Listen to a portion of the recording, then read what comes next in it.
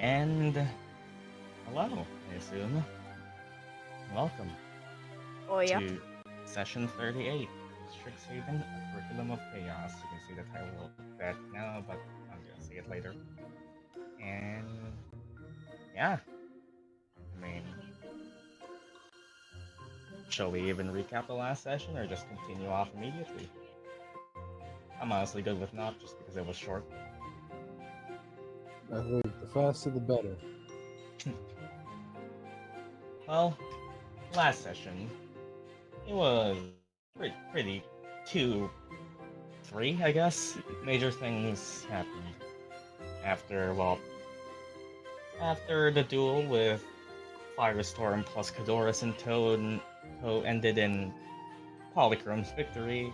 A bit of a wild magic surge happened, triggering an elemental born from chaos to animate, as well as 5 defenders of various colleges in the Fury Guild's repository, causing a bit of a rough fight, wherein people's luck was the absolute worst it's ever been this campaign, except for the one time it actually mattered, which is someone actually potentially dying, though the bot has a sense of humor.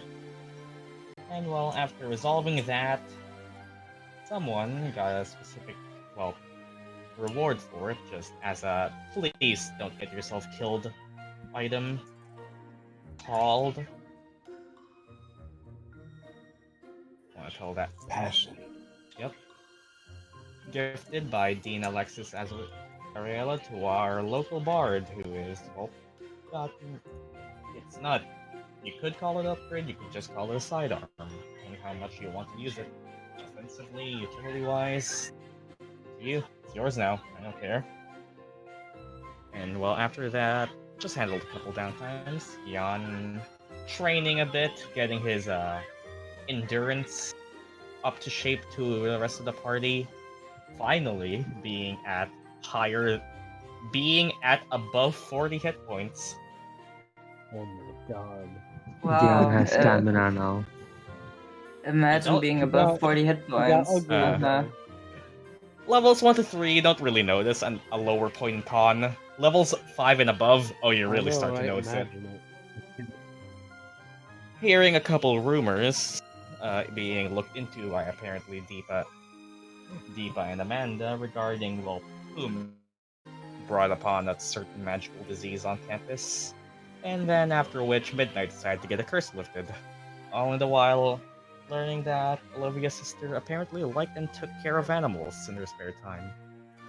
And well, for the start of this session, we will continue off, well, seeing what happened to the others. And this shouldn't really take too long, but over in Central Campus, a particular, well, short-feathered friend approaches one of the more populous and, well, often visited sites in Strixhaven University. Firejolt Cafe, famous for its, well, it's in the name, Firejolt drink. Drink it and it's so hot that, well, you won't breathe actual fire, but it is pretty magical.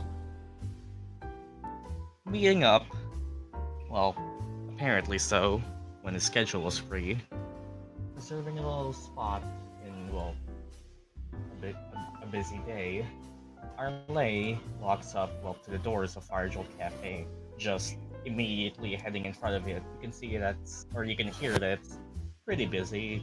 Couple of voices that can't really discern any particular sentences just because of both being outside and, well, crowded and, well, opening the door, Arleigh? Yep. As you open the door, you see it. Yep.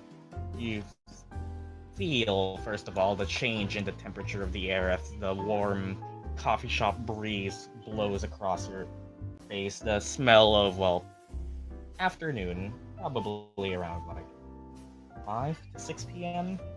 Maybe getting closer to the later part of the day.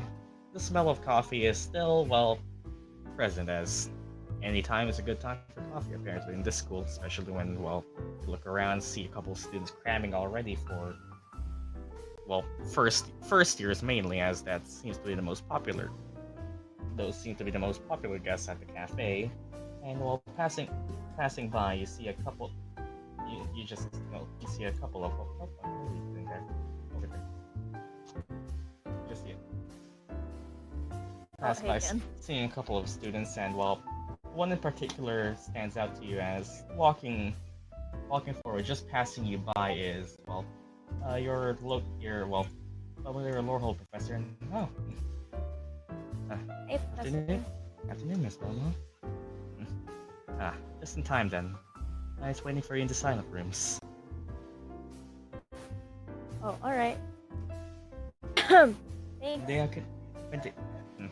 Medea Kitsune, who you know to be Lorehold's local professor of chaos and religious studies professor, just gives you a little look over. Just remember, that look at the teacher gives you, remembering your face and name just to familiarize themselves with you, and then immediately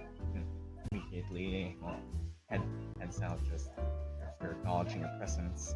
Looking around, you've been at the cafe a couple of times, probably not a frequent visitor, but enough to know, and with Medea's pointing through the bustle of the various students, eventually meet up to what is known as the quiet rooms, with a bit of especially given your tendency and sensitivity to loud sounds and all, it seems your grandpa remembered that little detail about you and selected to meet up with silent rooms as walking up, and I'd assume there's a door here, otherwise it would be not a very effective silent room. I don't know, because the map never tells me. Opening it up, you can see Denzel Belmont, your grandfather, having just a couple of finished cups on his desk. With your high sensitivity to smell, even you can sense that it was just frequently hot as well. And closing his book, looking over to you, and well, there she is. Come, take a seat. Sorry for the wait. It's fine. Probably meet Medea on the way. Yep, just at the door. Yeah, just got finished discussing business and all. Yes. Been, what has it been? A week? Yeah. Before we got all this paperwork, he flicks his wrist to, you can see just a single stack of papers, and who would have known substituting for Dean offers you this much? Anyways, it closes. He puts the book on top of the layered papers, and so, how have you been? Third year now. 2 years already passed by. Yep, it's been kind of a lot. Yeah, imagine so. And sorry for not being able to tell you I'm coming. Like I said, the transaction was a bit sudden. Then had to travel across a whole continent in the span of a week. Wasn't really time to sit down and write a letter. Fine, at least we can catch up now. Yeah, right. About catching up. How have you been? Any friends? How's school been treating you? Doing well? Any professors I should be worried about? Well, you've probably met my group now. Yeah. How are you walking with them? Excuse me. And I guess as from the past years, it's been kind of a lot's been going on, so I can't really pinpoint any specific events. Yeah. Was here for a while. Well, way back when, like a year, maybe two. And it seems the school often gets busy. It does. Myself have been well. I suppose I could tell you this. I wasn't really given anything to say otherwise, but As you can probably tell, I've been helping out with your little Dina Tullus for a while. Preferably, it seems until the end of this year.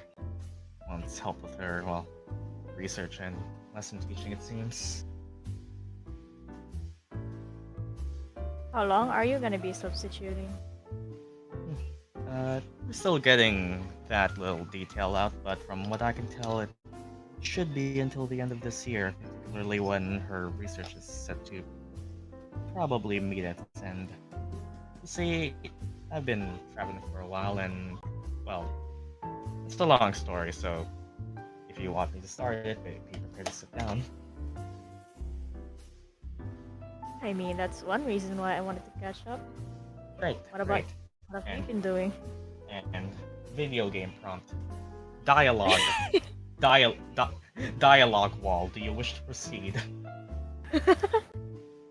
Go, let's do it. Okay, let me find. It again. Here it is. This Ah, is where you pick questions to ask in the game. yeah, it's a dialogue tree. Well, it all started when I, first of all, was walking through our local continent. You know it as Parithia. Then, is it audible? Okay, there it is.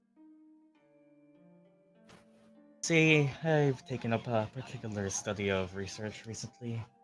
On my travels, I've been fascinated by a couple naturally occurring phenomenon in our continent, and well, as you might have picked up from earlier, just well, our recent neighbors.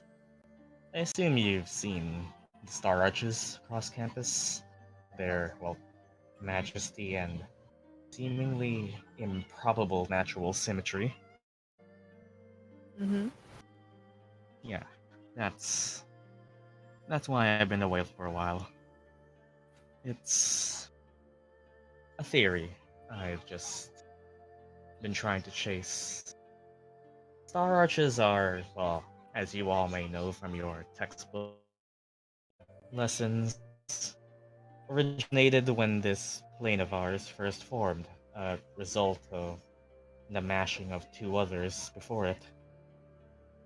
And well, the chaotic energy from that didn't leave a couple of places unscathed, as well, these naturally occurring rock formations that are magically levitating have been left behind. That everyone knows. But I hmm, wanted to know was if they had a connection with another set of particular, well, things unique to our plane that also happen to have existed since the dawn of time. How much do you know about the archaics?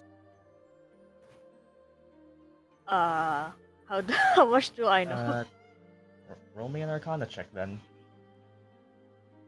Or religion, either works. Uh,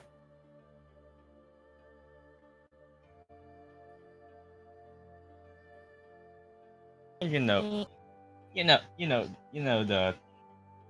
you know the basic rundown. Many armed celestial titan holders of vast amounts of knowledge that people seek out.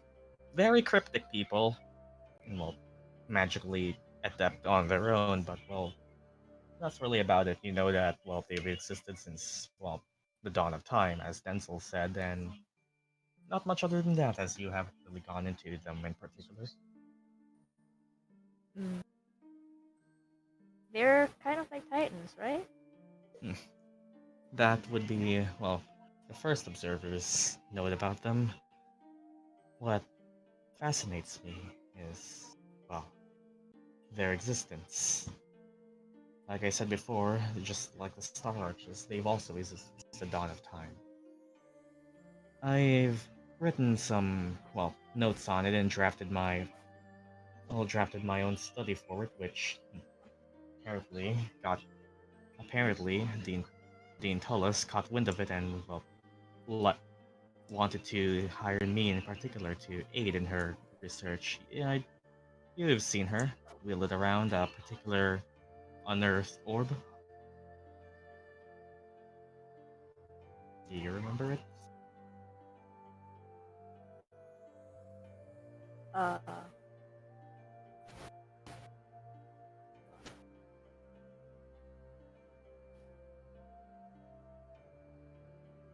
which one did you mention again? He mentioned the Intel as well, having unearthed a particular orb, and if asked if you remember it. Or uh, my brain isn't functioning. Hold on. It's all right. She showed it off during your first class with her. Which, Oh, okay. yeah, retro memory. Retro memory. It happens. Other than being a substitute, well, I was asked to be brought along to see if my findings might have any correlation as well. If you've seen any picture of the archaics, you know that they tend to hold their own, well, orbs of knowledge almost as of a seer. Well, it's been the first week, so I haven't really discovered anything about it yet, but, well, should things go well, both of us will get what we want. And, well, that's about really it for me. Traveling, meeting new people, seeing new lands. It's quite a vast world out there, outside the walls of this campus. Have you kept in touch with home? I've tried, but well, rece- mostly only sent back things. They can't really send me back when I'm constantly traveling, you know? One day I'm well one day I'm in the Panzeri Isles to the north and the other, well, our continent the continent to our very west. Maybe when you Hmm.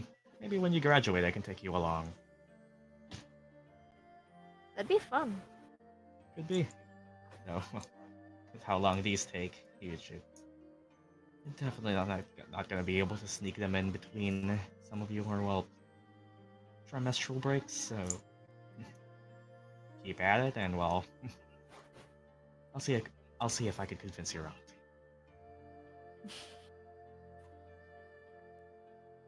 Arleigh does like a playful salute and says, "Yes, sir." Well, God, he just takes a sip of a second well mug that just got delivered after this. And after that, what else do I have in my notes? Right. Oh, here we go. Like I said, while correlation doesn't necessarily equate to causation, the existence of the archaics and the star arches occurring at the same time has perplexed me. Research shows that they have some sort of connection, as all have willing to discover, but fascinates me more is that, well, one thing I have discovered for myself, the number of, well, grand star arches in a given location generally coincides with a similar, if not exact, number of archaics wandering the same area. While never truly observable, as the archaics are an isolationist type of creature, it is particular to notice that, well, they seem to be linked with these arches of sorts. Next step in my plan, honestly, if the Intolis hadn't contacted me herself, ask, well, the Oracle. But, well, many things need to happen before I can seek an audience with her. The orc.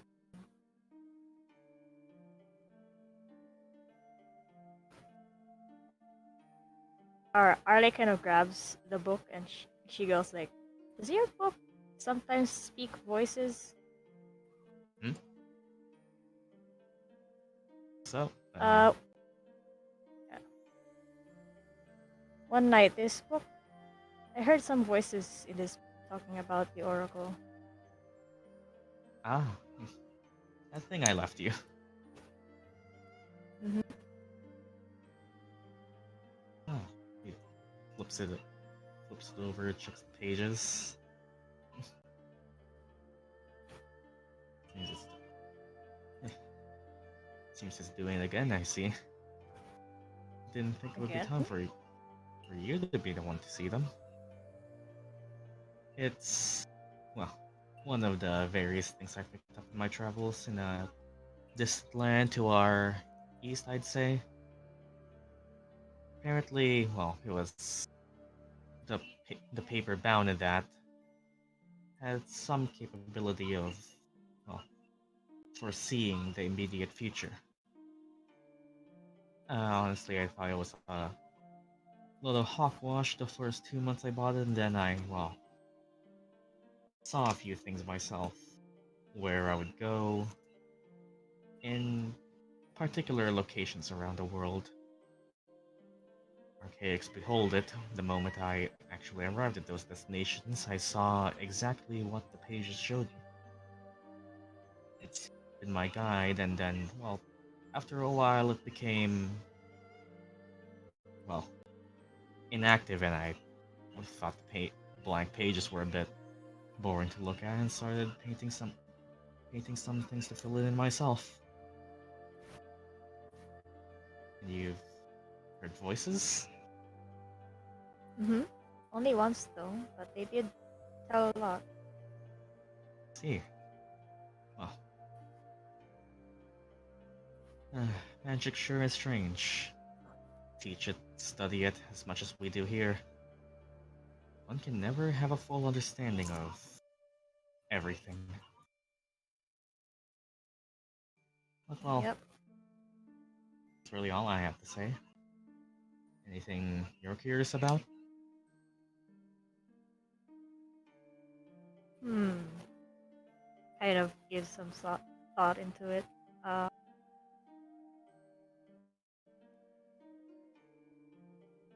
oh yeah, weren't you also a past professor here? When did that happen? Before? Ah, that was, I'd say, about a decade or so ago by now. I never fully commit to being a professor here. Eh, being tied down to a desk doesn't seem all that appealing to me. But there were times and, well, some associates who know me and, well, my name have called on me to teach a couple classes here and then. Never stayed for too long, though. This, well, this request by Ellis really only convinced me to stay a whole year because, well, who's going to who's going to refuse a request from one of the deans? But True. don't really associate with any particular college. Suppose right now you could call me a lore professor. I'm a traveler at heart.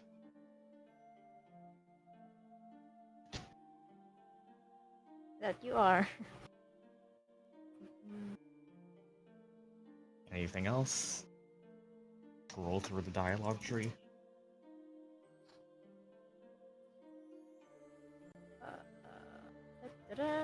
Let's see.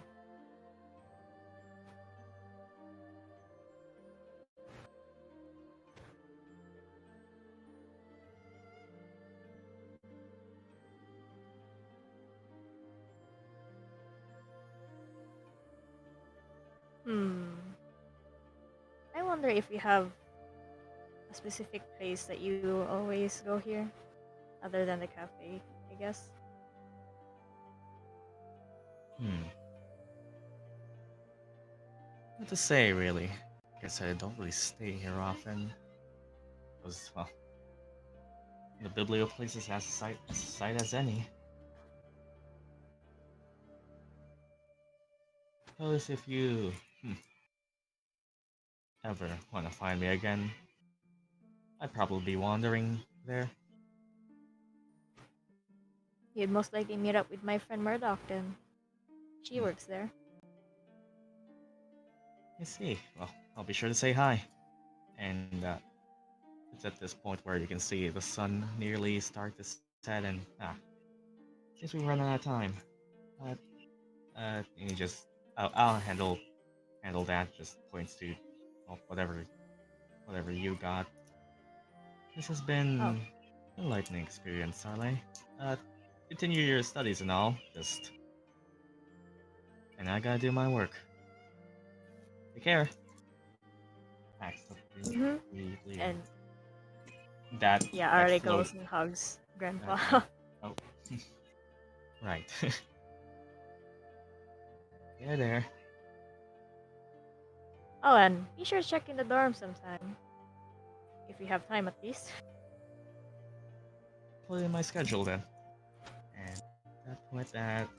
Alright, since this is essentially the equivalent of relaxation, and other than, well, the neat little lore tidbits you got, Arleigh, please give yourself some inspiration. Ooh. Just as this classifies as one downtime I haven't really seen been used a lot, which is just relax. Just relax. Yeah, just take a break. And with that being said, Insert Hamilton music. meanwhile, take a break. Don't worry, they should be decently concluding soon. Let me find it. Over at the opposite end, however, of Central Campus, as the sun is nearly, well, fully set, evening falls upon this university. As making the way back to the infirmary again, particular, well, half-elf sets her sights upon, well, a familiar place. And, nope, there we go. And Shadow, you here? Yeah. Celeste looks up and down the cold breeze of the evening air while chilling her skin. Seems to be a quiet day in the infirmary for now. Quieter than usual, it seems. And well, proceed then.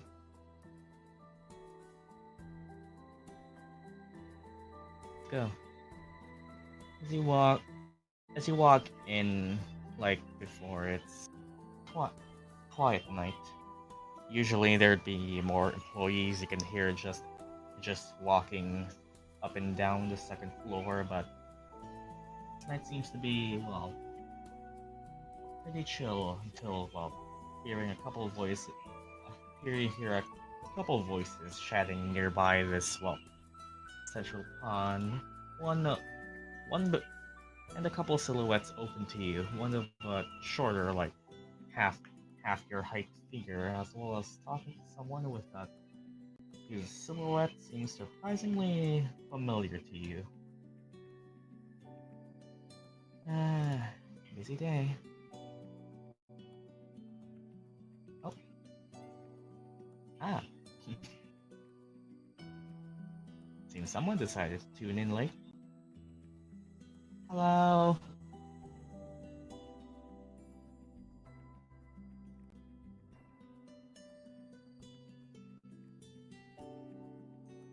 Hey there. And well, it's at this point where you once again meet up with Ivram, the, well, relative, you could daughter? You never really truly clarified if of, well, the person you're supposed to meet, which you're wondering if she's here where he is, and one accompanying her introduces herself as Kirby, a little axolotl. You've never seen someone of that race, but, well, first time for everything in this university. Just meeting you up and, here to meet up with, well, Dad isn't here right now, but, well, and with a bit of a stretch and a crack, the cracking of a shoulder that you can audibly hear, and, oh, reset that. I'm Vidin left in charge here right now.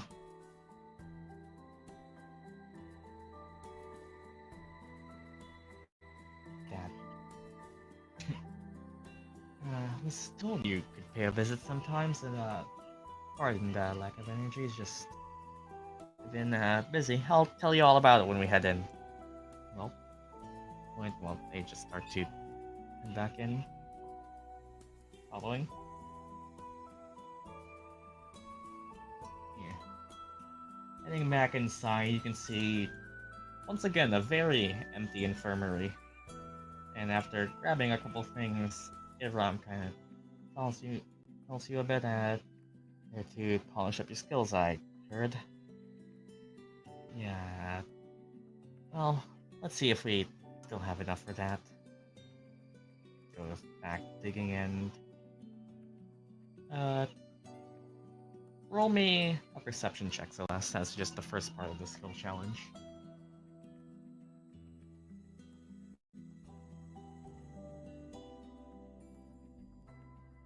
Elbow.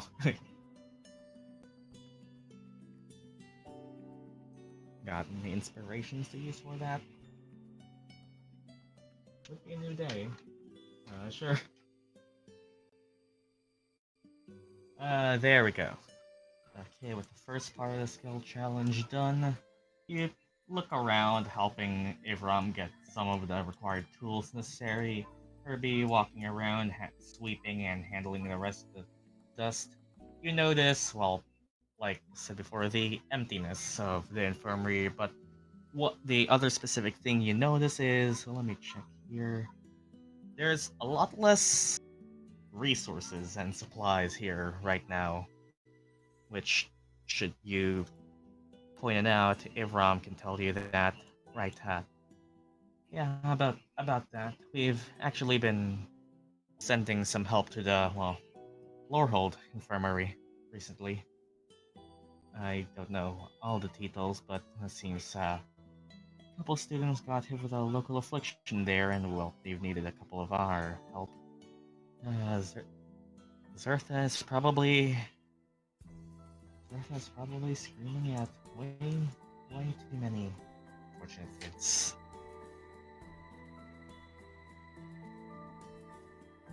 It seems to be mild, but well, what we can tell, they seem to be rampant, but they die down pretty fast.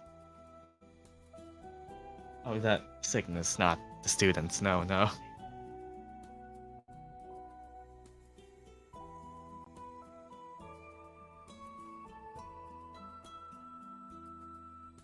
They from Firestorm by any chance? Firestorm? Oh, right. They were. Yeah. Heard there are a couple new cases about someone of that. Yeah, that team. Didn't think they'd get it though. Like, well, what we've noticed before, as you three slowly gather up your materials and help out, cases seem to have spread mostly through Lorehold students, typically ones of, well, second and third years. So, the second, third, yep, that's correct. So, really, the thought that was just, it was, well, local there, and then we heard some new cases, and it's been going on for a week now. With the recent surges, there was around half a dozen, and if the entirety of Firestorm by any chance has been affected, it would be around a dozen by now. First case happened in, when was it again? Now, okay, second part of this, roll me an investigation check, Celeste. Sinetis.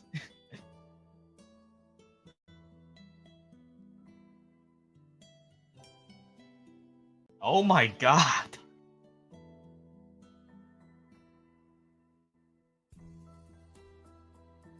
Anything to change that? Nope.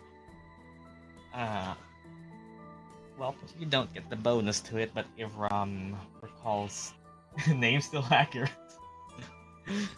You don't get the bonus for it, but Ivram does recall to you. Right, there was, can't remember the name exactly, but there was this first case happened on Surprisingly, the first day, a low-world student, a guy of sorts, apparently got called in for some bad food, but turns out he got some way more than just a stomach rumbling. Can't tell you much more than that, though.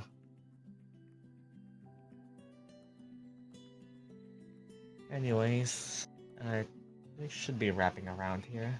Wrapping up around here. Kirby. Kirby, can you get those? Sure. And just... Thanks for the help, though. Really, if you're curious about it and if you want to know more about Firestorm situation, if it's, well, them you want to know about, Zertha should be able to tell you. Zertha DeSantos, she's lizard folk, just the one who heads the infirmary up in Lorehold. Should be around the west wing of the third floor in Kole Mahal. If you really want to know, but first of all, let's get this done. And with one final check, Celeste, roll me medicine.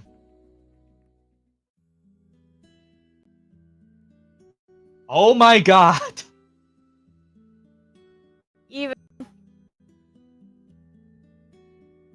Even Avery. I...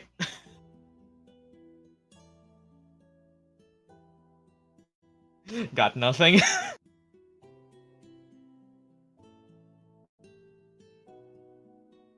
Nothing at all. Rip indeed, bot. Rip indeed. Well, your mind seems to wander around, Celeste. Whether it's about Firestorm or these local cases. You at least get the information from Ivram that should you really wish to pursue these, well, specific people, the Central Campus Infirmary doesn't seem to hold them at. Rather, the one to ask about the situation is a woman, lizard folk woman by the name of Zertha over in the infirmary of Kole Mahal, but, well, you're a bit distracted for now, and how many points in medicine did you get before? I think, was it like 3? 4, I think. Well, with 5 now, that was 2 nat ones, what else can I say? With 5 though, since you are another bard, you were just... Let me check. Yeah, just barely for you, although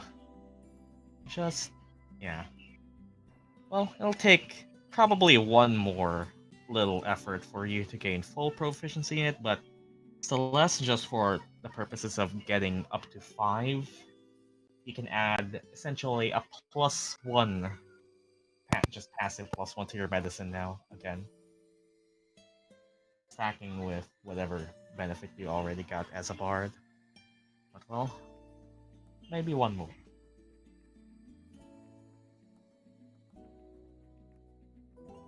Essentially, as a bard you gain like what, +1? Was it like +1 already from Jack of all trades? So if it's that, it should be like at a +2 by now, and just save that you are at 5.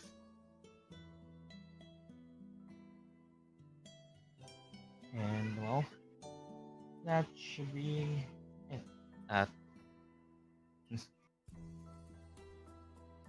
Thanks for the help and all. So, you got something on your mind. Well, I'm not really one to listen. Never been good at that. But well, anything you want to ask before you go? Should be closing up pretty soon.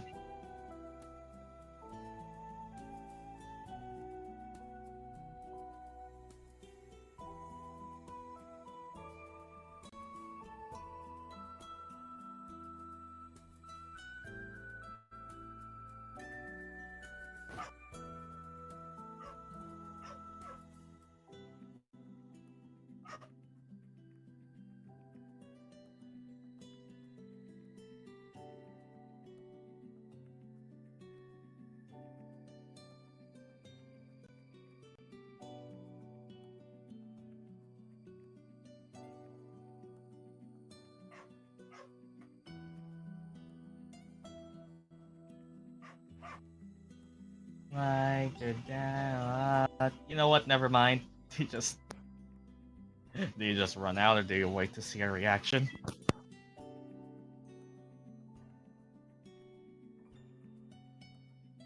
I wait. Hmm? Right. That. Yeah, it's well, complicated to say the least.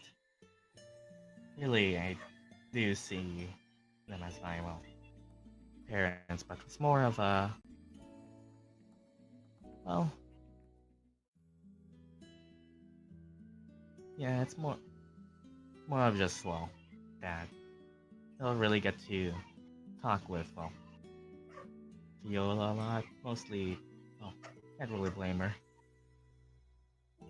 But yeah, I've grown to like you all. It's mostly just those two who rescued me, and you could see Kirby looking up, and I've told you this before. To Kirby, and I well,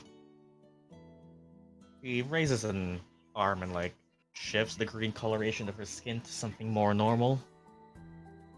Wasn't always like this. It was long ago, and honestly, I've come to forget most of it, but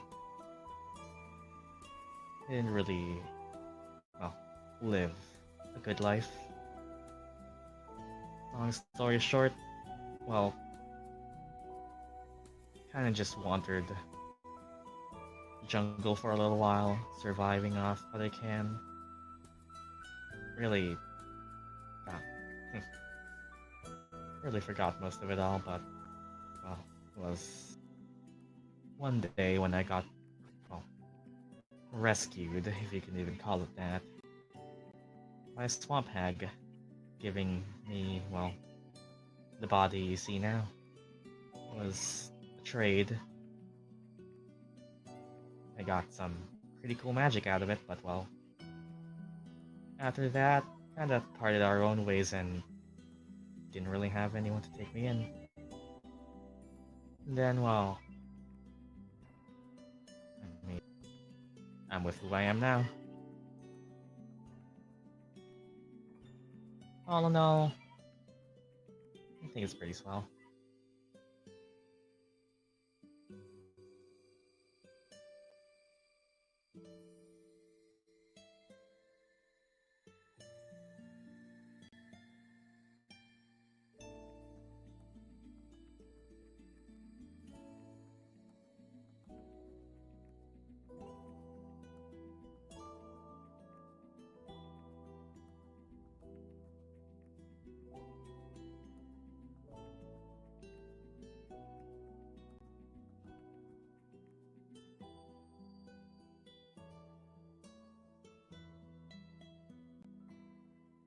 If you don't mind.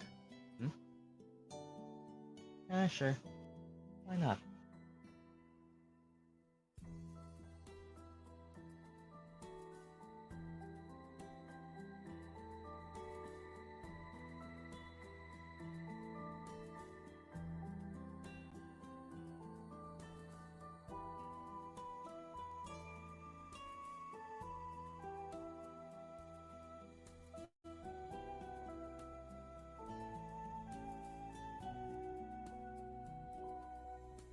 Have you been dead before?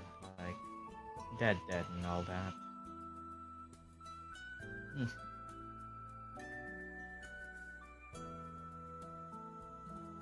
Can't say. I know, that hag definitely did something to me, and I might as well have been on my dying bed when I met her. Might have been, honestly. And, from what I've been told, people tend to forget a couple things when they've been, dead. So I might have been. Honestly, it's not really something I've thought about a lot. Seems. shut that part of me off. Definitely could have been. Maybe not. None of it really affects me now. A couple of things, yup.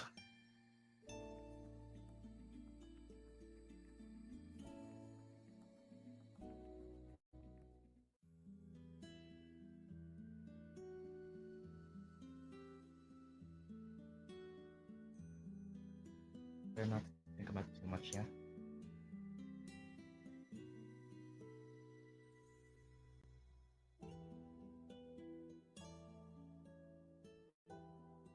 And we're on to the sus list.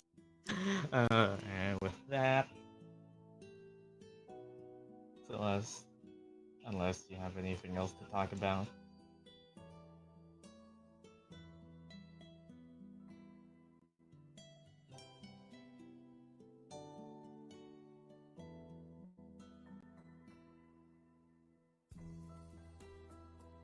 Hey Kirby, how does it feel to be alive? Huh? Me? I mean, it's been fun. I'm going with it anyway. I don't really know what it's like to not be alive, so...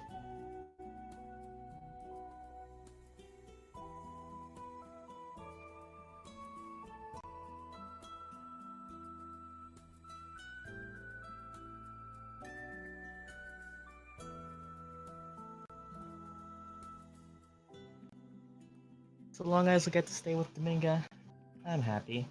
And you see this little gray and black cat just walk from one side of the room, Kirby's shoulder, and just hop there, sit there.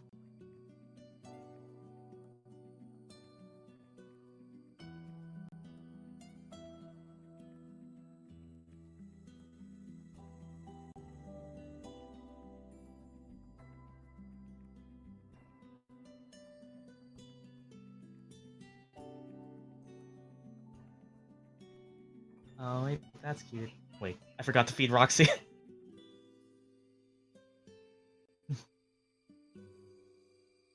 Maybe go do that then?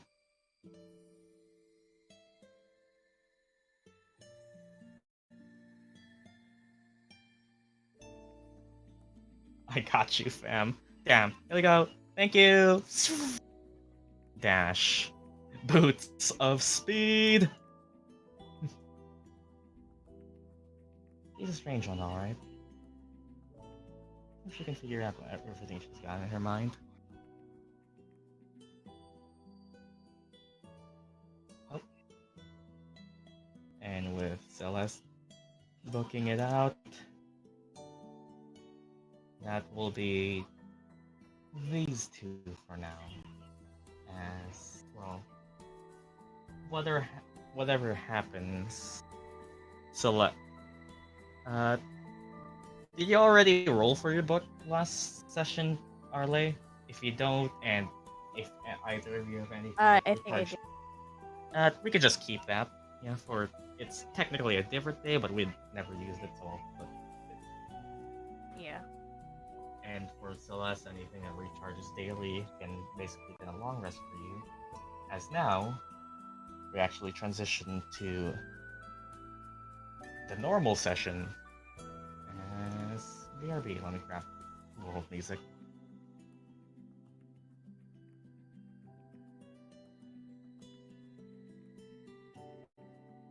Got some lore. More lore. Where the fuck is the map? There it is. Lord good, Lord tasty. Meanwhile,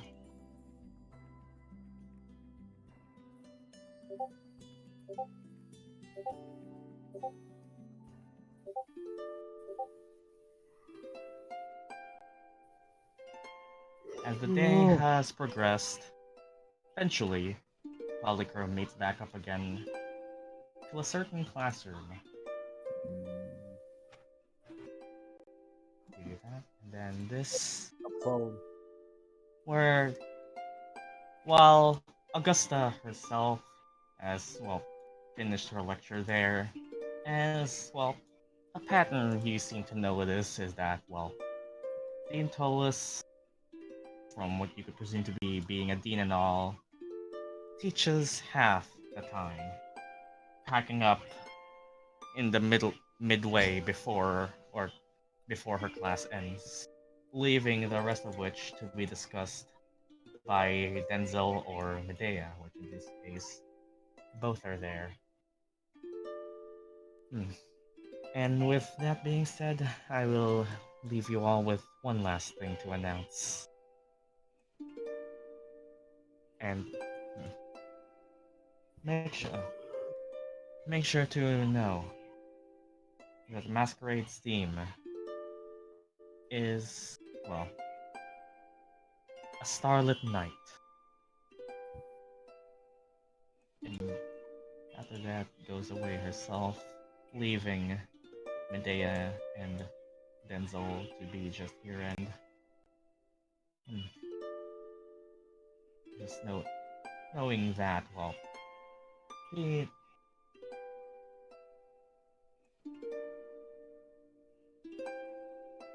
Medea reads out a little passage from a small pocketbook held in her hands, saying, "Just as the light from the stars is visible for thousands of years, so too do we want the students' attire to shine with the same wondrous history."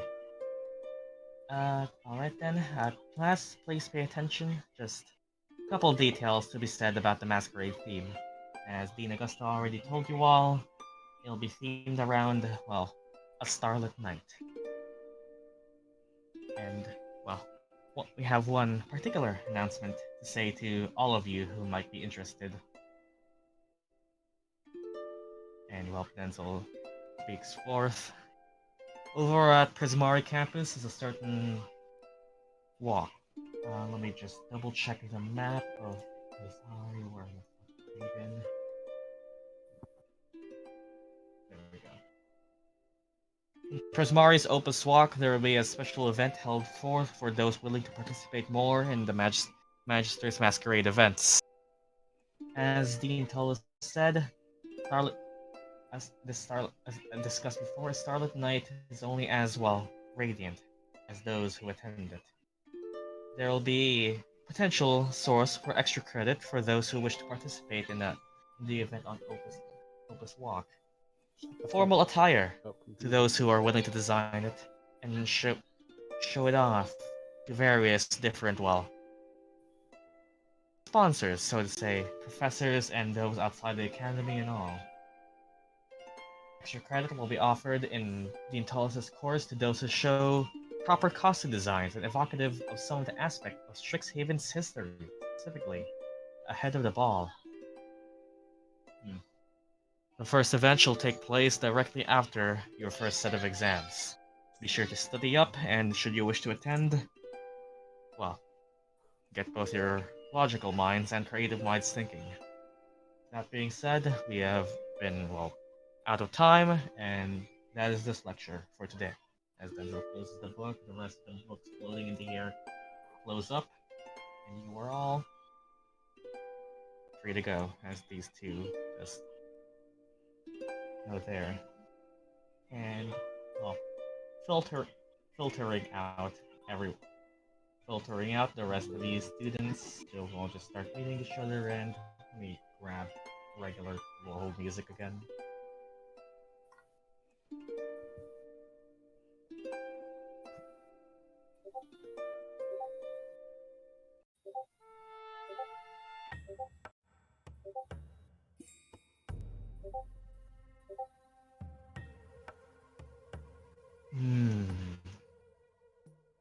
A starlit night. And, well, Lorraine moves up to you, Celeste, and just, "Hey, did you hear that? Costume designs? That could be about. Wanna check it out, Aurora?" "Sure, I got nothing else planned for after exams."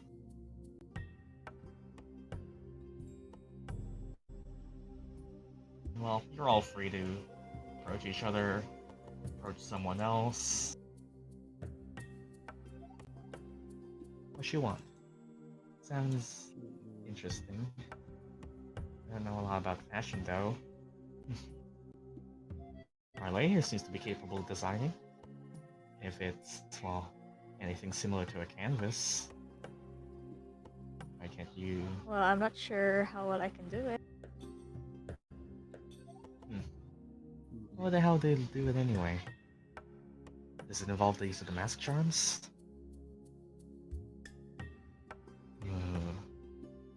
Loathing. Well, you're all free to move around.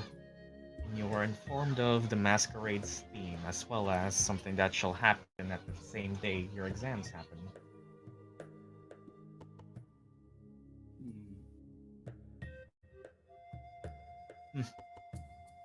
And everyone else in this corner hears, well, Grayson speak up for a second.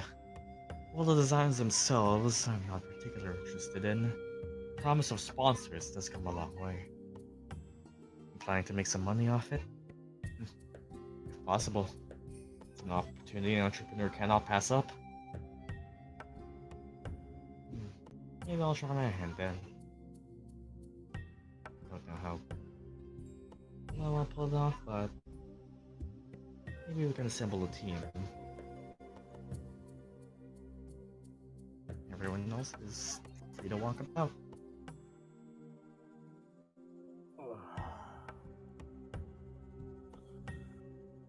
Cool, no. No shit about it. Quiet retro? Yeah, that's Mike. just me being quiet. Ah, There we go. hello? Is There we that go. better? Okay, there we go. Yep. Yeah. I was just Discord. There. Definitely gonna be a challenge to bring my style into it as well.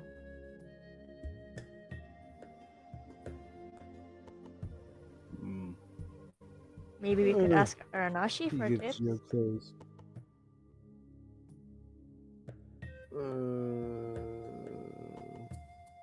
I guess we could ask. That's Yeah. so. Yeah.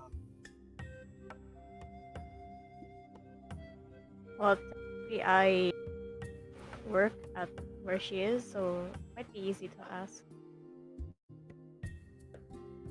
Is this? Am I hearing Polychrome willing to attend? Probably. Not sure yet. Yeah, there's many people we could ask for advice, but Avinashi seems like the best pick.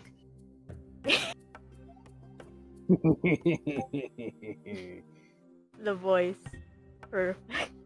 I mean, Goob boy. It's canon that all of Sid's characters have that voice, even the female ones. even K. I don't Yes, really have much of a Kay choice sounds at like this that point. too. If any of you are willing to participate, I don't mind helping out.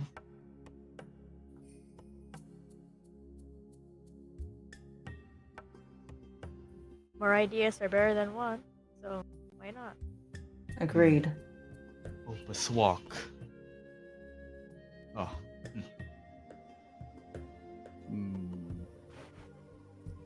Walking, huh? He looks down at his tail.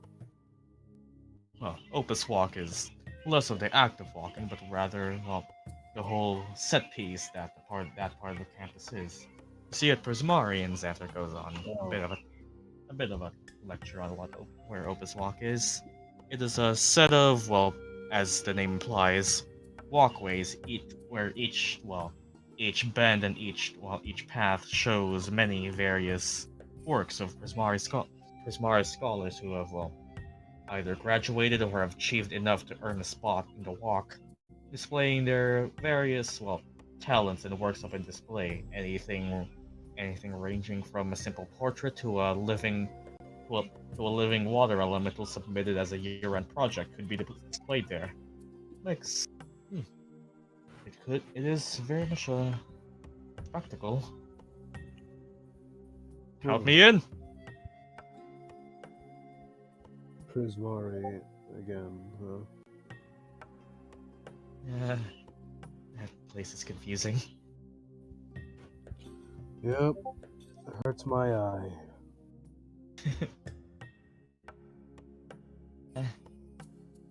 I think I might sit this one out, though. Don't really think I got the looks for it.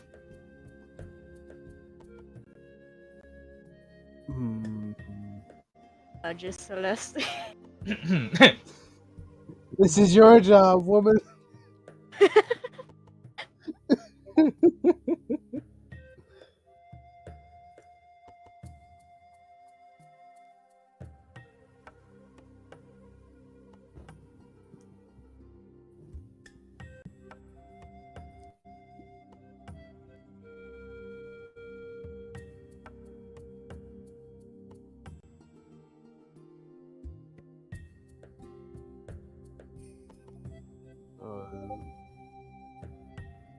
Have the looks, though. Yeah. Oh no. If modeling is involved, there are much better people to choose from over here. Sinetis slowly backs away. Slowly back away. Celeste would beg to differ. I don't know about that. Looks away. I'm frankly interested in those sponsors. If what we were told is true, make something good enough and you may be able to catch the attention. Catch the attention of one. Wonder what they'll give. Coin? Exposure? Passing grade? I would definitely like some coin.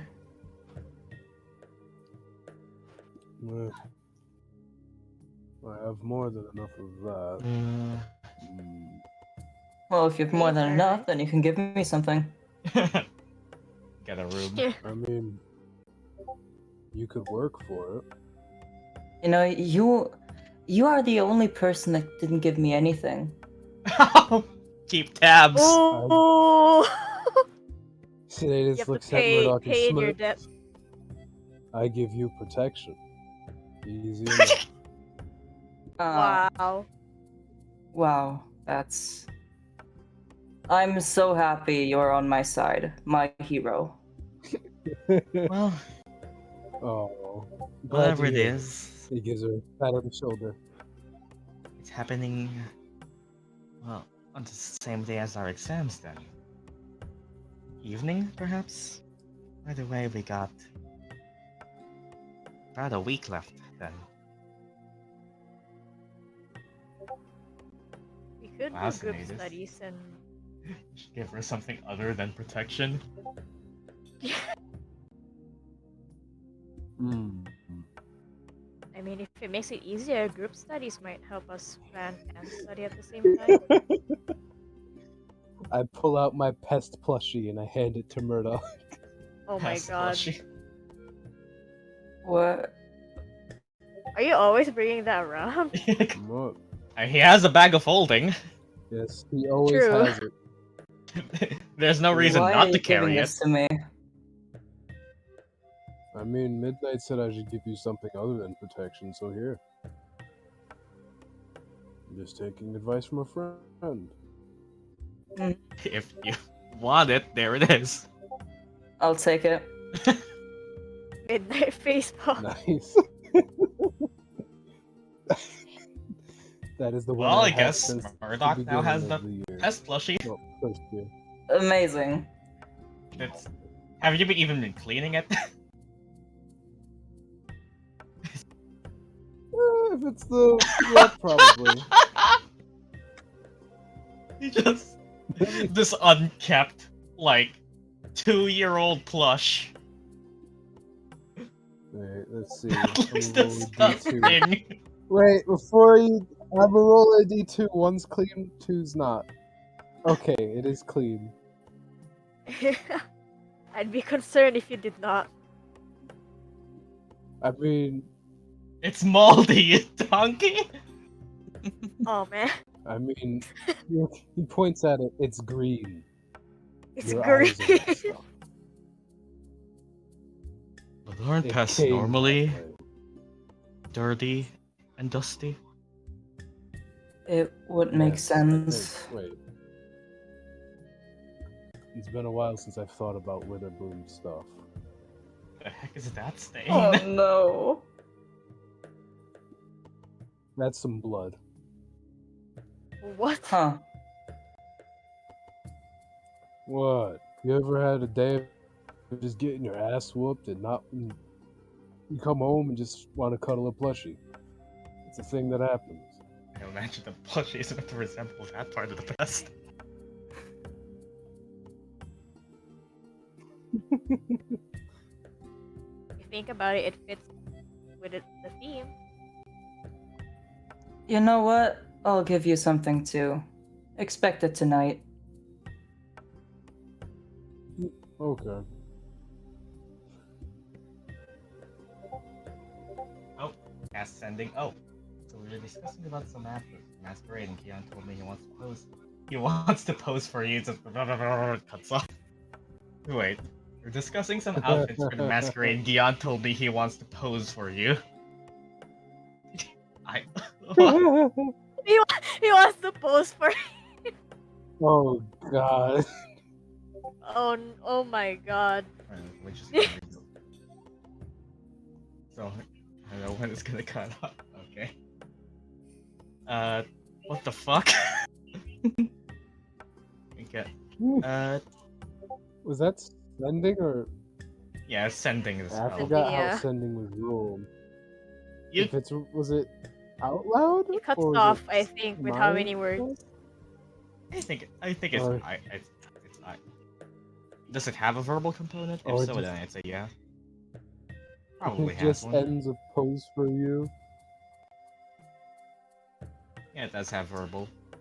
So yeah, I'd probably say you have to Yeah. speak at least some part of the message. That makes sense. Imagine it's just hi Mina and then everything's all And let me check the response. Mina responds back in about half a minute or so, and just, oh, are you all talking about, what was it called again? Oh, yeah, the outfit modeling. That's 10. If you all want, I might be able to help with that. Sure, tell me, and cuts off.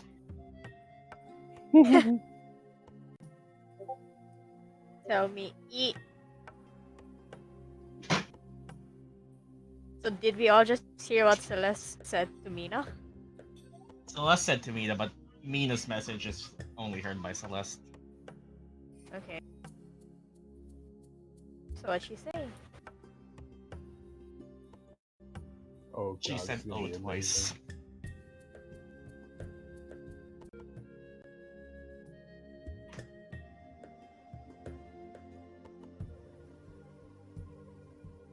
And while you're there, Arleigh, roll me a perception check just because it's you. But we already knew that.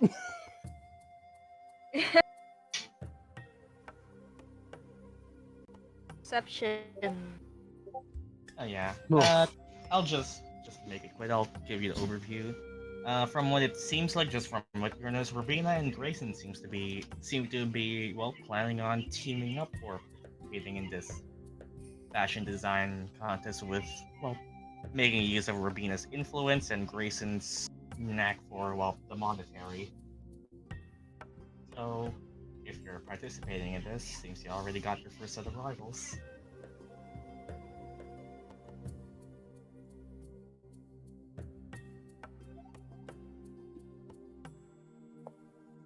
So, to do this.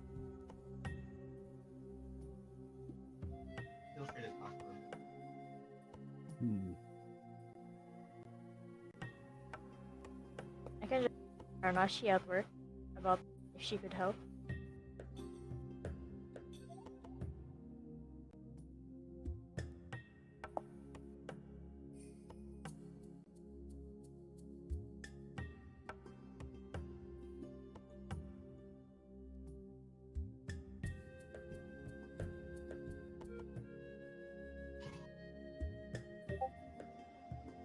Good idea. She's really good with outfits after all. Mm-hmm. And yeah, Aurora and Xanther specifically just, well, if you won't ever need someone to help with it, me and Xanther here seem to be interested as well. Don't really know how many people can work on a project together, but I mean, if we have room, I can all. I know Opus walk like the back of my hand. Hmm. We could do study Hmm. sessions together, Yeah, just make it Blue, easier yeah. to meet up. Yeah. That could work. We can study for exams and plan for the thing.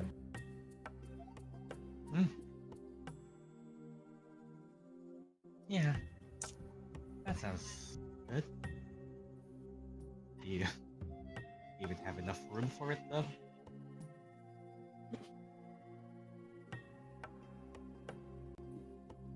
Just the cramped dorms. I mean, there's always the garden area. You guys don't mind a little outside. And there's that middle area there with the tree. That should fit everyone. Yeah, that could work. Yeah. And right then, and it's at this point where everyone hears, well, the bell sounding, just sounding that, oh, should probably get out of the classroom, and as well as that, you also now, with the time being reminded to you, realize that you were summoned by the Masquerade Committee to meet up after this particular class to discuss, well, whether to discuss, well, the latest situation and happening about, well, your role in aiding them. And what was it again? Yep, it's an update to, well, what you were told last time. Should you head out the classroom, which is, well, mandatory by now, as well, the rest of you are filtered out, getting, well, toward getting sorted to meet back up in the hallway, which some of you start parting ways. Well, meet you all soon. The rest Yep. of them See ya. going See ya. Later. off. You all are left to your own devices. Take care.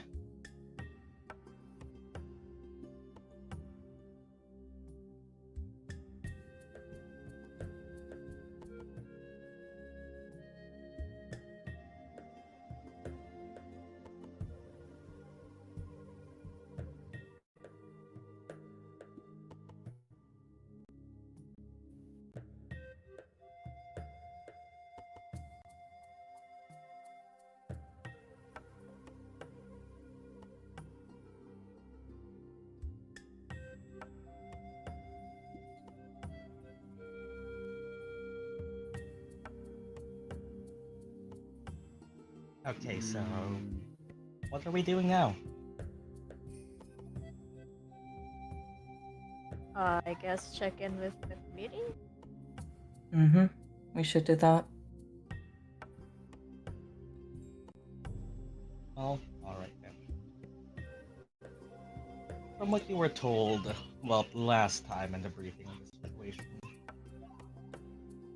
there is a bit of an issue that was apparently only solvable by one such as you with your capable group.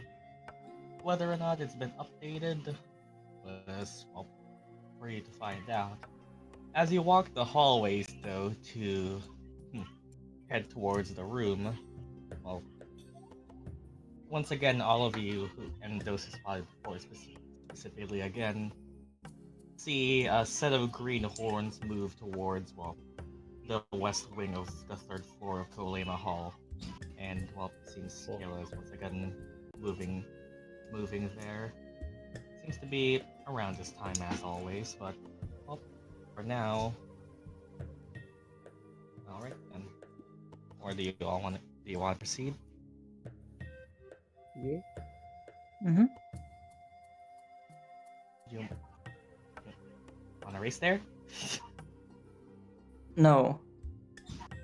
Pretty fast as it is. I'm fine,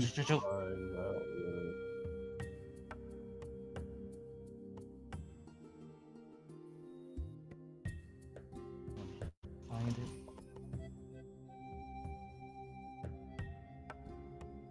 Well, as you all proceed to move forward toward the council hall again with a couple more people in tow, opening it again.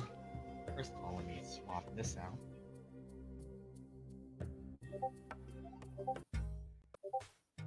Seems to be a bit more lively this time as you all enter with a couple streamers, some orange banners hung up, symbol of, Lorehold hung above the front door that you all just entered, and, as you all head in, Annabelle seems to have just been about to open the door, seeing that all of you enter, backs away for a bit, and, well, seems they're here. You need to call for them after all. Polychrome up. Welcome up. Feel free to take your seats again, and Ariana once again takes the center seat.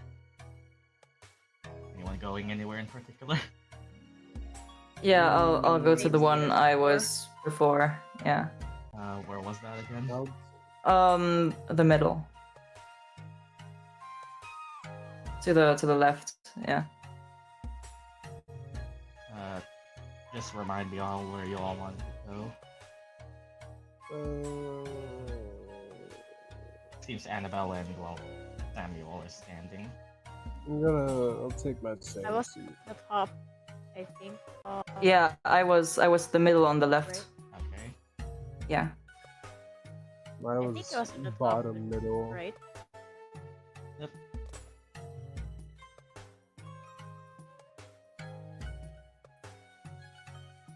I want to sit next to Murdock, above or below. Next to Sinetis.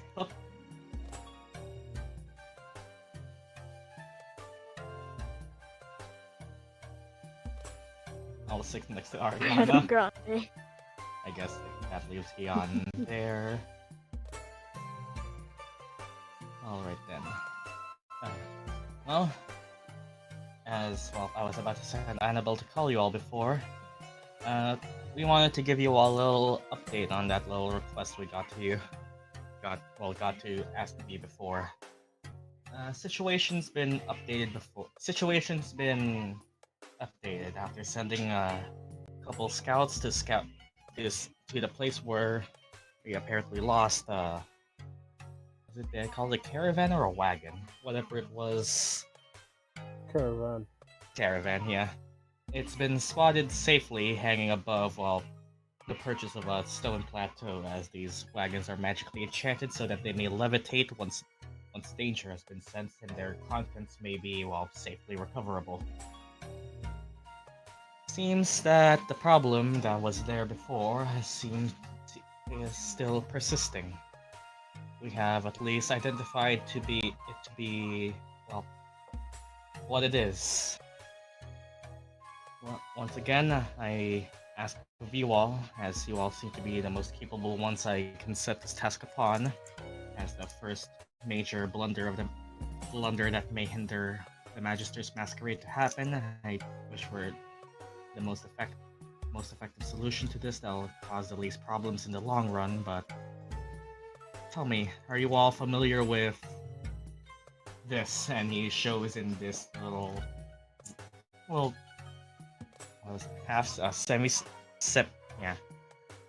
this little, it's a screen, a holographic image of what looks like, you could call it a shark, but give it, front legs, some back legs, and some very thick metal plating across its body. I need everyone to make me nature checks. Oh, I'm good at that. My nature is better than. Come on. Okay. Murdock recognizes it, Arleigh recognizes Hey, good it. enough. Particularly hard, but unknown. +3. Midnight is familiar with it, surprisingly, but yeah. Well, eventually, it's enough that everyone recognizes a boule. Oh no. Oh, Let me. oh, that's how you pronounce it. I always just read it as bullet. Same. It's a boule. A bull. But what?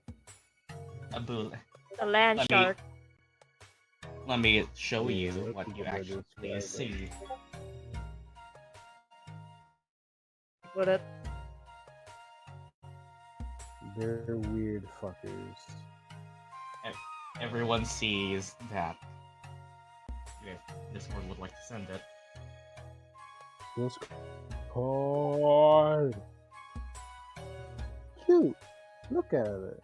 Seems to be a naturally occurring one, terrorizing the specific valley. Fortunately, anything the scouts tried has, well, failed to disperse it from its area, seeming to plan on making it its hunting territory. These creatures usually do not show up in these, well, valleys that us students and faculty use, but with all the faculty busy with their own tasks and us needing to be independent in our solutions for organizing the masquerade, I fear there is no better crew to ask than all of you. There have been a particular few instances of oddities with this one. Particularly, this one is capable of magic. Somehow. Oh. Yeah, it's looked pretty wild. Seem to be summoning dust clouds and trapping some of the dummies we sent at it. Spirit statues got wore in for a wallop. Damn. Even the creatures are a better magician than me.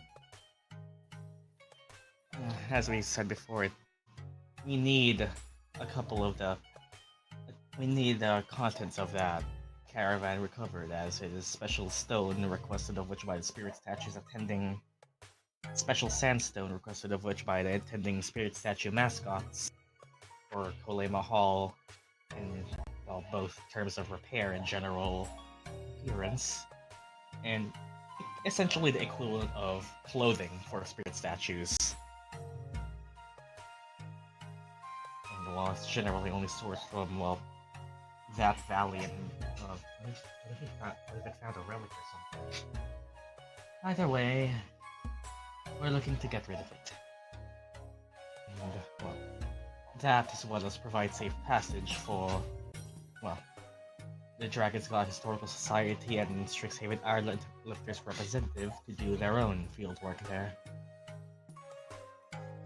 We've actually prepared for this, and, well, should you all wish to accept it, it will be arranged this weekend, and also Annabelle looks to Samuel and he nods.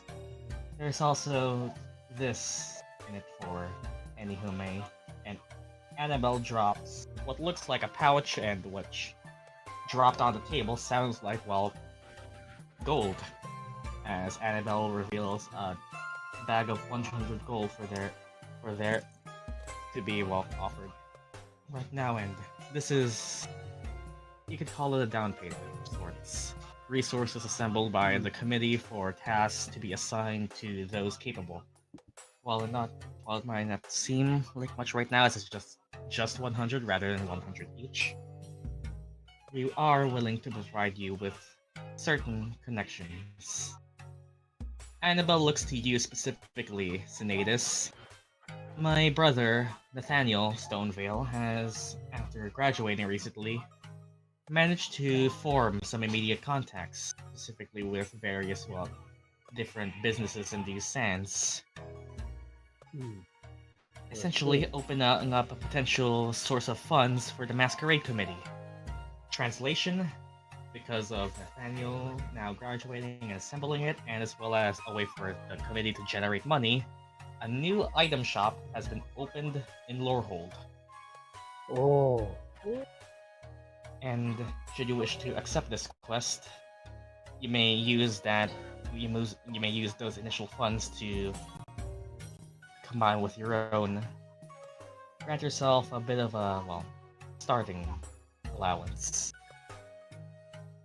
Should you wish? We accept. We accept. oh shit! I was gonna well- do it for free, but okay. Well, yeah, that thing is, the items being sold are quite, high quality, and by extension, a high cost. Nah, I have gold to throw around. It's worth a look. Should you all complete this as well, you may earn yourself some of these. And Oh my Yvonne gosh, magically summons up six orange bands marking anyone who wears them as higher up in the masquerade committee. Or fast translation, having these scarves on you while handling anything regarding the committee, essentially, it is a variant of quote-unquote joining an extracurricular, but not actually. While wearing these scarves, they are pseudo-magic items, not really magic items, but more just stuff that gives you an in-game buff. You can add a d4 to any charisma check regarding, any conversation or involving you being part of the committee, just as an extra edge for you getting around. Well, It's that's essentially cool. a makeshift student pass. That's cool. The mission itself will be done on the weekend, should you not be... I mean, hopefully you shall accept it, because we are out of any ideas as to who else to ask. But you shall meet up with, he tries and fails to make elephant noises and just goes with Rampart of the Dragon's Guard Historical Society and Greta Gorun around afternoon time outside of Golema Hall in the Desert Sands. Use these funds and whatever you have of your own to browse the item shop. Anything that might aid you in this quest or your own personal interest, you may, should you think it helps. And completion, you will be regarded as honorary members of the Inner Circle. Sounds like a deal? Yep, I'm in. we have a deal. Right, and with that being said, feel free to just talk or what you want, as I have my food ready. As I said, I already had something to do out that way, so might as well deal with some stuff for a friend.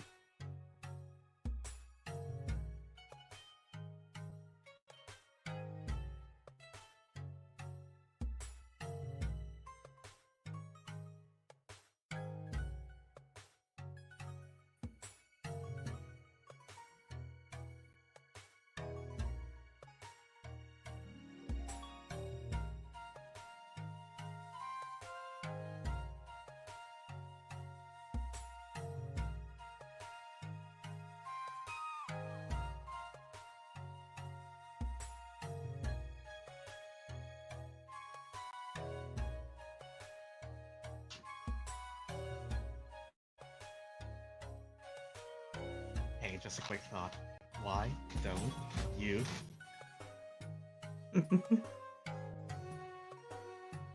Hey.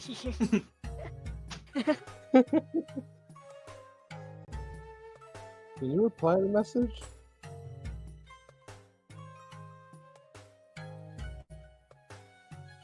No. Okay. No.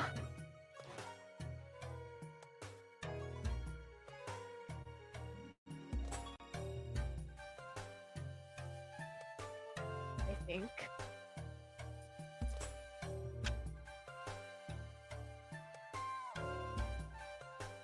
Mm. Can we? Oh, So yeah, you can. nice. Okay. You know, I don't think the middle of the desert is a good place for that. Hmm.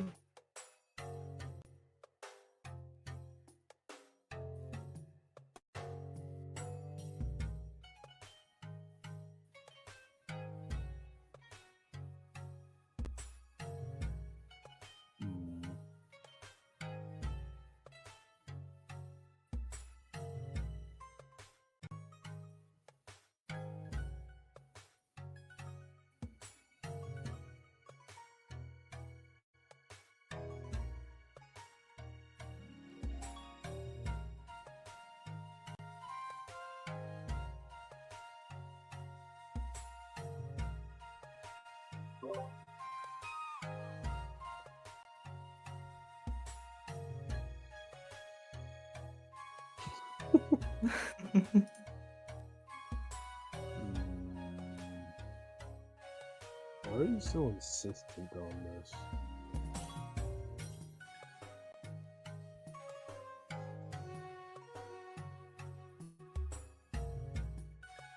Only the target hears, so just Sinetis.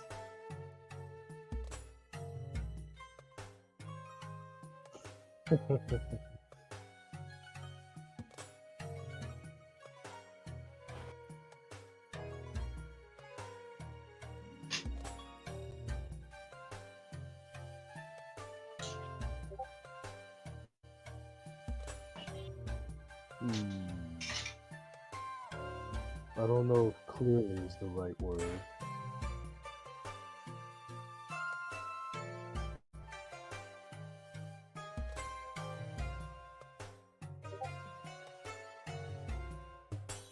Well, you have good eyes then.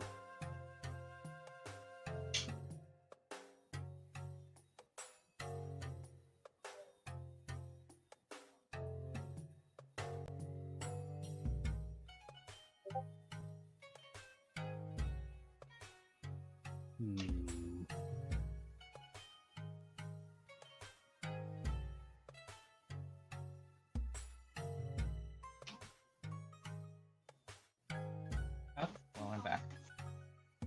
I mean, with all the committee stuff.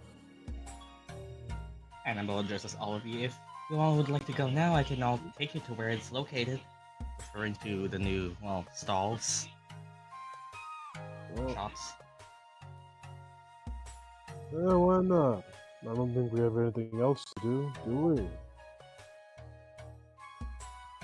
Yeah, sure. Plus, if there's a chance to I get something similar to this, he pats his sword, and I'm definitely in. You do hear, you have heard that it was connections by Nathaniel, so Yeah. seems his business took off after graduating. Takes quick work. could I have written down the spell earlier, or do I still have to write it down? Written down. A witch? spell? Absorb. Yeah, Oh, absorb sure. elements. Yeah, I'll allow it. Okay, cool.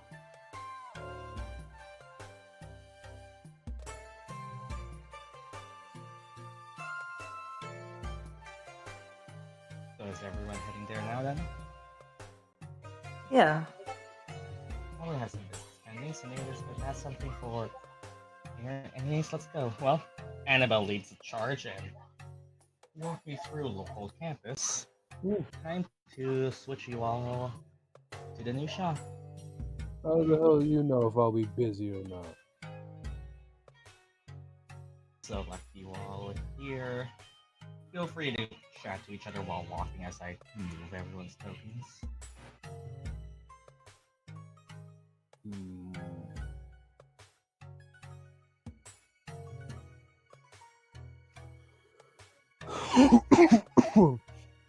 Nah.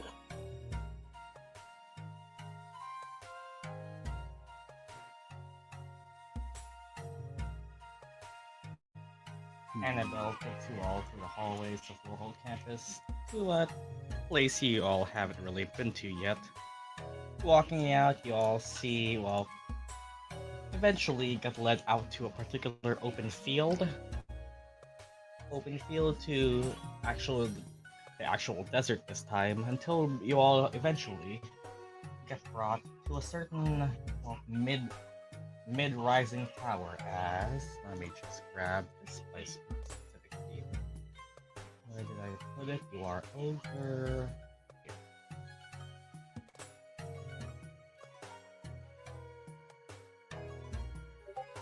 To a place, magic, and wonder.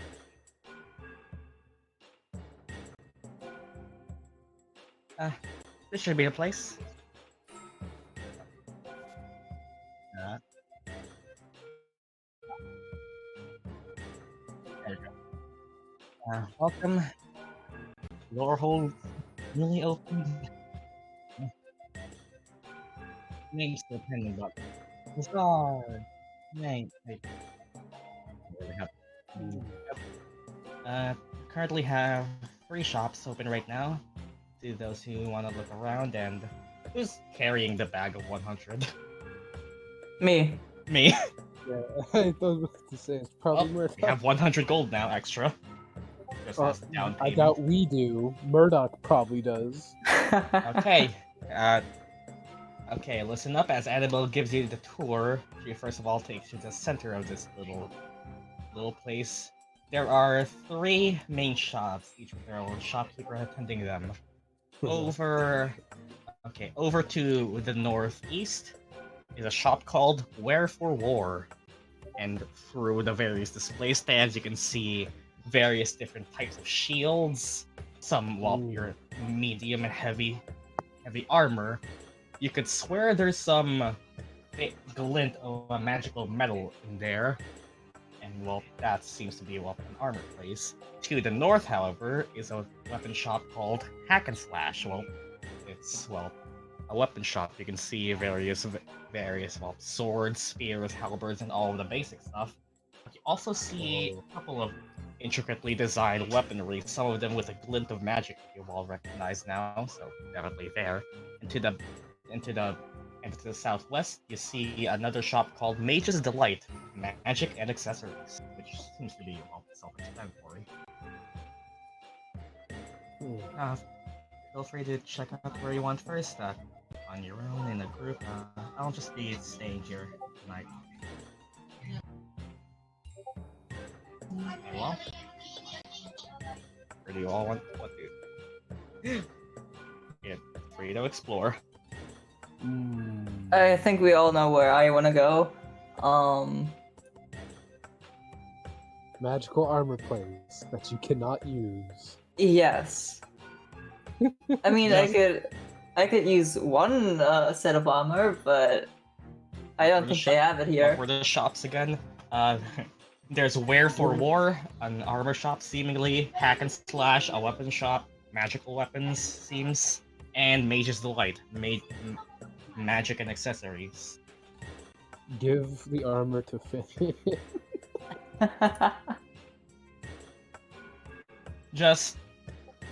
I'm going to the weapon shop, yeah, just to see in what order I go for you all. I'm just gonna leave the familiars and other such here, just so we don't clog the shops. Yeah, just who's going where? I'm going to Mage's Delight. Yep. Midnight is going to Mage's Delight as well. Armor shop, 100% gonna die. Mage's Delight, Arleigh. Snow here. Still not back. Arleigh rocking a set of heavy armor? Druids are proficient in medium. Ooh. They are. Metal, but there are proficiency in it. I remember it. I don't know Snow here. Okay, I'm broke, so I don't know where to buy there. Okay, how to do this? Sell your soul again. Easy. Just give your soul to the shopkeeper. Who wants to go first? I don't mind going first, but if someone else wants to. Yeah, I don't really care. Roll for it. each team pick a representative and roll a d20. Sid doesn't Okay, have a you roll. representative. Back. Okay. Where okay, do I'll you just- go retro? What okay. do I gotta go for? While you're rolling, I'll tell Snow you have been, well, brought to where the newly opened shops are. There are 3 main shops that Annabelle tells you all about. There's Wear for War, an armor shop, there's Hack and Slash, a weapon shop, and there's Mage's Delight, a magic Oh and my accessory God. shop. Yeah. Just where do you want to go, Arleigh? I mean, do you really need to fly? Wow. Well, I'm a roll too. It's not gonna make a difference because I already did it. But boom. Just to decide in which order the just to decide like which shopkeeper I'm gonna be roleplaying first. You can see on the screen. Top is well Hack and Slash. Top right is Wear for War. Bottom left is well Mage's Delight.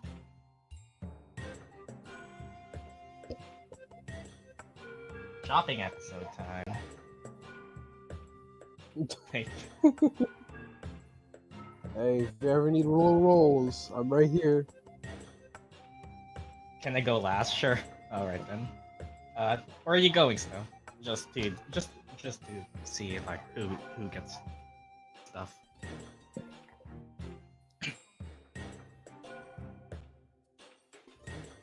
Computer, stop being a bitch. I'll go to Fucking the armor shop. garbage. All right then. Who won then? I was Sid's volunteering to go last. We won. Okay. So, Murdock and Midnight go for Mage's Delight. As you all enter Mage's Delight, you find, well, the map isn't accurate, but various, well, shells of magical accessories, and, well, eventually you are greeted with what seems like no one's running the shop. There's a couple accessories up there, a singular, well, bronze statue in the center, until you see that bronze statue start to light up and animate as the spirit statue greets you both. Welcome to Mage's Delight. As you see a 4-armed spirit statue with, pardon me, I am Sutra, your host for tonight. Welcome, mages, prospecting casters, and more. We have, not much right now, but much you might want. Well, what do you have?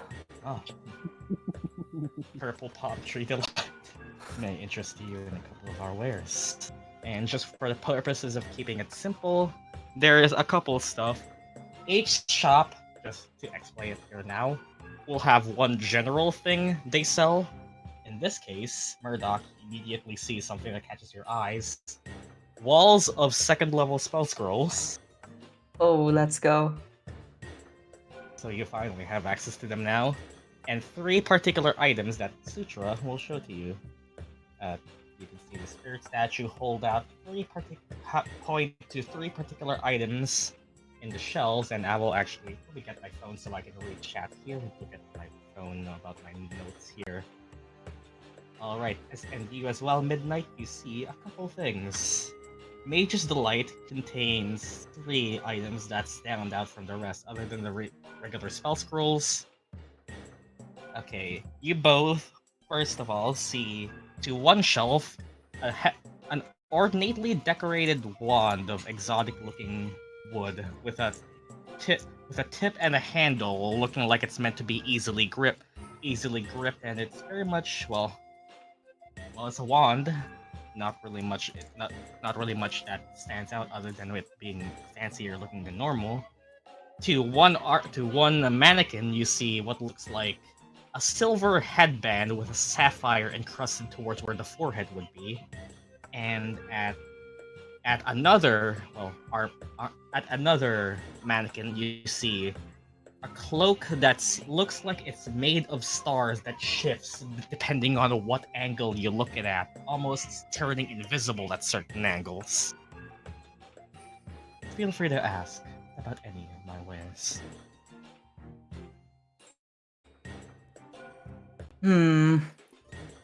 is a wand, a Okay. headband, and a cloak.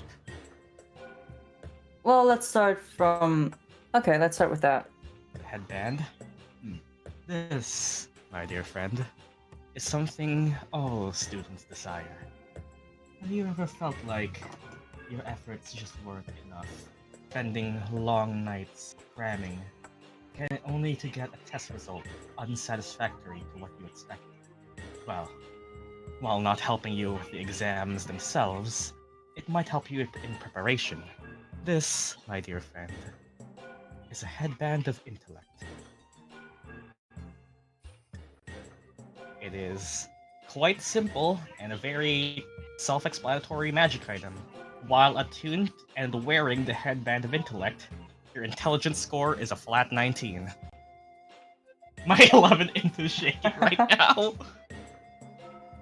And you see the price tag of 475 gold.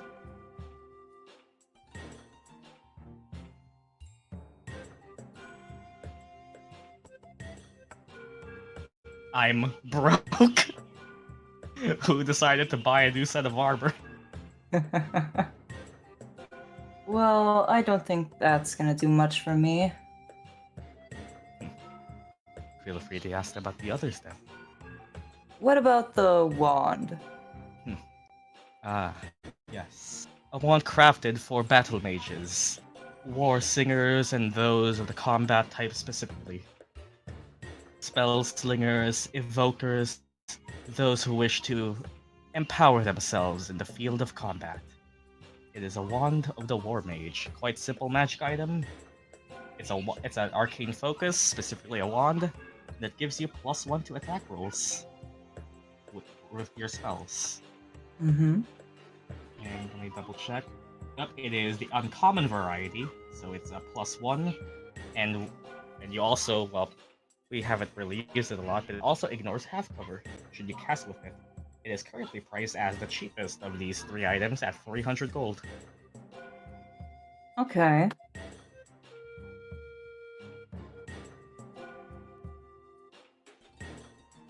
And what does the cloak do? Ah, that most fascinating wear. Almost made of starlight, though is quite actually made of the hide of a particular beast native to the Feywild. One looks at it at a certain angle, almost sees a duplicate of oneself. A very useful distraction should you find yourselves in many altercations. Might even save your hair.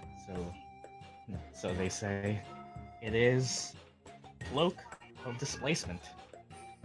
It is the most expensive item in the shop, marked easily as 625 gold, but what it does is quite special. Sutra will basically explain all of this to you, but while wearing this cloak, it projects an illusion that makes you appear to be standing in a place near your actual location, causing any creature to have disadvantage on attack rolls against you. The catch Oh, is, wow. if you take damage, the property ceases to function until the start of your next turn. It's essentially just passive disadvantage onto every attack until you get hurt. Property is suppressed while you're incapacitated, restrained, or otherwise unable to move, but it's just a passive thing. It has no charges, it doesn't recharge, it's just active until you get hurt, and then recharges at the start of your next turn. The catch is that it doesn't stack with other normal cloak type items. Ah, okay, okay. And I suppose this is a fair time to say now that each of these shops, should you have an item that appeals to them and wish to get rid of, buys. This is the Wares of Pages of Light, as well as, okay, and the second level spell scrolls are interesting. These scrolls are, while not as free as the Biblioplex, is any first level spell that you can really think of, the second level spell scrolls are limited in variety. If you're looking for a particular spell, it's a percentile dice roll for the day to check what spell they have. And well, it it's based on you ask for a certain spell roll a dice, see if they have it. Okay. It's something that will really come up, but these items are very useful, and feel free to think about them while think about these items that you see and the prices that I told you all about. As we first of all, let's move to let's go for Wear for War. As Celeste, Sinetis, and Arleigh go into the armor shop, you all get greeted by a particular set of intricately detailed full plate armor, some normal sets of armor, a couple of shields of various different sizes, until you look to a certain corner where you see a gigantic shield with a face emblazoned on it, until you realize that's not a shield. And technically that is a face of someone with a shield for a face. As you see a sphinx stare down at all you. Oh wow. Oh. Greetings. And walking on all fours, I am Sincere, to whom may I owe the pleasure. And as they bow, flapping their wings about, and that is an actual shield on their face. Sinetis. Who is that into the other two? Do I need to Ask introduce Yogon. you, or... Really?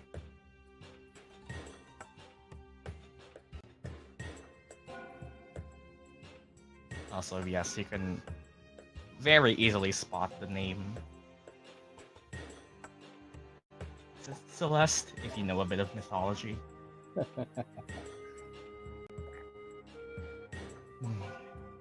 Welcome to Wherefore War. I have, in my centuries of living, amassed various Jaya. It's a name written backwards.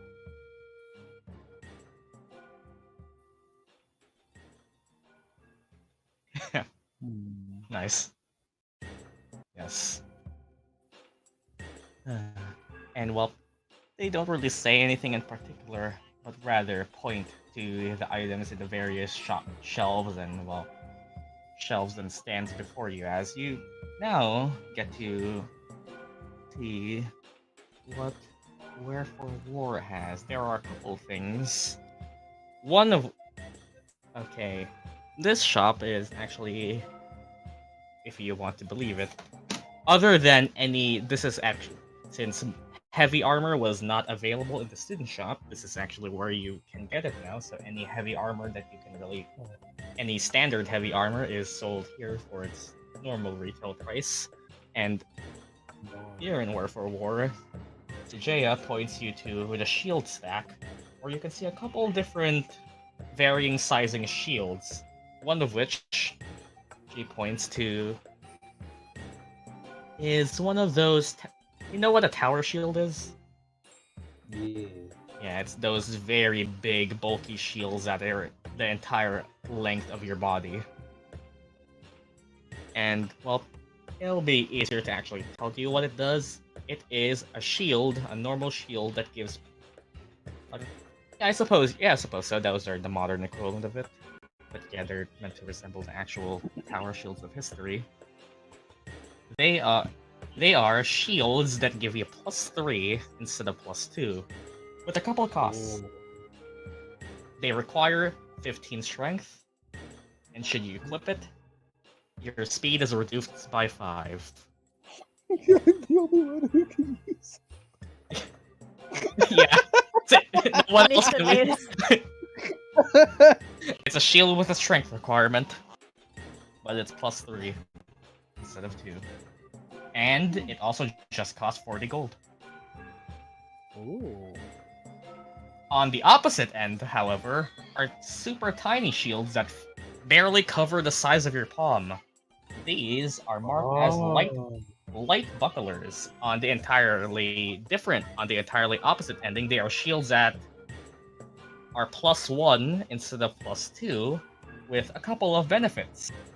If you are proficient in light armor, you can equip the shield. as well as they only take a bonus action to equip or declip, as compared to the regular shield's full action. Oh. That's cool. Parrying that's shields, pretty yeah, much- they're bucklers, which are used in some duels. I think the Vikings use them too. But yeah, I mean, you can easily look up what a buckler is. It's what it sounds like. It's a very tiny shield. But yeah, it's a Very shield that small. can be equipped by anyone proficient in light armor, and it's also 20 gold. Double the price of a regular shield, but it's usable by more people than a normal shield is. And then, over to one corner, you see not actual wares, but tools, with a certain metal being placed there. This metal is adamantine. Should you wish, I may offer my services. The coat, a non-magical set of armor, medium or heavy, in adamantine plating. For those who are unaware, and Sid knows it because, yeah, Kay has one. For the low price Possibly of submerged with for the slime. for the low price of 450 gold, your non-magical set of medium or heavy armor can be enhanced with adamantine plating, making critical hits against you turn into normal hits. Oh wow. Hey.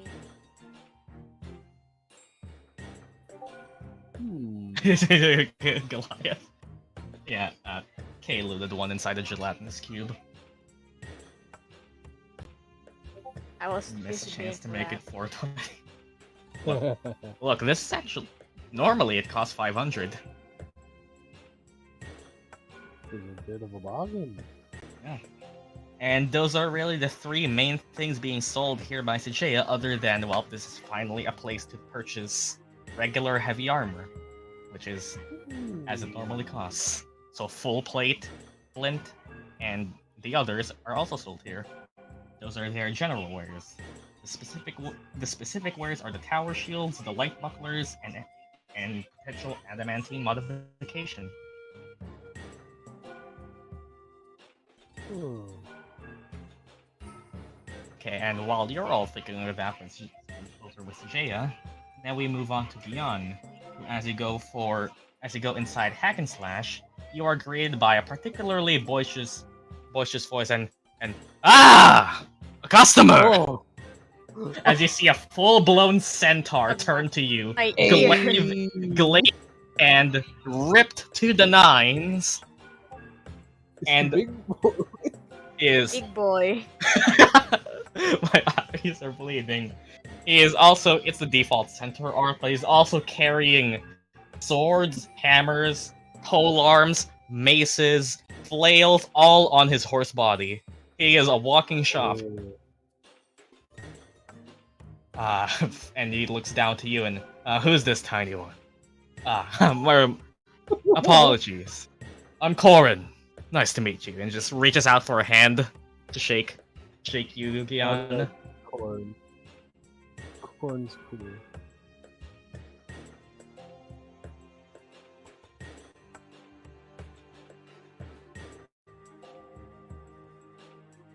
Gyan shakes his hand. As you shake his hand, Uh-oh. you Say goodbye to your hand. you feel he clenches this a bit too tightly and then lets go for 2 seconds and firm strength, but you can sense that he used that handshake as a way to judge you. Oh, Gyan with his noodle arms. Well, Oh god. that's interesting. But I assume you have a reason for attending here. Well, look around then, my friend. Where Hack and Slash is open to anyone who wishes to fight in the noble art of combat. And take a look around, and it's at this point that this is the shop. Its general items are any simple or martial weapon is sold here at standard price. And there, as with all other as with the other two shops, there are three specific items that stand out. You see, well, you see one hanging. You see what looks like the cheapest set to be a very comically large hammer with grooves at the sides of it, almost glowing at certain times when you look at it. Over to the right, over to another corner of the room, you can see a very ornately decorated silver and black saber, like the actual saber type sword. It is mechanically a scimitar, but it is a saber. It very much glows with a much brighter magical enchant than what you have on your own gauntlets, Gyan. Perhaps an even stronger magical blade. And then, an item that's marked for the low price of 1,000 gold is Oh my.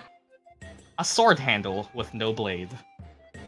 Oh, it's a lightsaber. Feel free to ask.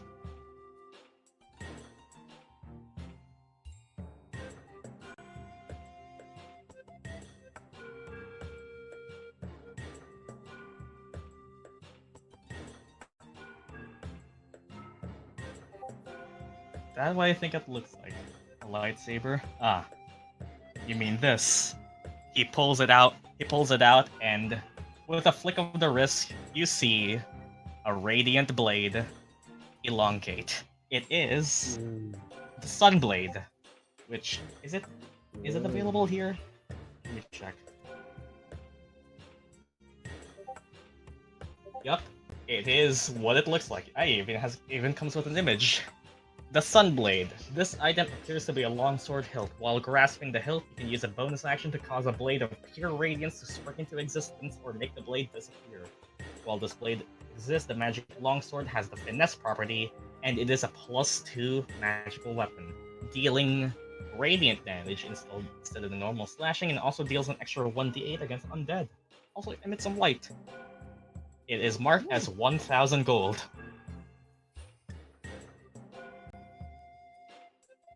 Fancy shit. And he immediately turns it off and hangs it back. No one's sold this one yet. No one's gotten the coin. Don't get that thing near me. I assume you don't run sales of this. Ha! Bad chance. There's also the comically large hammer and the ornately decorated saber.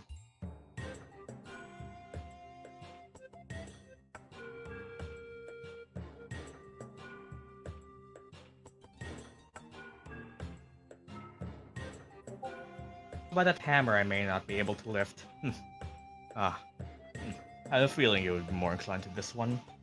And he picks it up, and as he picks it up, it illuminates into a soft, colorless glow that you can see almost surrounding his own body. And then, well, transferring it back to the hammer, transferring it back to himself, he presents you. Snow might know where this is from. The Shield Hammer. It is a +1 maul with the following differences. It is 1d12 instead of 2d6. It is a +1 weapon with a unique property. It has the property which I made to be deployable shield. Before making an attack with this weapon on your turn, you can choose to forego the +1 bonus to attack and damage rolls to instead gain +1 to your AC until the start of your next turn. So it's a +1 weapon, it's a bludgeoning damage. It's a bludgeoning damage great axe, essentially. But before you make an attack with it on your turn, you can instead swap its +1 to attack and damage to instead boost your AC. It is marked as 375 gold. Oh.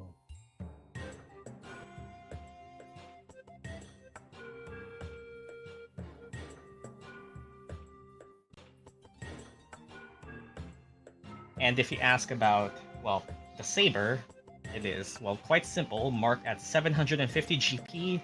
It is a +2 scimitar.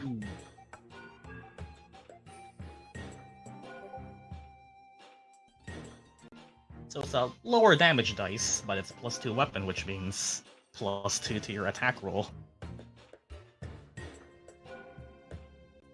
Trading damage for more hits. Can I try that hammer for a second? Don't break anything. Throws it at you. Uh-oh. It is the equivalent of a maul in terms of weight. So how heavy it is? How heavy is it? That'd probably be pretty fucking heavy, It is especially 10 if it's pounds. comically large. Oh. Whew. It's not bad. Yeah, it's a magical weapon. It is heavy and two-handed. Yep. I mean, still something 10 pounds being thrown at you. Let me actually. Okay, let me actually start sending them all to you. Here is hack and slash. Here is wear for war. And here is, where is it? Mage's Delight.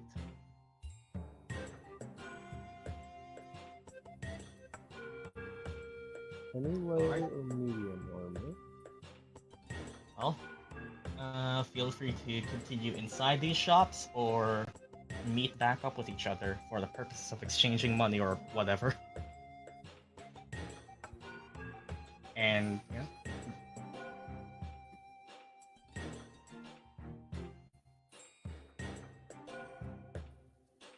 I think I left Freddy behind somewhere. Oops.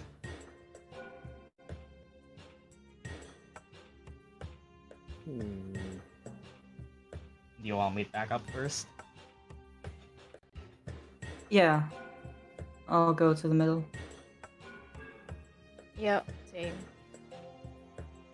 Yeah, why not? Okay, and as you all meet back up, feel free to tell each other what you saw.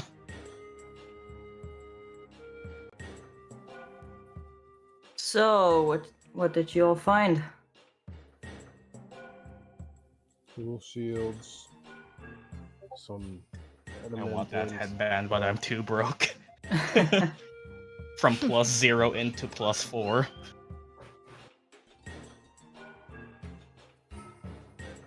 I like that wand. A lot of cool weapons. Don't have much money though.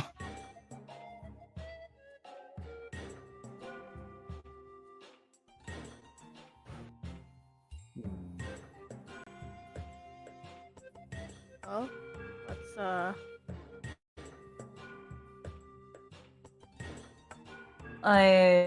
If I decide to get that wand, I might have to take some of the gold that was given to us.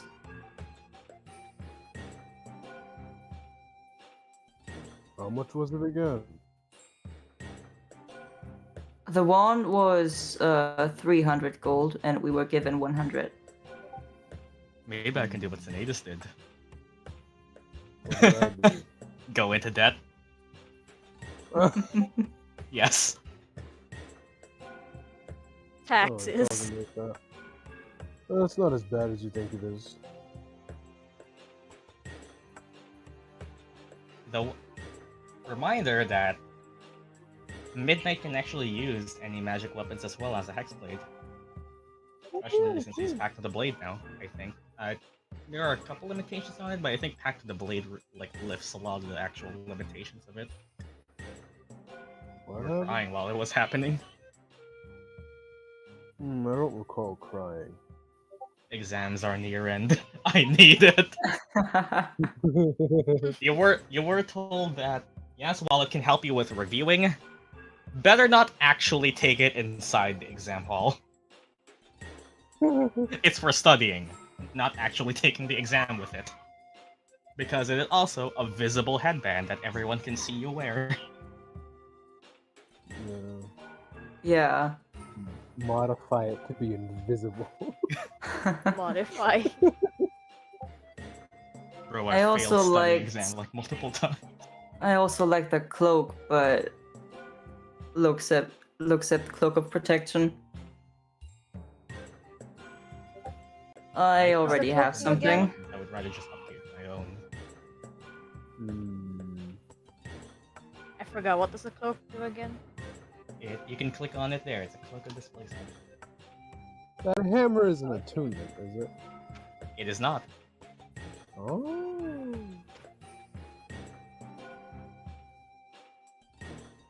Yeah. But Recheck. so passive. So the Murdock could be passive disadvantage or +1 AC. Yeah. The magic benefit of it does require you to be proficient in it. Or able to use the weapon, so you can't just carry the weapon. No. Plus, you still have to be holding it. Yeah. Yeah, that cloak is pretty good on some of you, the high AC boys. Mhm. Yeah.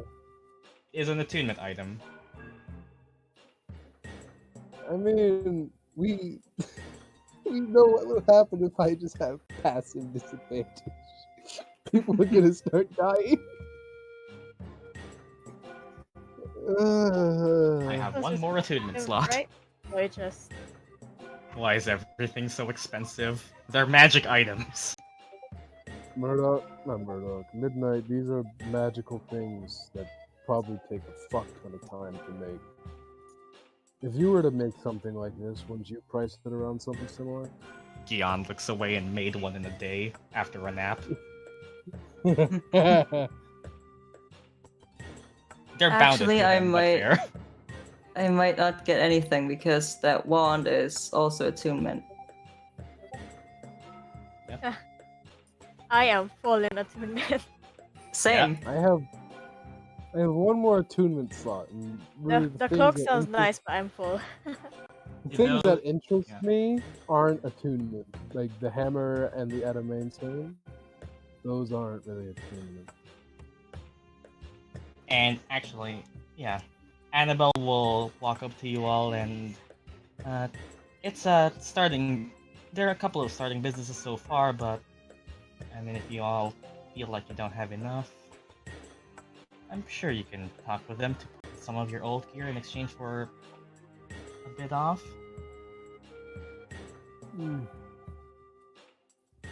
Looks at both his swords.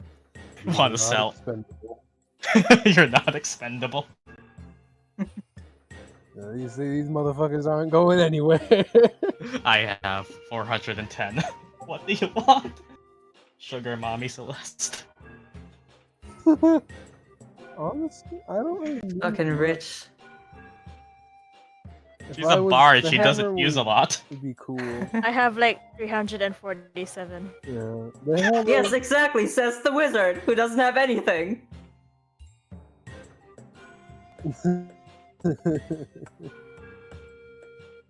I have. Hey, I mean- don't really buy gold. anything. What was the cloak is 600, yeah. Yeah, but you spent so much money. Did Yeah, you just I say have 430. So I only would need 20 from that. And they be bag reflavored to be the to get gauntlets? the adamant. Sure. I mean, I'm not buying anything, so if you want money, I can just give you. You can just ask Corin to look how the basics of it works and convert them into your own. How much does everyone have? 347. I do want to ask, is the hammer a strength based? I doubt it's Yes. finesse. It's strength based for everyone other than Midnight. Midnight can be wielding a big ass hammer. And me. And Gyan, yeah. Yeah. It's a mall for everything other The than, two well, skinny boys using a massive hammer. I can use my brain for it. Okay, I mean, it's...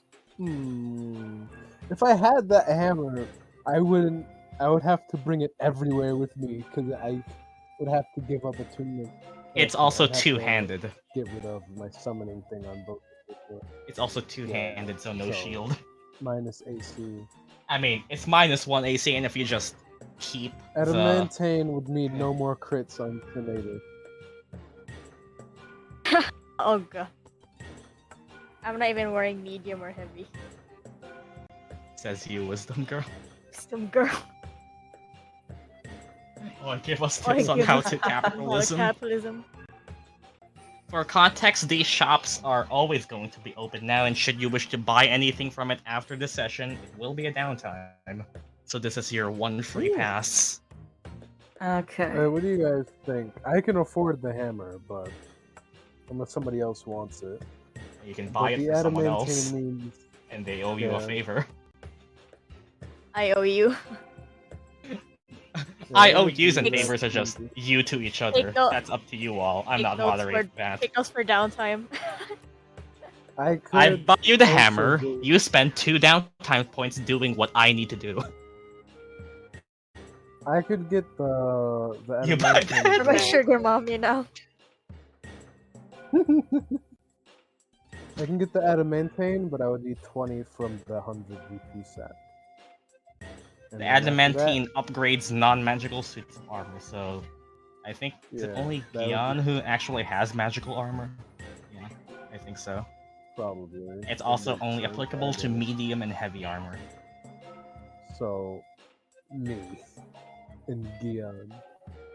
Actually, no, me and Midnight. Gyan doesn't have non-magical shit. Is Arleigh with medium armor? He's an No, artificer. he- Everything about him is magical shit. Yeah, he doesn't need. He doesn't need. Magic items. They- That's my whole brand. It's my whole sub. It's my whole class even. Hmm.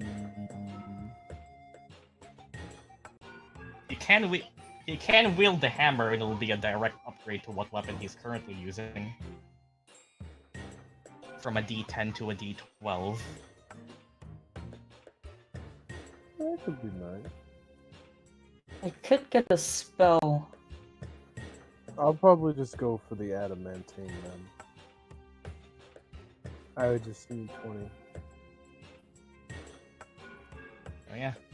Feel free to continue discussing with each other, and I'll just stand up and return some stuff. BRB. Magic Shop is open to you all now. Or Magic Shop Part 2. What do you guys think? No more crits on Sinetis or big ass hammer?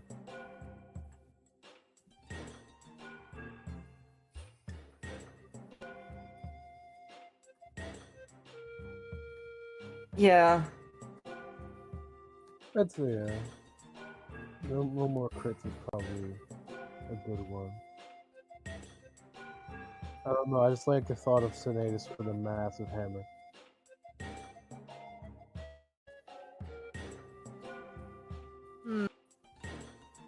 You could get a spell scroll or something. Yeah, I'm thinking of buying one. Huh?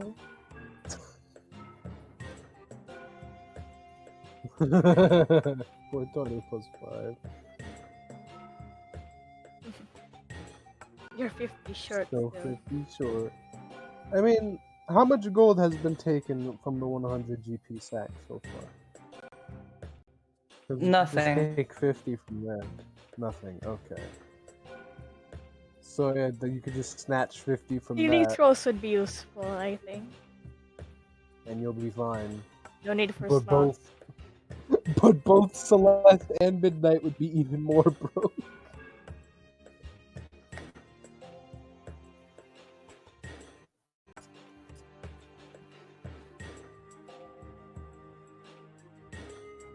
Yeah, if I get the adamantine, that would just, well, I guess I could do my job better. It'd make it, oh, crits don't do anything.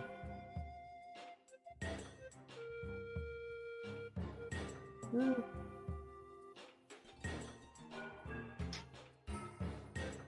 I think Blur could be fun. That's one of the spells I kind of want to get. Blur is the one And that there. just gives this. Blur's the one that gives disadvantage, right? Yeah, It's also, So I think it's concentration too. it's also concentration, yeah. Yeah. So it's pretty much that cloak, except a spell, but Basically. not really passive. Concentration. Also that. remember that selling stuff is an option now again. Yeah. What can I even? Would someone sell? Would someone here buy a non-magical sword? Okay, Not- take not for the 50 much. gold. Yeah. Not for much, I but mean, maybe. it's a family heirloom, but that doesn't really mean shit. Look at everything around you. Yeah, this is some bougie ass shit right here. They don't want no You're busted up ass sword. you're you're trying to sell a Walmart shopping bag to a Louis Vuitton. Okay, now we Oh, have God. 50 gold Hey, listen, left This in Walmart shopping the bag bag. has seen some things. And I sell money. They do not How have much one was left in GP the special bag? coupons.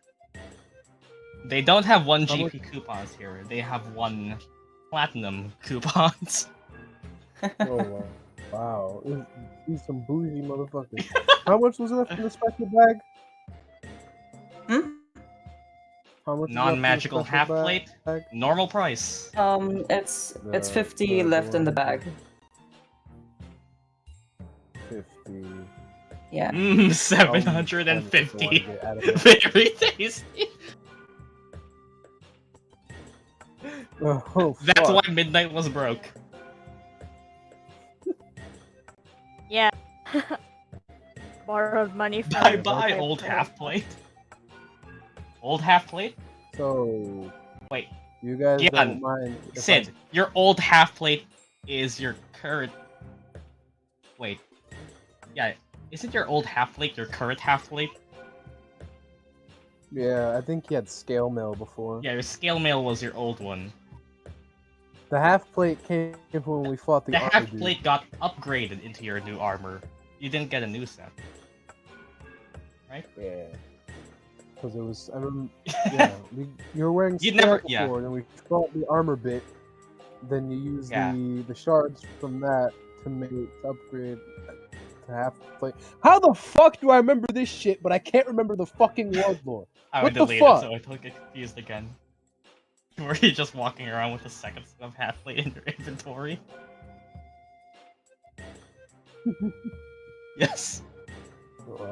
How? Is it okay if I snatch 20 from the special bag so I can get the adamantine shit?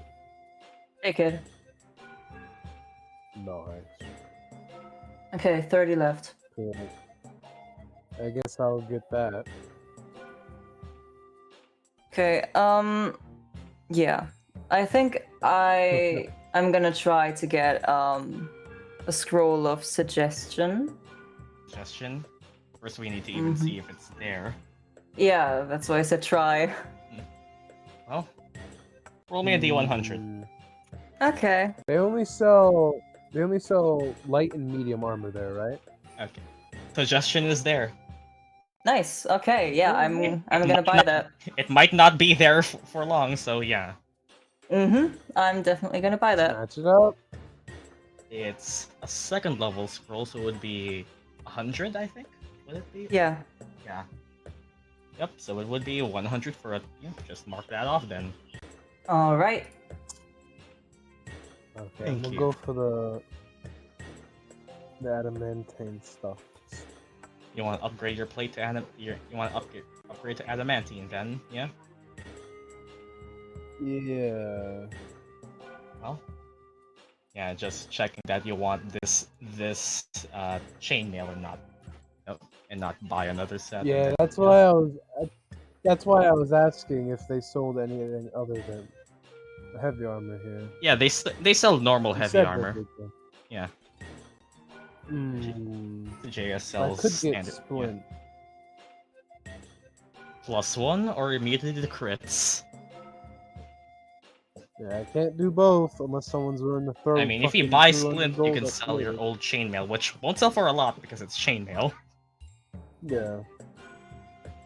Yeah. Splint costs 200, right? Oh, I guess. How look at that. much does it cost here? Splint. It's fucking. 200 200. Yeah, 200 GP. So yeah, I would be left with 230.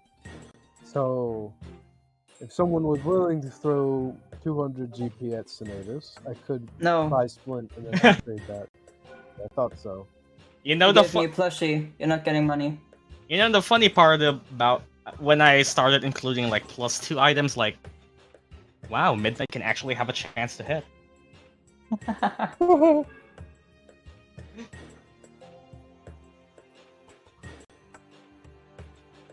Well, what would that be at this level? Or +7, that would be a +9 to hit now with weapon attacks. They want to give me 87 cheap. Everybody's owing each other favors now. I'm getting the headband. Okay. Let me go do that here. Midnight wants to buy the headband of intellect and be smarter than Gyan.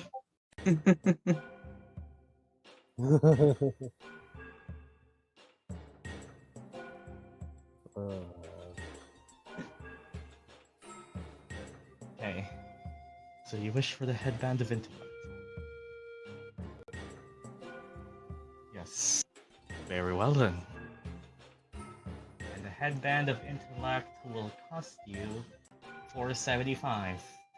Willing to fork it up then, Midnight? Yep. Oh, congratulations. Insert Zelda treasure sound as you now have yep, 19 intelligence. Nice. You can't even use it during tests. I'm gonna buy a buckler shield.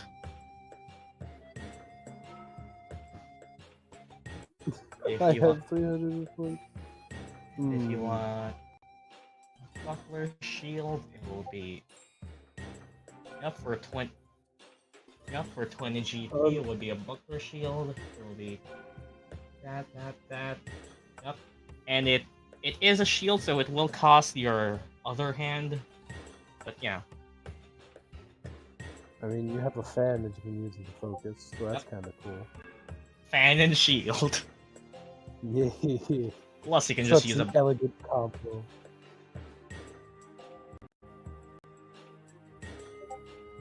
Three. Arleigh, how much gold are you willing to give? I mean, depends how much you need. If I was to buy the splint and then upgrade that with adamantane, that'd be 200 gold that I would need. Can I get 87 gold?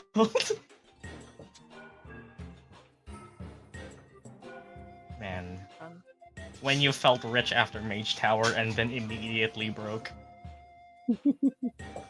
I'm used to Sinetis it. needs 200 gold? Yeah. I mean, hey, you have items you can actually spend that money on now. Let's see. I also afford the GP. I'm gonna work my ass off.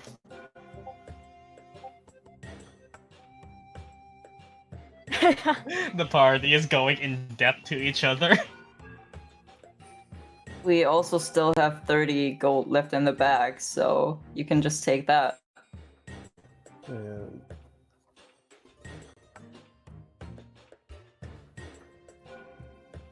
I mean, if you want it, I can give it. If you're willing. That's what I said. Nobody's buying from Hack and Slash. Oh, poor dude. Poor Fleuret. Not for now. Well, any items you don't buy other than the spell scrolls are still here. Yeah, you know what? We'll buy some splint and upgrade that. Okay. I wrote down my GP. How much is Splint? 200. 200 plus the armor modification is 450. Expensive. 650. Yeah, that's why I asked for 200 for my load. Mind saving that hammer? We'll come for it later. Sure then, little guy. Okay, so you want to... Okay, you want to buy Splint armor upgraded to adamantine, That is going to cost you 650 gold.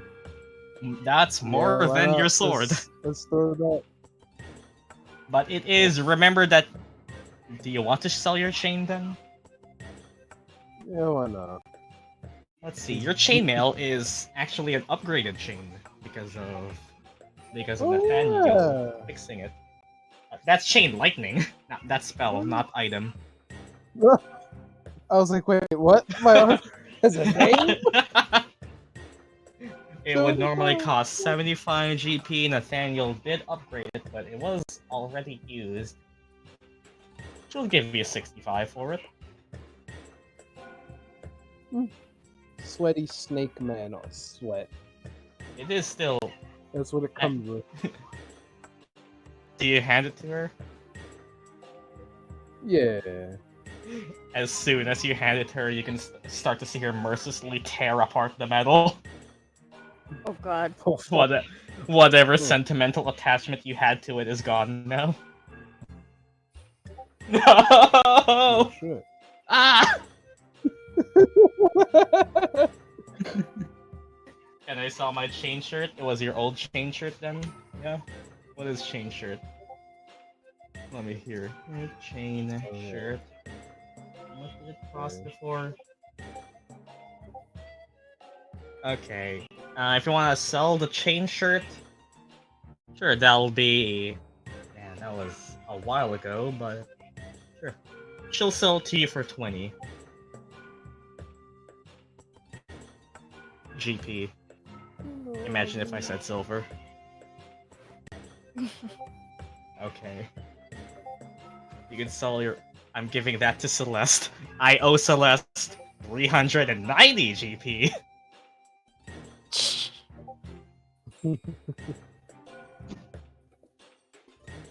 I'm just writing this here as well, because it's funny. Everyone keep track of your debts to each other, because I'm not doing it.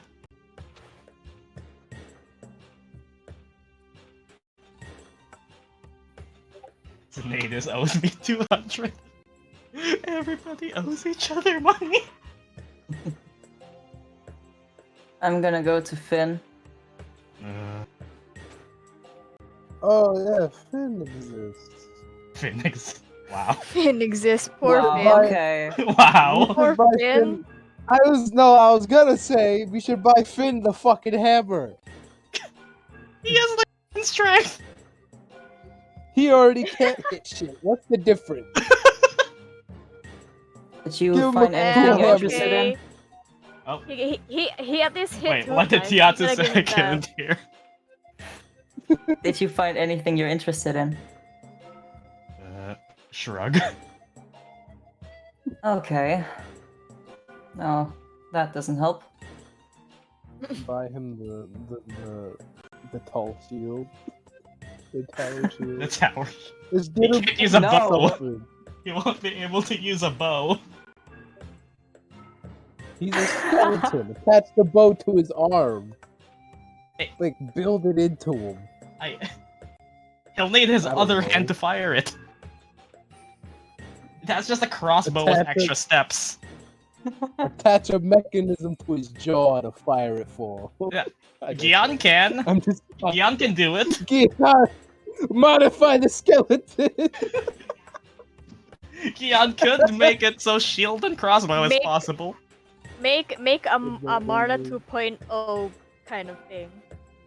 That's just Kay's God. wonky build again.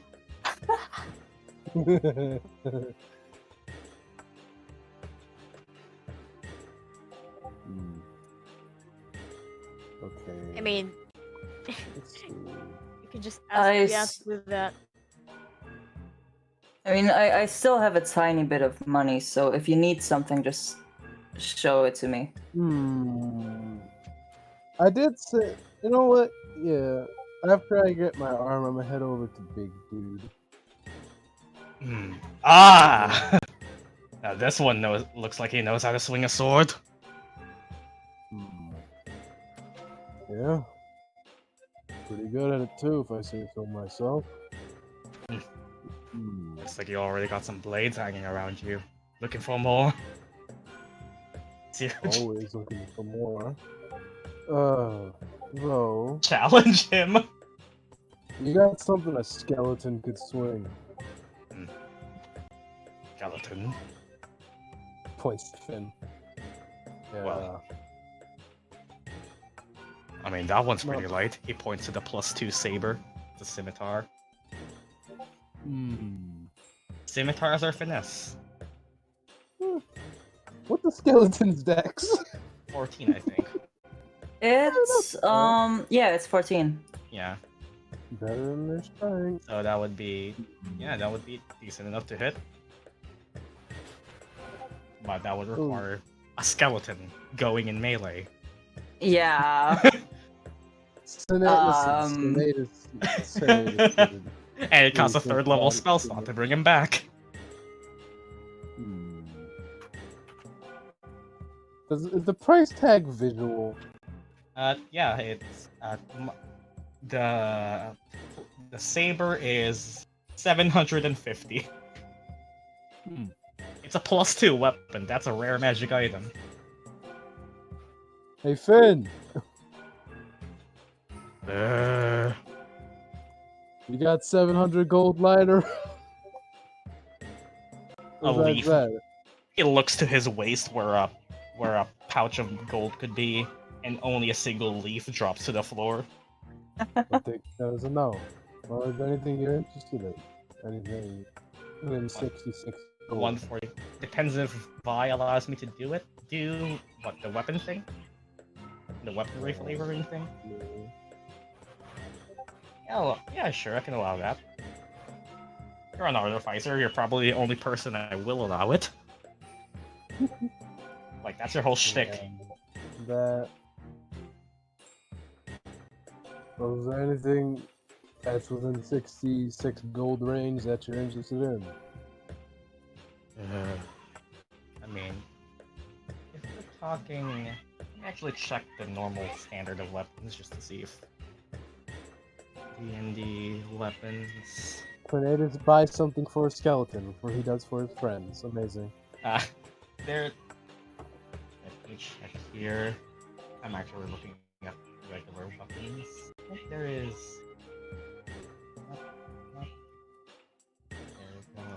There's some daggers. There's some darts. I mean, Finn could wield the rapier if he really wanted to, but that would also require being within. Skeleton. Being Yeah, we can get him. We can get him a good set of armor. Though Finn does point to a 2 GP whip. Huh. Whips apparently cost 2 gold. How many you want? I mean, it's not a light weapon, so he can only use one. It is? Huh. It isn't. Heracles' whip was one because Ken allowed it. I guess I'll whip them. Cheap and kinky. And has 10-foot reach. Yeah. Do you want to spend 2 GP to equip Finn with a whip? Yes. I mean, some Yatsu track it down then. Okay. Finn has a whip in Okay. his inventory. Now, does the skeleton have proficiency in light armor? I'd say at the very depends. The skeleton does wear has armor scraps. Yeah. Yeah. Okay. Finn is somewhat armored, I think. Then we're going to the other way. I'm gonna. Okay? Finn's dex is 14, and he has 13 DC right now. So the armor scraps essentially equates to leather armor, I suppose. Mm-hmm. Okay, you want to go here to? You want? Yeah. Sejaya stares down the skeleton who shakes in his bow. Oh, don't mind him. He's special. Anyway, one of them buckler shields probably fits you, right? Maybe.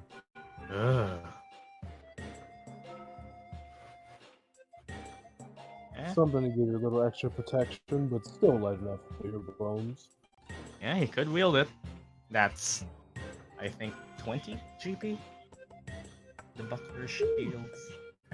I'll put After we're done here, I can put it in the pinned message in the regular Strix channel, but light bucklers are 20 GP. Yeah, and you can get rid of it as a bonus action, so it'd be good for his bow. Even more things for Yatsu to keep track of. Oh, great. Okay. Do you wanna buy Fit the Buckler? Yes. Armoring a skeleton, let's go. If you have the money, spend it then. I'm I just... do. I had 66 left because I sold my shit, so I might as well. Okay, so you equip Finn with a buckler. Yes, whipping the shield. Yeah. So he can just remove the buckler as a bonus action and fire the bow as a main action. Yeah. That's why bucklers are decently good for that. Yeah, that's plus 1 AC. Nice. 14 instead of 13, which will help him avoid 1 attack out of 50. Oh, good. I mean, who knows? We've Midnight's missed twice with 1 AC difference Right, now, in the same attack in Fury Gale, so it matters. Now let me check one more thing. How much does that cost? Just ask me, and I can look it up immediately. Medium armor. What kind? Hide. I think Hide would just give him pretty much his regular AC. I think Hide is like What are 12. It's 12 plus your Dex mod. That's just item.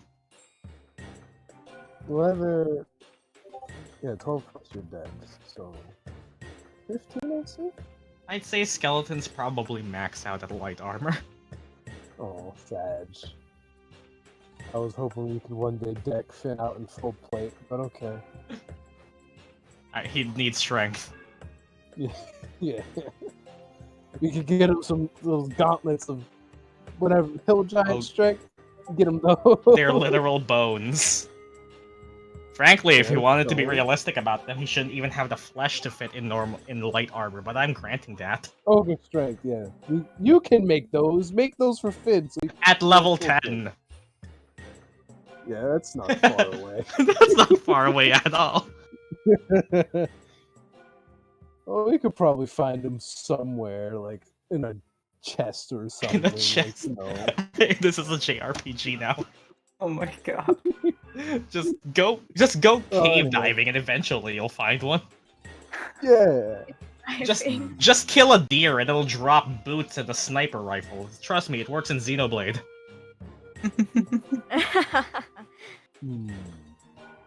Ever needed trees? Just kill anything. Yeah. Kill a monkey and it'll drop a tactical shotgun. I think you're pretty well equipped now, Finn, don't you think? Sinetis comes back, Finn has a new shield and a whip. Huh. Well, What? that's something. He wanted it. Well, at least he Kill a wanted monkey, it. get boxing gloves.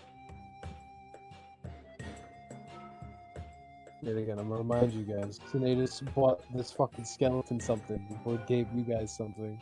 Besides food. Yep. Well, So you spent money for him and gave me a plushie. fine. What? I mean, You're used to it, don't worry. What accent is that? Yeah, Weird. used to it, don't worry. it's a Sounds mix, Scottish. though. I mean, Type of accent. how much were those the plushies again? Like 300. The shit's about 300 GP, so he shrugs. Or I think it was 100. Why does it say Did I? Scottish and Welsh accent? I can't distinguish Scottish and Welsh that well. So. But I just thank read you. what Shadow said. I've watched enough Pokemon Trainer Girl videos to know what Scottish sounds like. Same. Yeah. the two reactions to the sword and shield, not new anymore because they're Scarlet and Violet. The sword and shield girl, she is cute.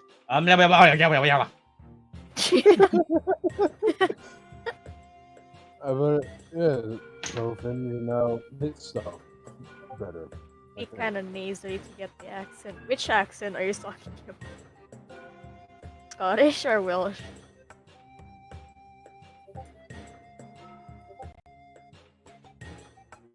I left Freddy somewhere. I'm just gonna grab his token later. Anyway, Sinetis just kind of flexes a little bit. And does he have his new armor now, or was he waiting Yeah, for it? yeah. Yeah. He just kind of flexes in his new armor. This is nice.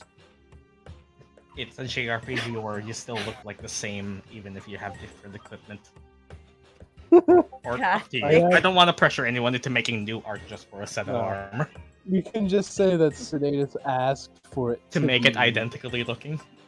Yes, just identical. Because I know Snow, Catholic. and no, you're not allowed. If he asked I for mean- it to be Gyan absolutely is identical. technically wearing like full spike shoulder pads, a glowing gem at the center, it's like wavy Quandrix armor, and in his art he just wears a lab coat. Like, And all because of those spiky ass ears, that's his protection. Arleigh can literally just paint your armor for you. So there's... like I went through a full detail of describing Alon's armor and then, no, lab coat. Which is fair. Look how you want. It's a magic wearing lab the- coat. He's wearing it under the lab coat. It's vibranium cloth.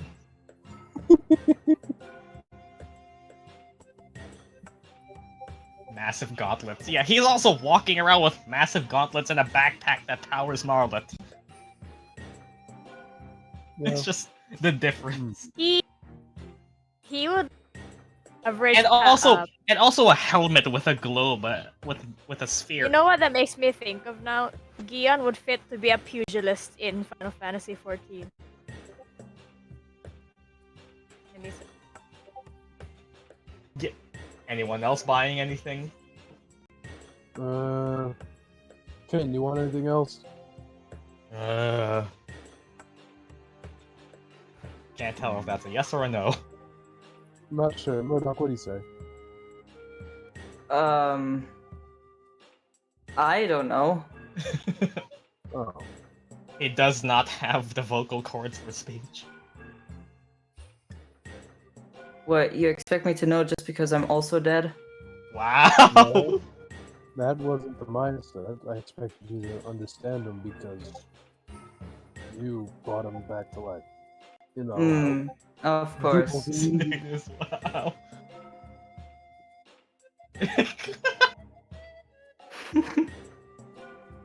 Wow. Well, What? Isn't that like a standard thing with people in their summons? That they usually speak with them? Yep, definitely. Okay, let's go. let's go. Okay. Alright. What do you want then? Guys, at this point that... Alright then, and... I mean, once people leave here, it will be... Well... Video game prompt. Are you sure you want to exit this area? No, we stay here forever. Oh shit, we need to save first. Save! Yeah, yes. You have to come back here to grind. Ah, shit. Just saying that once you decide to leave, when you come back, it will be, well, a downtime cost.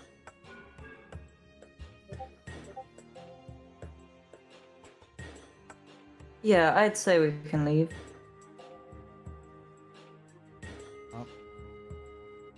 Bye-bye.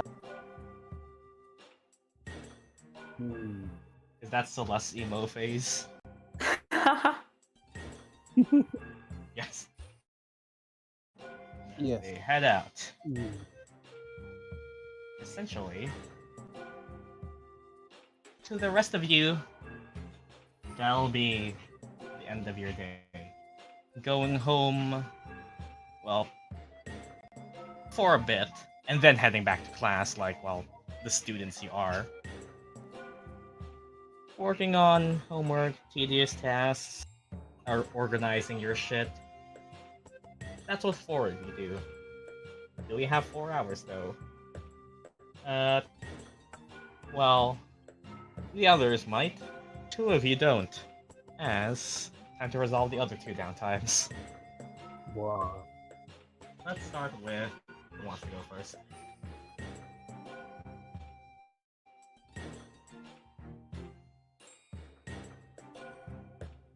I don't really care. You can go first. What? No, the question. It's your downtime. Oh. Murdock can go first. Who goes? The bot said Sinetis, so And I have to go do okay, yeah, then I can go first. That's fine. Yeah, I gotta. Well, if it's BRB going to be Murdock, anyway. time for me to change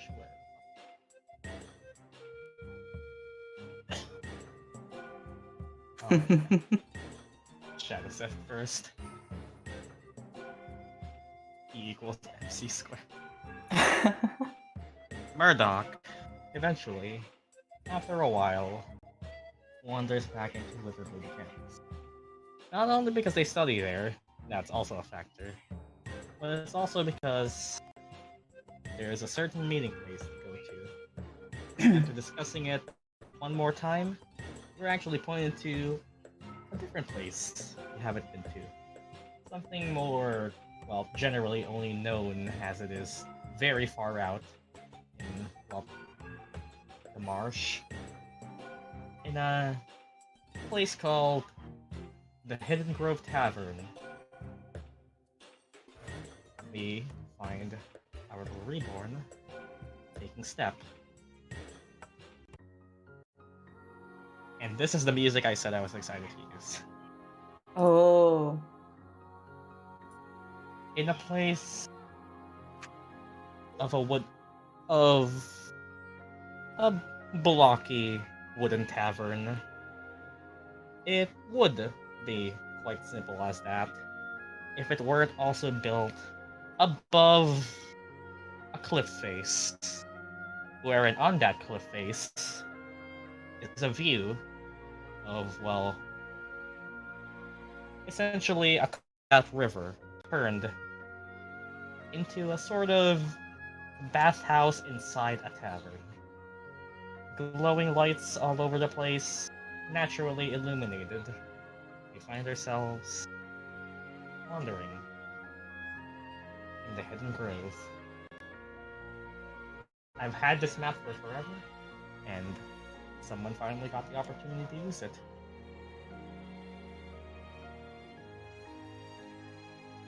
Walking down your, well, do you bring Finn and Freddy along for the entirety of it? Yeah.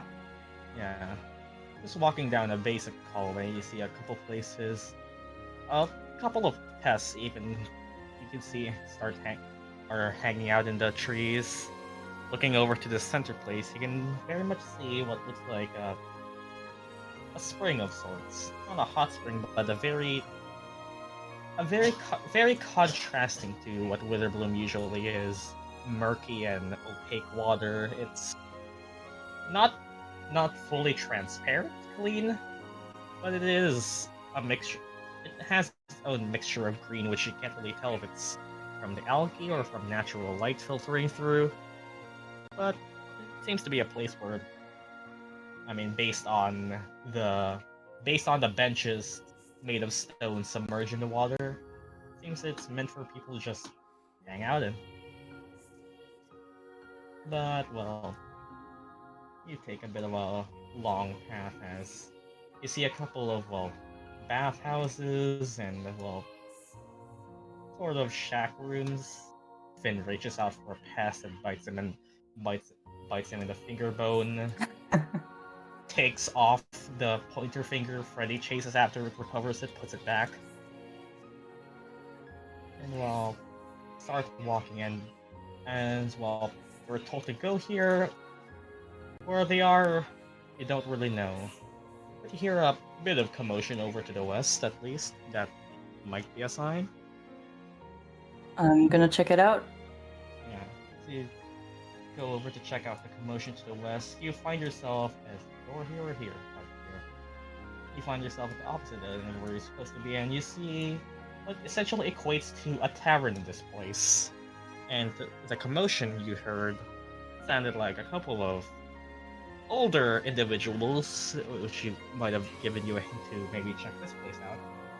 Until you realize it's a couple specific individuals, some students, and well, as a Witherbloom student, two faces you definitely recognize. Oh shit. Ah, Oh fuck. Okay. fuck. As walking in, you see, not noticing you, just looking out into, well, this.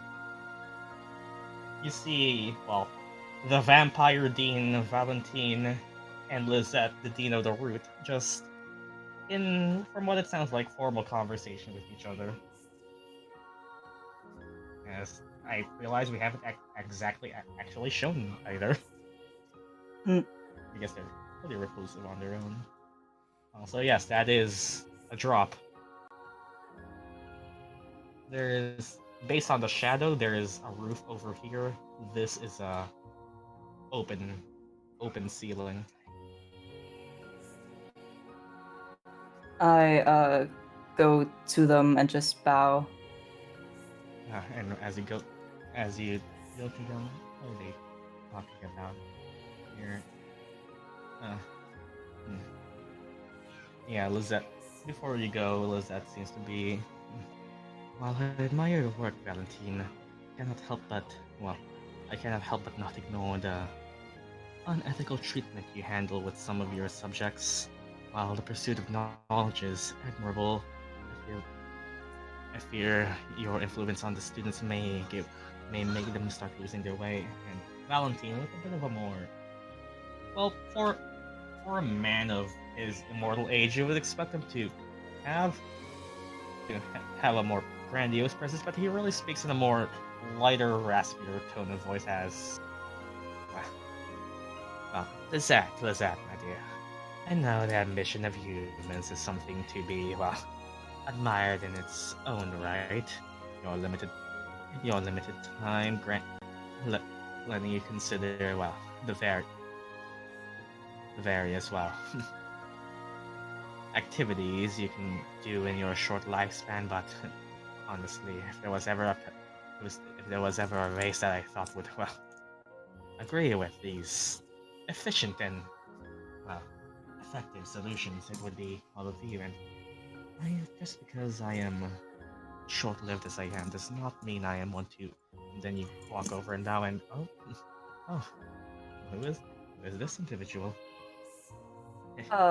Greetings. My name is Murdock McGill. I'm not sure if you know me. I've heard the name, but never seen the face.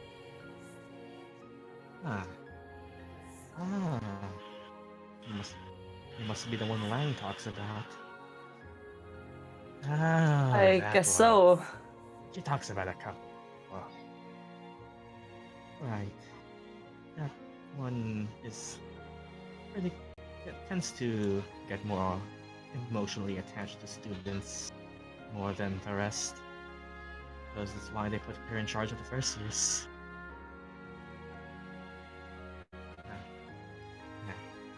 What are you here for? Oh, I was just gonna, hang out,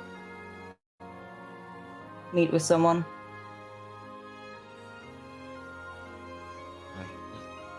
Would you be so kind to tell us as to who that someone is? We may have encountered them along the way. Well, it's the person you were just talking about. Ah, no, that makes sense now. Geralda is to the south, in that spring. Ah, okay. I see. Thank you. head back. That we totally didn't just meet with the two principals.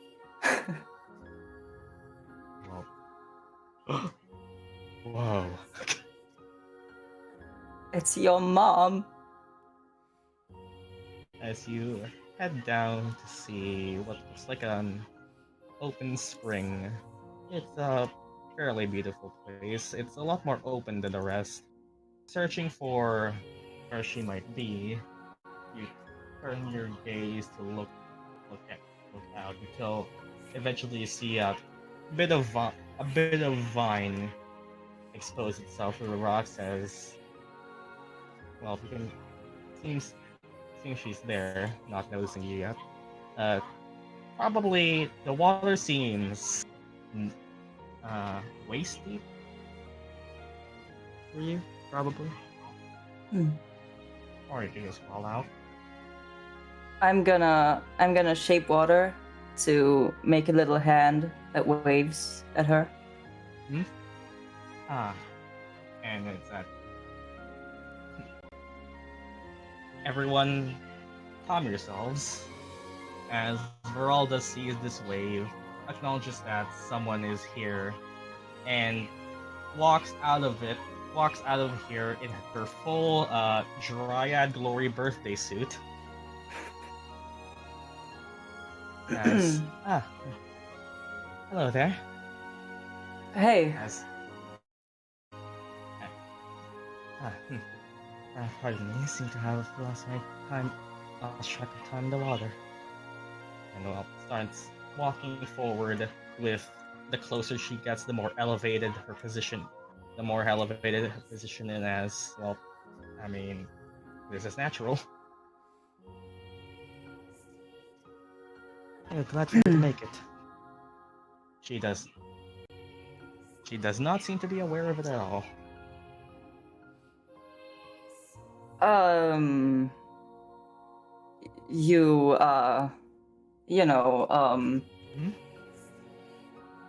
gonna point at it. Oh, silly me, right. Normal customs. And she once again wraps herself up in the vines that are underneath vines and algae of the spring to, well, look what she normally does. Thank you. And well, will you join me here, or do you want for a bit of a drier room? No, I think I like it here. I'll go into the water. And it's fairly cold as it is until you start, well, wading a bit deeper into it and, well, say Veralda leads you over here. And do you bring Finn and Freddy along, or do you just sit there? They can just sit there. Okay. You just sit there, and Veralda brings you both here to essentially sit at a waterfall and probably my favorite place here in Witherbloom.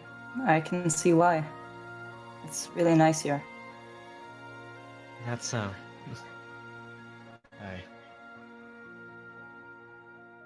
I heard that, well, Lizette and Valentine were visiting here, so I used the opportunity to might as well come back here. It is, as she reaches a hand out almost to catch something in the air. Rather, a floating, you can't really tell what it is, but you're hazard to guess that it might be some sort of bioluminescent spore that just floats about in the air, carried by the wind, glowing a dim yellow light, reflecting itself on the water. It is a beauty not normally seen on campus.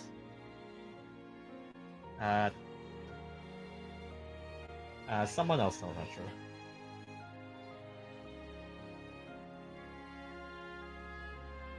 What do you think of it? Yeah, I agree. It's really beautiful. How did you enjoy it then? Yes, a bit of strong water comes falling down.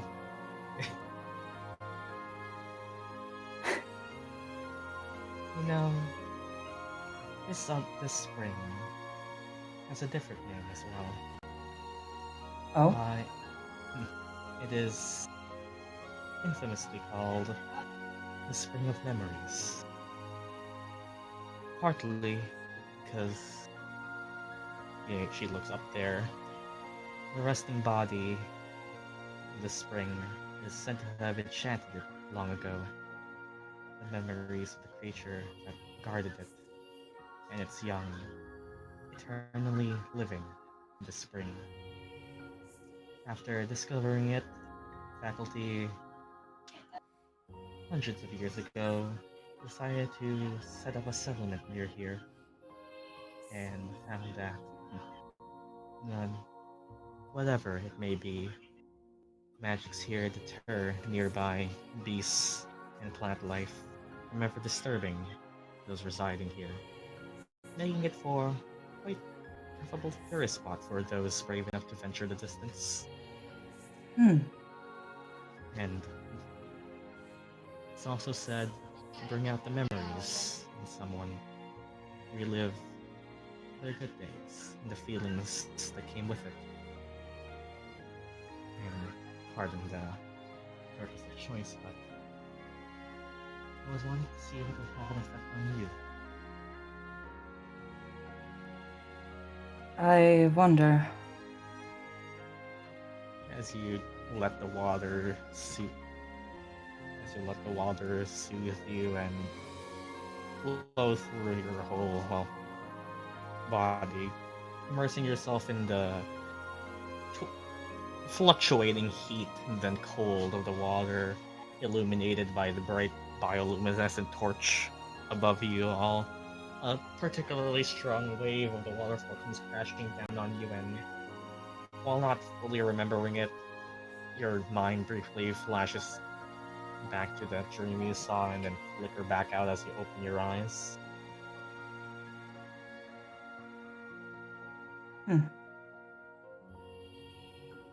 Well, seems like it worked a little bit.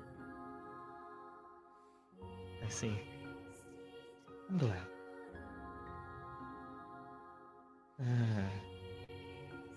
Centuries of existence is a long time to be alive. I use this place to make sure I don't forget, particularly good times. I see. And I asked out of you. Hmm? I see you still haven't fully recovered who you are yet. I ask you, do you wish to?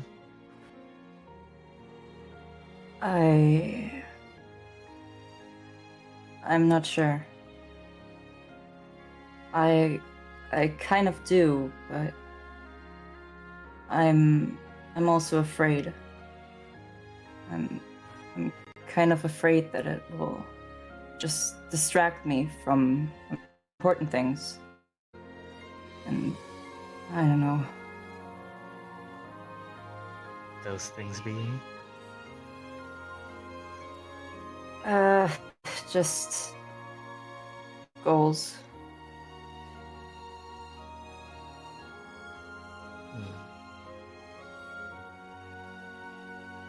You have an idea how long you are to live Oh? in your state?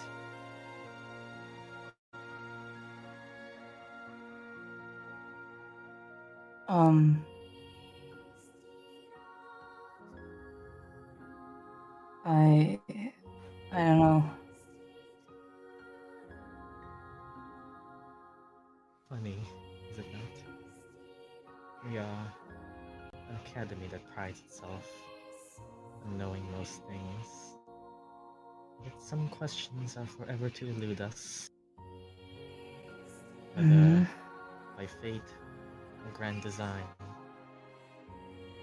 Some call it a challenge to pursue dedicating their entire lives to solving these unsolved questions, uncovering what may not even be there. And some living the moment as it is now, letting the water smooth out the rough spots, turning a jagged stone to a smooth pebble. Both are valid ways of living.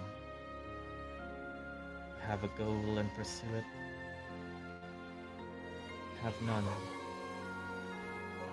Let the water wash away the rough spots.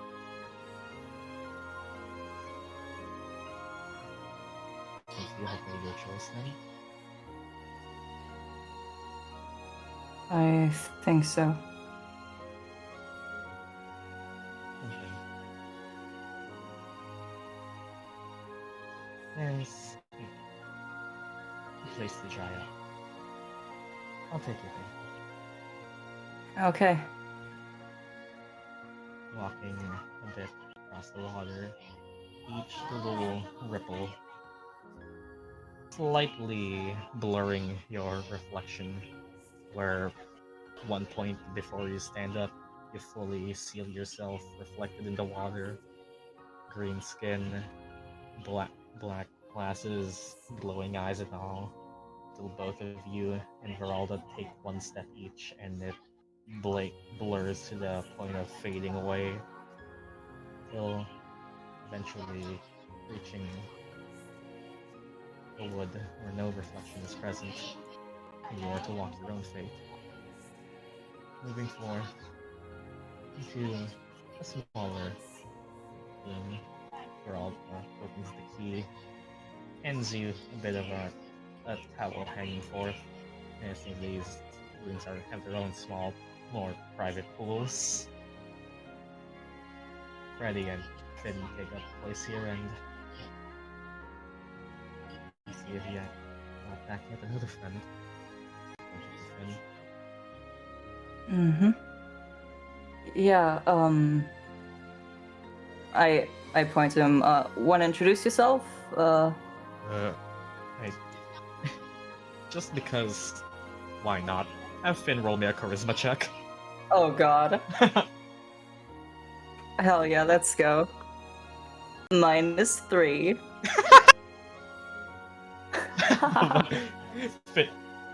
Finn tries to extend the right hand, right, and the other and the left hand center his chest. Tries to bow very quickly down, and you see his jaw snap off and bounce to the floor. We're still working on it. Gets a laugh out of her. No worries. The fact that you can communicate is an achievement. And that's something I admire about you students. Those willing to pursue, those that they dream, will always find some way to achieve it. Whether things they desire, or things they need.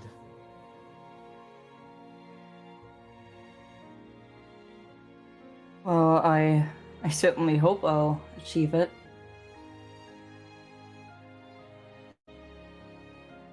Because right now I'm really not sure. But tell me, once you do,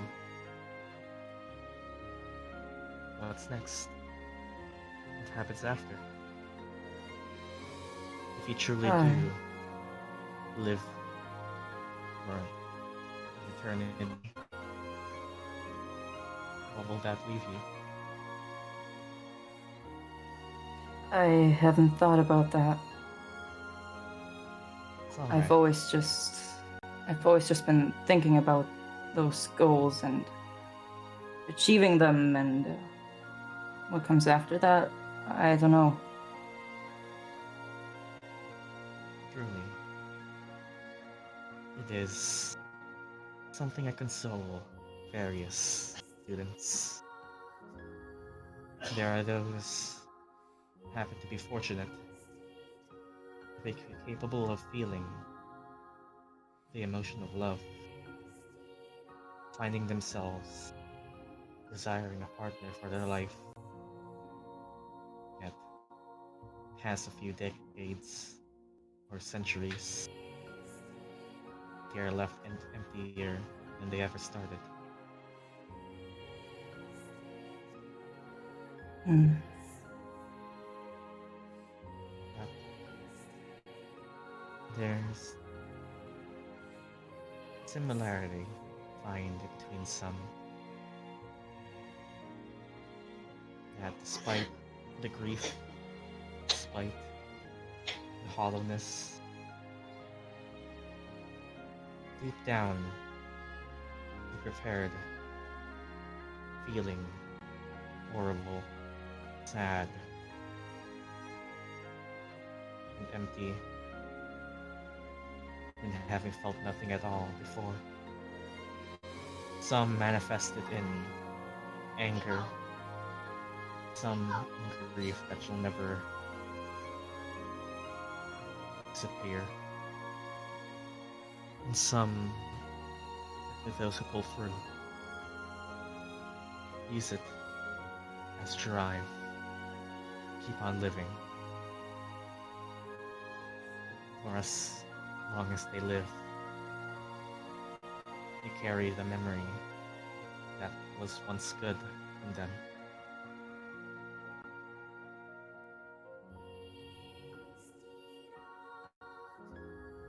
Hmm. What is your choice?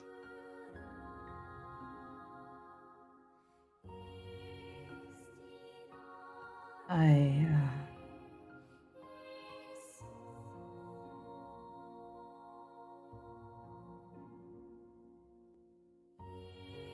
It's hard to think. I'm not sure. You're not sure. That's a wonderful sign. Means you can think. Means you can decide. Means you are able to take your fate into your own hands and explore the results of your choices.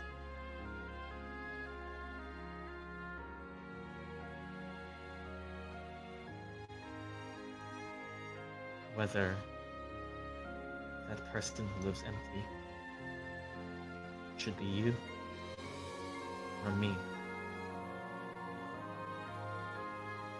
I want to hear what you truly want.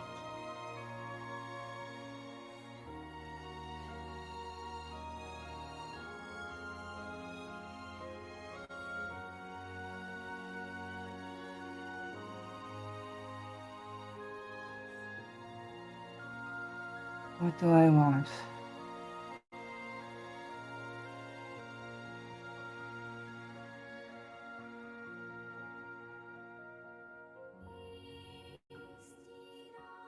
I want that I already said years before.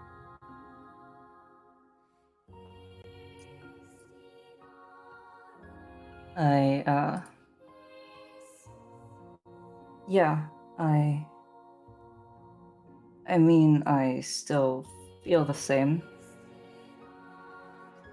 So,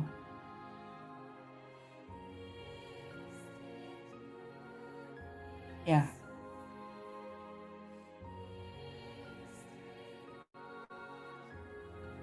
However long this may last.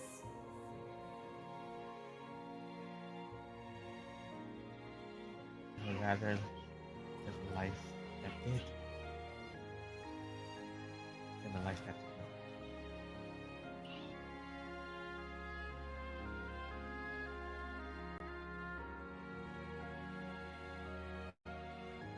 Do you truly desire then companionship?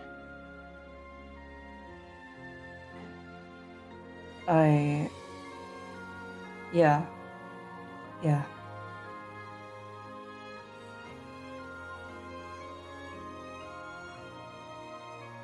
I No. do.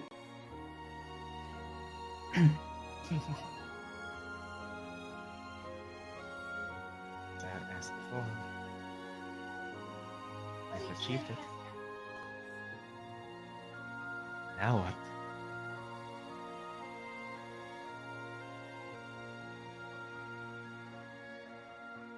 Okay, I'm gonna do something. I'm going to drink the charisma potion Yeah. and make myself appear more alive.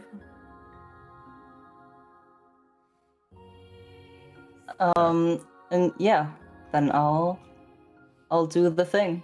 I'll do the gay. And as you do, as you do, as you do that, Veraldo teaches you a bit of a Druid custom involving two partners wrapping themselves up in a vine cocoon, and well, what happens next is not visible to the eye. As congratulations. Okay, do I get the Fate touched feat? Reach level 8. And well, Oh man. so it was, Murdock. Up to you.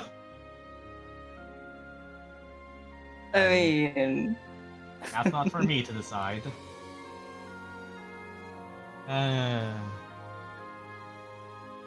Gotta love rule-breaking professors. Well, what happens next is...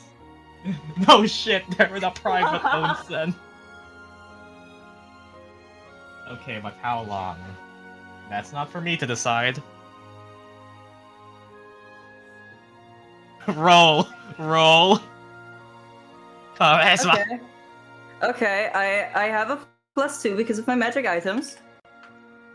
Okay, great. That makes sense.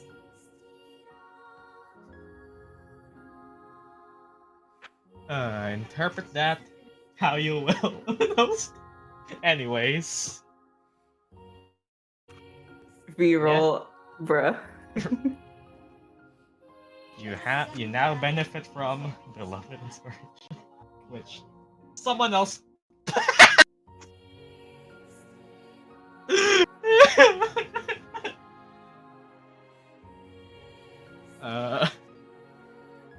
Well, you now benefit from that, and just because you use the potion, do you already have inspiration? Because if not, you get it. I do not. Okay, nice. Inspiration and beloved friendship dice. We need nobody spectating, Ozzy. I would be concerned. Ozzy. Oh god. The person giving the dice needs to be there, and if they were there, I'd be concerned. Oh Anyways. my god. No. Well.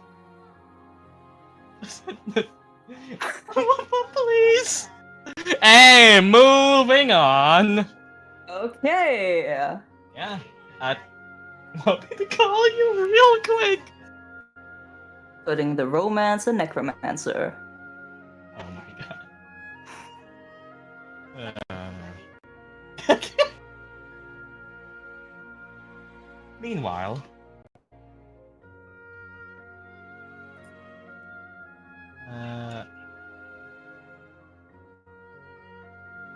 while they were all doing that,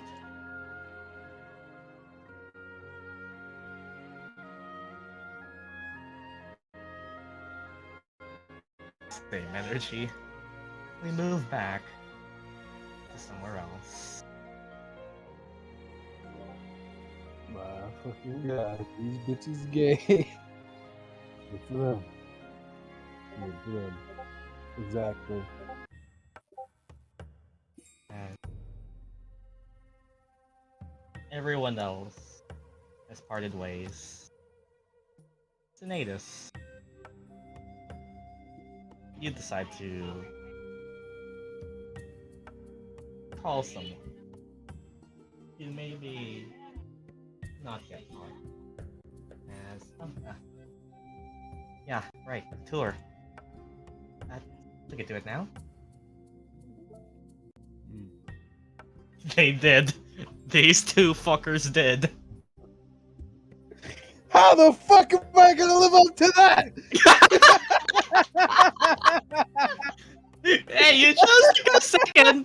You chose to go second. I didn't choose this. I had shit to do. You fucking simp.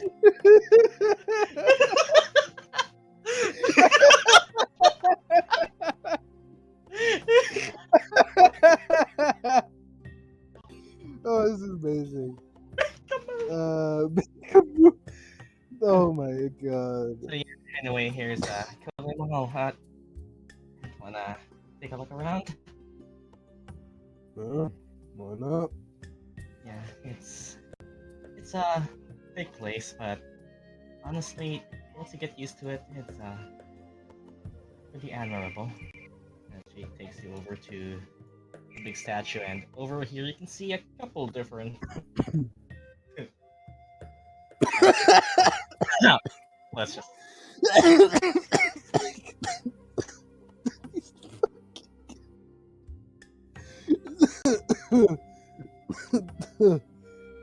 They're both.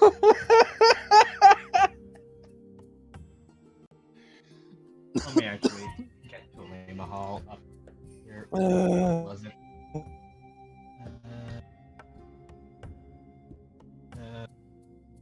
Okay, I need to recover from that as well.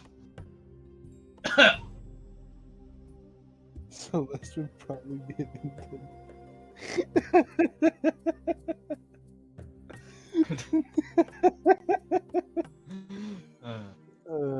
These As fucking Annabelle tours you around people.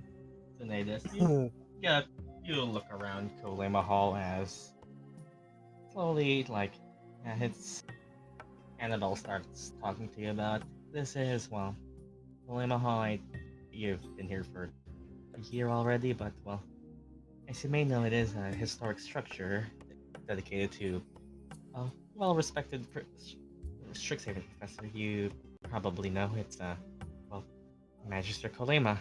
As she stops you in front of... Oh. Really, Bucket? Oh no. She stops you in front of this, well, large statue, and at the base of it, you can actually see it written Magister Kolema.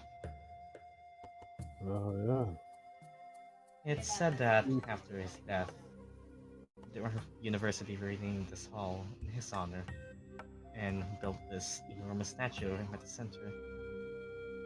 So you look up, Annabelle kind of points you up towards the work being done on like the second and third floor, as you see a couple of archivists, people working on it. From what you can tell to be, well, arranging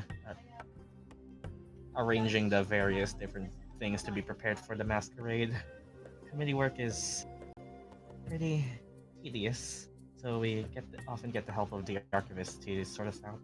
These are some of the ones from the Biblioplex, which have been given enough reserve power to operate outside and help us with the organizing and lifting of, well, heavy objects and acting as, well, the weightlifters of the committee.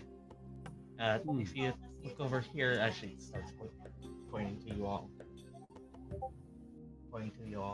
Here you see that there are a couple of locked doors and lights. The doors actually here are quite special. They are sealed with a spell that most... Oh my god. They're sealed with a spell that, well, is pretty difficult to break. Typically, only local faculty members know a specific password to bypass these doors, but for now they're currently open for us to use. Just, well, please don't get trapped here at night. We've had many calls of students unable to leave the hall after forgetting or falling asleep and finding out that the doors are unable to be opened. Well, that's just that weird thing that we've divided a bit of the committee to to sort that out in case it ever happens. A couple select few know the password, but it's still applicable for you not. And these steps again as you all go near it does that same thing you did at the your very first day as it aligns to a slope. Yeah, never get used to that. I mean, I got used to it after a while. Pretty much every set of stairs does it now. It's very nice of them to accommodate and moving towards the second floor. Walking a bit around, you two eventually find your way here towards the statue. It's grand, isn't it? Yeah. Has a certain bit of what the fuck is that word? Sorry, brain isn't fully functioning right now. Yeah, it's just thinking if I might want to leave something big like that when I'm off my fourth year after all. Haven't exactly done too much to be proud of.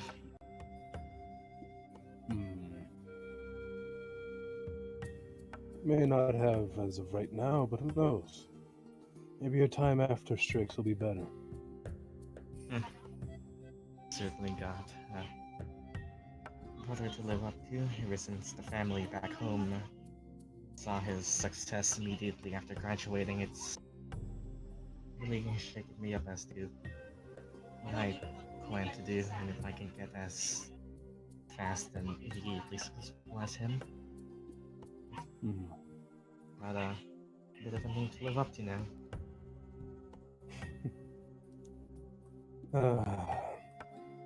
I can't really say I relate too much, considering how my family is and such. But I guess there's nothing wrong with looking up to something. But personally, I would say try not to focus on it too much. You make your own path for you. You ponders on that question for a bit and... Oh, right, I know. Come here. Let me show you a really good spot. Oof. You two get dragged over here. Eventually reaching up here. No. You see essentially a balcony as you are above the entrance bridge. Way more elevated than you have ever been. You see yourself at the peak of the side of a essentially stone mountain as you gaze down at an absurdly large chasm. It's not as glamorous as the sight of Prismari, but well, it's something. Almost makes you feel like you can scream something into the vast distance and that someone out there will hear it. You know, that doesn't sound like too bad of an idea. Just Chuckles. Wanna try? You look around and no one seems to be walking right now. Okay. Go ahead, scream something you've always wanted to say. Something I always wanted to say, huh?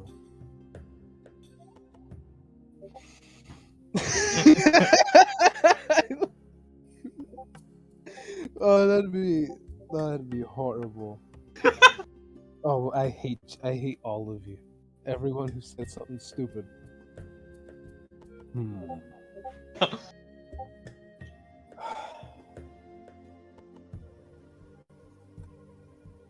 Sinetis takes a bit of a deep breath. I don't need magic to be great, and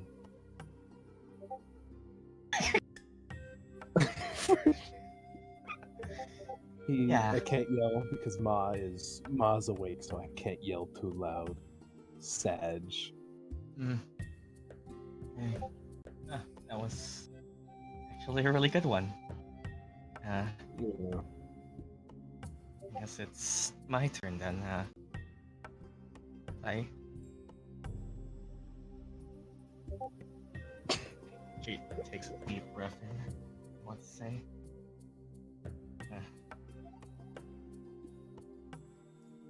Look. I want to do something great too! Oh. Hmm. That was also a good one. Hey. Hey, yours is better. I don't know. Wanting to do something great isn't that bad of a goal. And I believe you'll do it one day.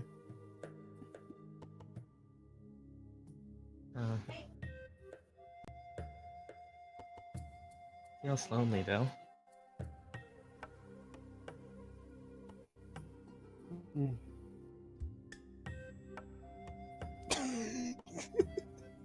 Hi, shut up.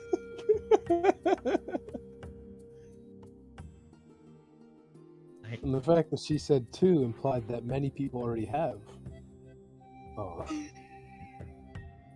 I'm sorry.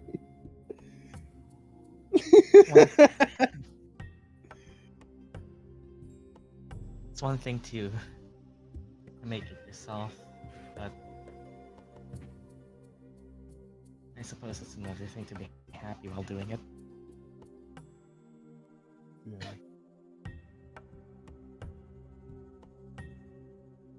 That makes sense. Finding something that makes you happy and well does something good for the world is, well, probably not the easiest thing. I know I found one of those though. Something that makes me happy.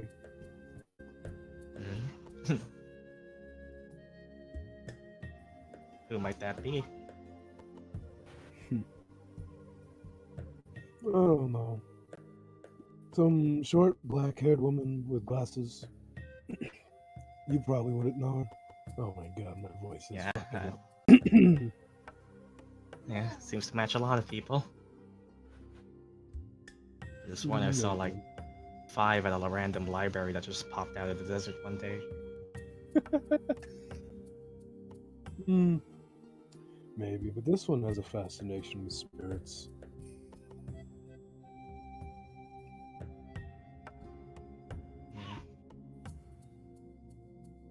How many of those have you met?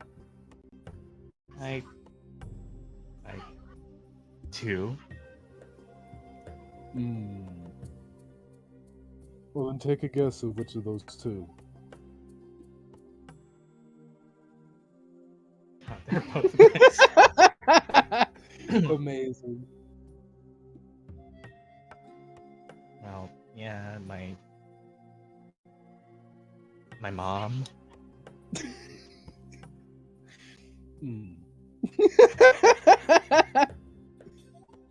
And like Professor Agatha, though she's gotten pretty old in age.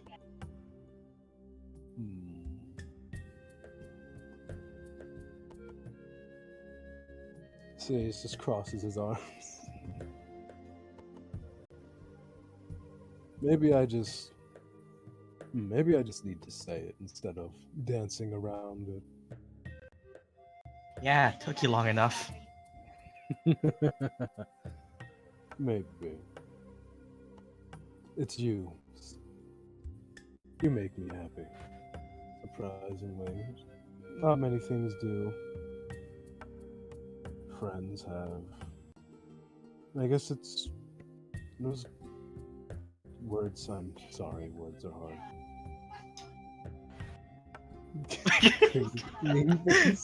The best friends. The best friend. No, that was cringe. Shut up. I'm trying my best. Sorry, Don't laugh at me. sorry. I know it's supposed to be what the older Mark Weiss and the one just not teasing that. But listen, I haven't. Well, I don't think I've done this at all, honestly. And you want to do it with a person with one more year left in the school? He shrugs. I don't see why not. Gives me another reason to make it through this place. I mean, don't, but don't. Well, families like yours tend to have a opposing say in stuff like this. Like, usually that's how that goes. Usually, yeah, but not sure if you can tell, but I don't really give a shit what my family says. But that.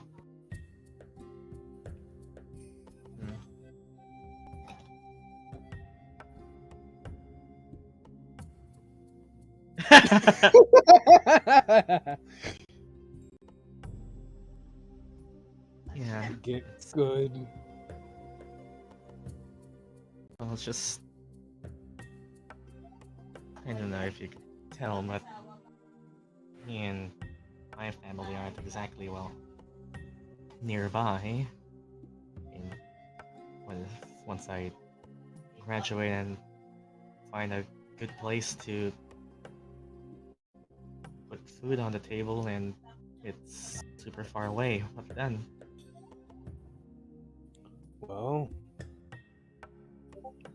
this is gonna sound so fucking cheesy. He rubs his nose. Well, then I travel day and night to make it there. And then he just cringes.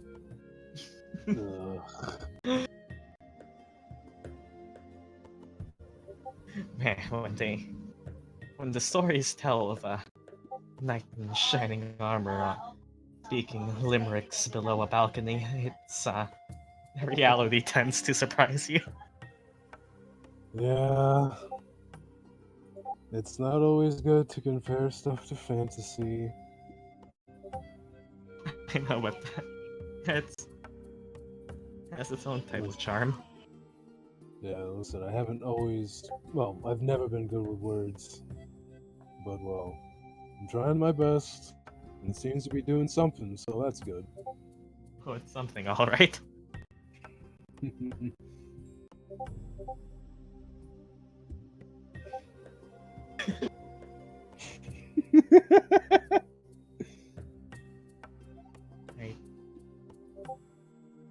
can't.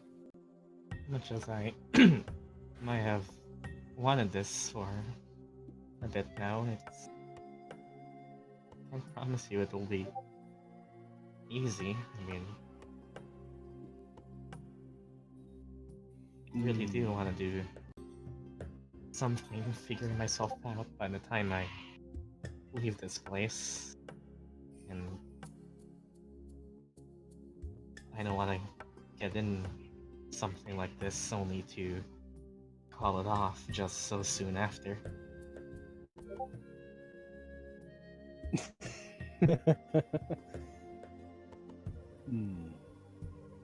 Yeah. Well, I guess all we can do until then is try our best, huh? No. What if I make you wait for so long? Oh, waiting. That's something I've been doing my entire life.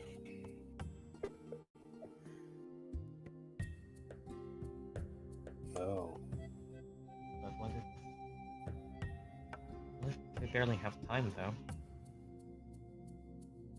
Then you make time. Well, couldn't be as easy as that. Yeah, listen, I'm used to hitting things with a sword. My brain isn't the biggest.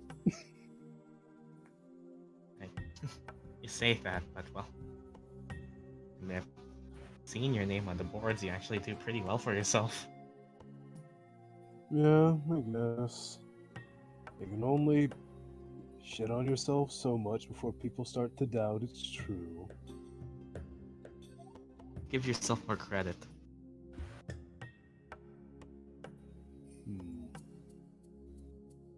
I've actually been trying as of late. Recent events, well, stuff I can't really get into,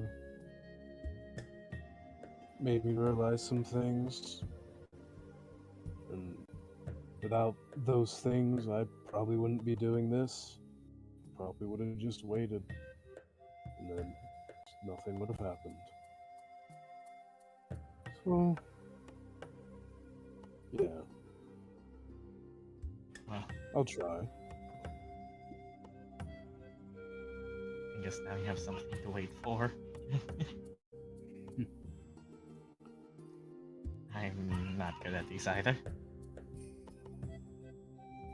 Well, then we can be bad at this shit together. Woohoo. Yay. Yeah! This is so sweet, the chocolate.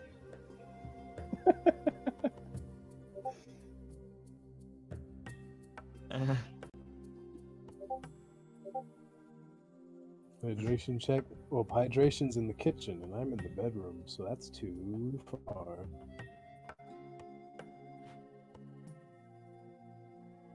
This.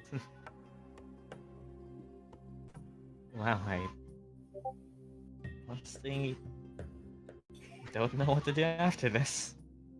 Like, is this going to be official now, or like, is there a process to do this? Usually the book. Usually this happens on the last page, and I close it and don't really think much afterwards. But now that I'm here, it's supposed to happen. Sinetis just like starts rubbing his chin, and just looks up, thinking.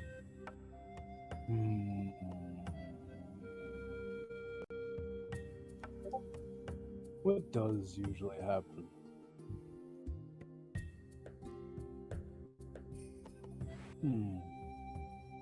Well, I guess it depends on what book you're reading. Sometimes at the end, well, people die. Hopefully we're not in that book. The other endings usually ride off into the sunset. And sadly, I can't ride a horse, so it doesn't look like that'll happen anytime soon. He then just looks down at her. She's like 5'3". She's so small. It's usually that ending. Well. Yeah, you know what? He's gonna pick her up. We're pretty high up, don't you think? And he's just gonna give her a little kiss on the cheek. And there are some endings where that happened. And well, wanna keep on going because yep, you've made it. You wanna continue to take the reins or wanna just cut? Cut. And with that. Yeah, there you go. You had the sex, and then you had the sweet stuff. Woo! I mean, I've never said anything about the first one. Yeah, but it can be assumed. That's You what don't the just do. get wrapped up in a fucking cocoon to snuggle. That's up to Yatsu.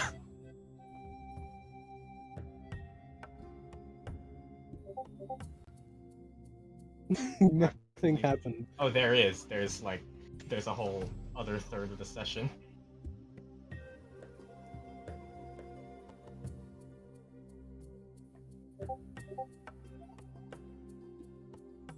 Yeah, it's you just rolled the 10:30. fast save. It's just 10:30. Like we usually have at least another 1.5 hours after this. You need holy water. Yeah, you rolled the charisma save. It's too late.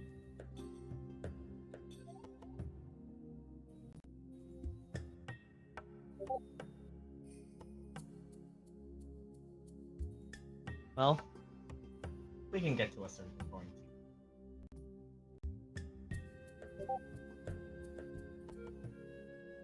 Plus, I also want people to stay in VC after the session for something. Maybe. Like, don't immediately leave. Alright then. Oh my god, hi, why? Well then. Eventually, and yep, Sinetis. There You were now two also different benefit reactions from- to that. You now also benefit from a bit of a, well, beloved inspiration, my and everyone can take a long rest essentially and reset everything. And there you go. Also, Sinetis, you got regular inspiration as well. Oh, Shadow, stop. Stop! Everyone also gets regular inspiration, and We all know I'm gonna use. We already know I'm gonna use this inspiration on dumb shit. I can just do dumb shit more now! Yeah! Though, I'm gonna blame both of you. A 12, that's not bad. And well, let me just grab this, do that, and just for the purposes of getting it out of the way. Oh, right there. Write down the suggestion spell? Sure. We skip to this weekend.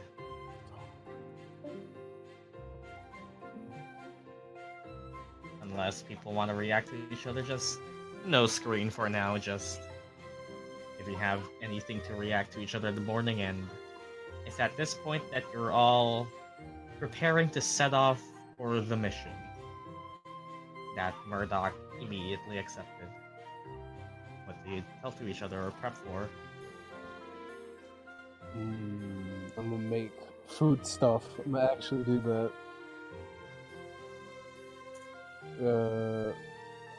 Yeah, I'm gonna make. yeah. I'll make. I'd say what's at some, this point that yeah, Murdock is writing down the suggestion spell. what's some good food for deserts? Some good desert food. Oh yeah.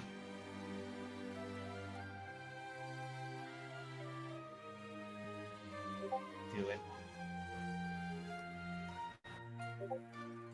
You're obligated now. Good weather. Good food for hot weather. Cold soup. All of it is soup. Do you? How long Do I have like a? How long have we been going for? Just checking.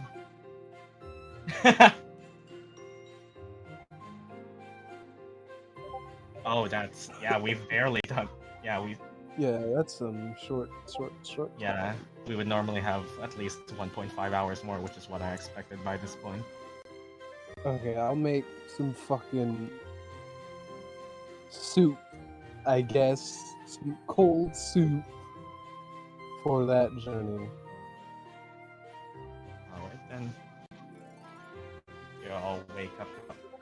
You all wake up how you want. Discuss with each other how you want. Want to have a little chat before heading out. At the soup store. So he woke up, went right to the kitchen and started making food. He didn't say anything. So, how is everyone? Why are you buying clothes at the soup store?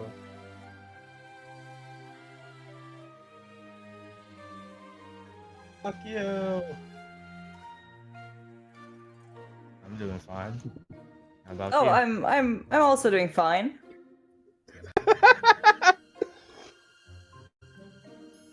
Hmm. You sound chipper today. Do I? Huh. Weird. You're a bit energetic. You got a good night's sleep afterwards. I do not sleep. Hmm. The fact that they both did it at the same downtime. Amazing. Hmm.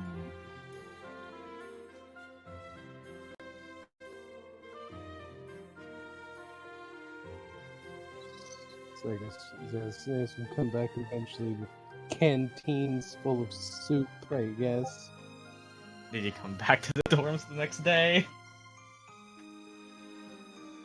I'll let y'all to decide. No.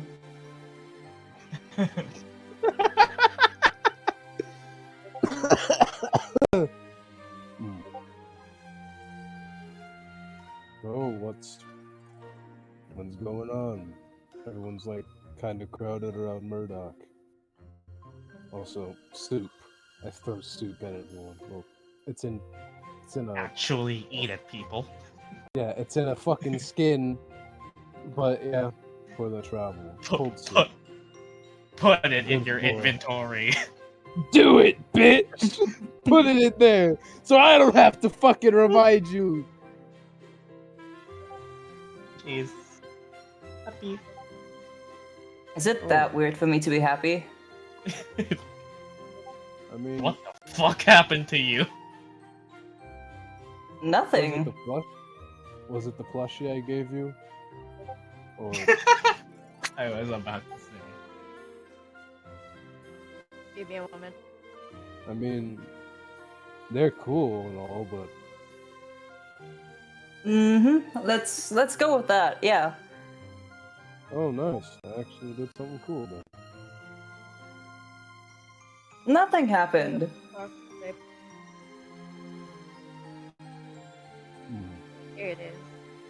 Oh yeah, I remembered something. Annabelle said she would tell Celeste when something happened. Did that happen? Sure. At this.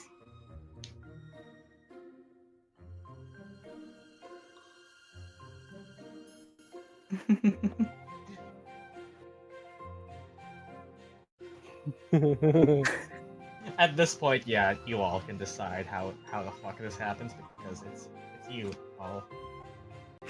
Sinetis doesn't say a thing. He acts like everything's normal and nothing happened.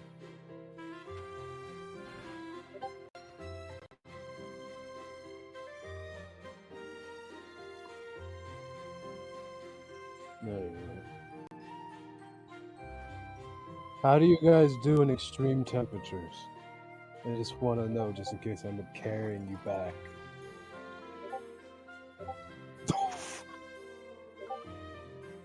Get fucked! Wow. Oh my god, Arleigh! I'm not even gonna roll. There's no way I can beat that. But yeah.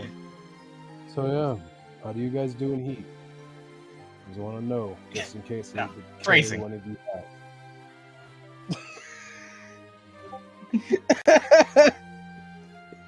Indeed. Yeah, like He says next to the rabbit. temperature. Oh god. Yeah, you know.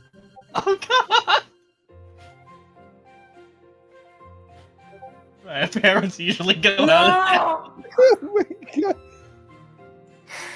Sinetis fails to realize the correlation not that big. This really What? is just sex session. That's glory. Oh my god. Oh. Huh? What do you... Moving Your parents on. brought- Why would your parents leave when it gets hot? Please. Look, anyway, just tell me. I just need to know, just in case. Sinetis, I'll kill you! Why? What did I do? Okay, suggestion. Can you please shut up? Like actual suggestion spell? Yes. I'll resolve What that. is that? Wisdom? That's a wisdom saving throw. Oh, cool. If this works, that'll have to say shit for the whole session. Probably isn't too long. It's just a flat that. What? Holy fuck! But what is your sense of humor today? He just looks at you, Murdock. That wouldn't be the first time someone's tried that. Anyway. I just want to know, just in case one of you fuckers die of a heat stroke. Okay. Right. Everyone take note of. Oh, fuck you! Oh my god. I don't think I've ever been in heat. Which So- type?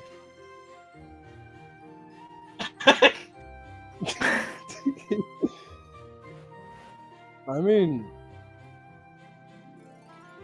Can you even... What? Can you even, like, feel hot temperatures? I'd have no idea. Do you... Wait, do you even have a... Do you even have a nervous system? Can you? No. Okay, you should be fine.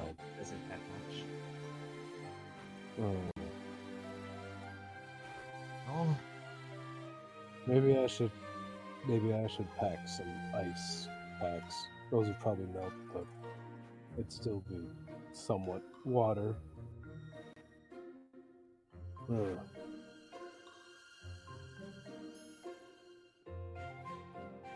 well, from what you were told, you are to head out to a bit of the more open space outside of Kolima Hall. Traverse through a bit of sand and meet up with a couple of the representatives carrying, well, some transport carriages to safely get you across, well, the desert heat. And, well, ready whenever you want to head out. Alright, well, if one of you fuckers feel like you're about to pass out, just tell me. I have 2 shoulders. I could carry 2 of you. Let's go in heat. Let's Oh get my stuck God. in! You're really feeling it. I hate it so much. Okay, let's go. And No. at that point, I can't take it. How are you inside me? Oh No! God. Please. Gotta love Nintendo. Fucking Tendo. Fucking Nintendo.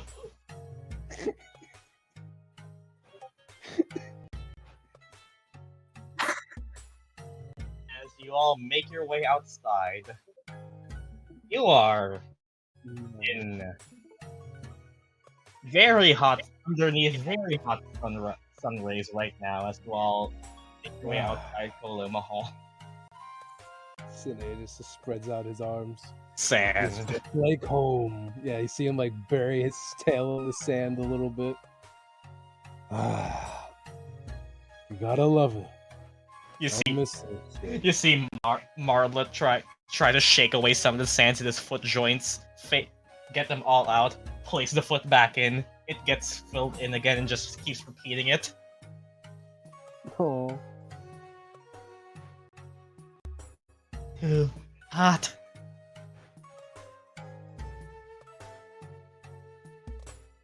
well, Flap my wings for air. Everyone feels a gust of hot air blast in direction. Mm. This is worse. Really, dislike Lorehold? Okay, that doesn't work. I hate this. Just fuck every Yeah. campus. You guys really can't handle a little bit of sun, can you? Quandric's good. Is there water around? You barely I mean, see any blue other than the sky. And Gyan. I made There is sure to water pack around, some, but I made sure to pack some extra just in case. Fox tricks Jonoric. Bro! Anyway, There should be water. There's cold soup. There's some jerky. as you walk forward, everyone hears, "Hey!" And you see a couple of carriages in the distance. Oh my god. This seems to be our ride then. And you look forward and... Took you all long it enough. should be. Hey Greta. Hey Rampart. Yahoo! Glad you all agreed then. Honestly, was not looking forward to venturing out unprotected there. Yeah, they seem to be suffering just a little bit. Right. Good sun. Never been outside the hall then. Oh, Hey, man. Well, looking for you all, these carriages have roofs. So, hope you don't mind, feeling it a bit while longer as well. These relic sloths aren't known for their speed. Quite powerful lifters, so you can connect 3 carriages on them without no problem.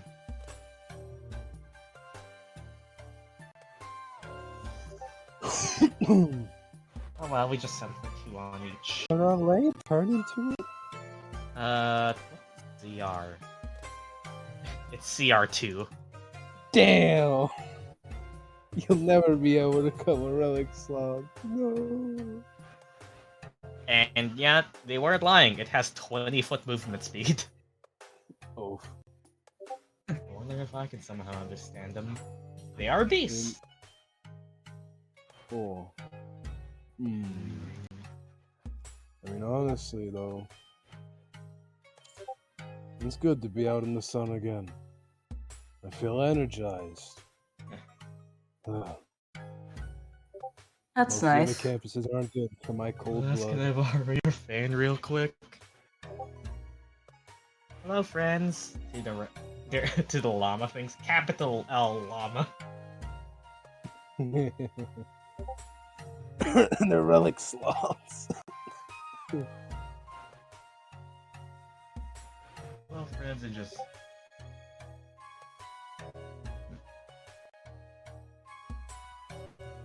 what would they think about? How smart are they?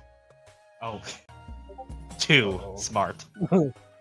Not 2 a modifier, 2 a score. They'd be like, food good.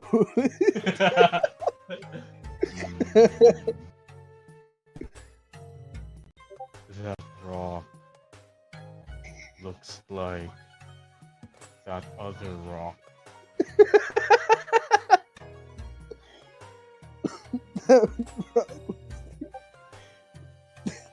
Arleigh, indulge them. Tell them there are rocks that look different.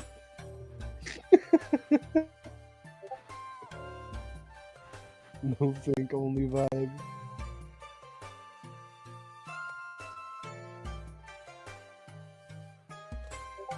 That is indeed a rock. This rock does not look like other rock.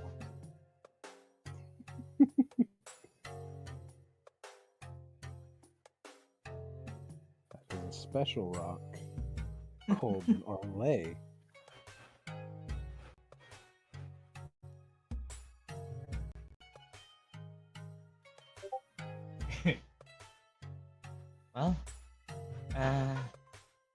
Well, if you all have any questions about the mission, here's a bit of a briefing. We'll take approximately like, what will it be? About like 2 hours to get to where we need to. 2 hours to get back. Sounds a good time. And that's assuming, well, the relics don't have a problem, which, well, we'll see. Worst comes to worst, we'll have to intervene ourselves. Well, firstly, we need to pick, well, a card first. I got that top one, I got this bottom one. Each of them can probably carry like 3 others. So, pick your roommates then. I'm fine with whoever. Same here.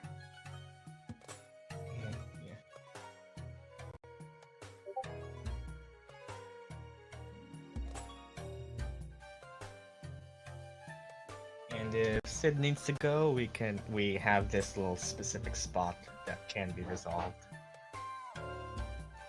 Finn, which one? In which one do you want to go?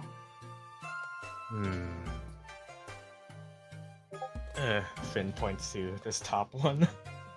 Okay. I'll go to that one then. Oh, you hop in and Mid Celeste, you wanna go too? Finn hops in the cargo carriage. For context, there's tight space inside the carriages for 2 people, or for 3 people can fit inside the carriages. It'll just be a tight squeeze, but there is a seat at the front which people can sit on. I'll hop in the other carriage. Oh. And you can put your pets in the cargo hold. Marlon's a pet. We'll go with Mid because he has my fan. Like your roomies. For context, Rampart hops on the top relic slot, Red on the bottom one. I want to sit in the seat of the bottom one.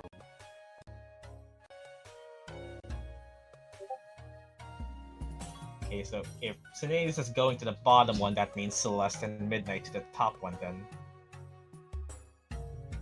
I'll go to Finn. Yes. Nope. Who takes interior seats? Who takes exterior? Someone's gonna suffer. Yeah, I mean, you can swap in and out, just... I'll go exterior. That's fine. Yeah. Interior. Interior, crocodile, alligator. This is just a pet carriage over here.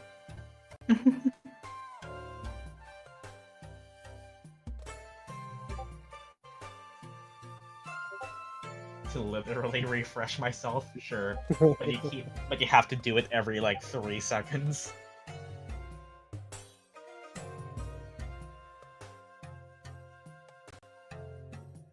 Hey up. Hey up. Okay. It's the one with the bad eyes is on the outside. Amazing. Okay. I'm gonna move that. Alright then. We need an AC in here. Okay. So, is everyone ready to depart? Yes. Yep. Okay. Well, this is thing. Let's do this first. Alright. As everyone is ready to depart, I need a couple of things done first. The road traveled is a long one. It takes okay, the first hour passes by with no real complications, and should you need to, I guess it counts as a short rest. For those who might have spent anything earlier. And then it is at 12. Yeah, don't spend anything. Yeah, prepare anything you might think you might need. I prepared my punch spell.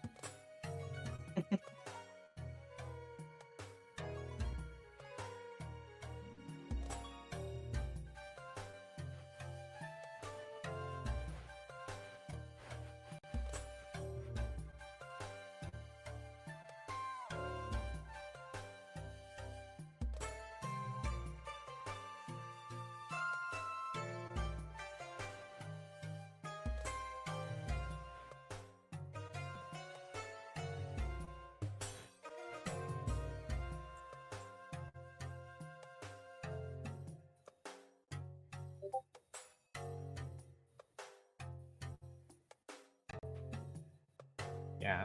Well, before you do, there is this one last thing, which is, well, I'm telling you all that because there is a skill challenge up ahead.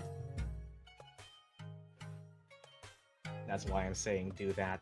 Yeah, that's why I'm saying. Yeah. I kinda come of Such good words. interior crocodile. Crocodile alligator. I drive a Chevrolet movie theater.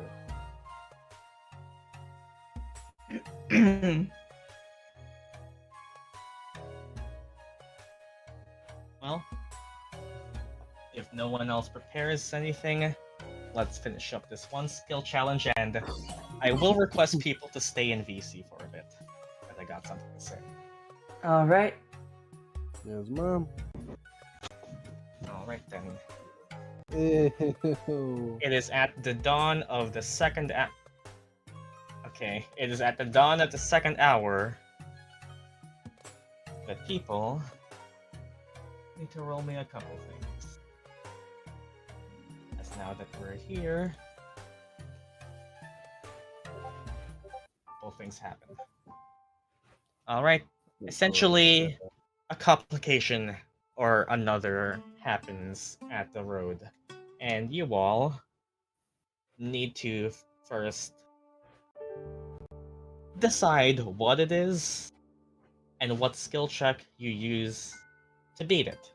Any spells or abilities can help you with whatever, but essentially, Cart 1 has something that happens to them, and they need to, and you make up a situation and how you solve it, rolling to see what happens. Cart 2 also decides one of their own, so essentially, something happens on the road.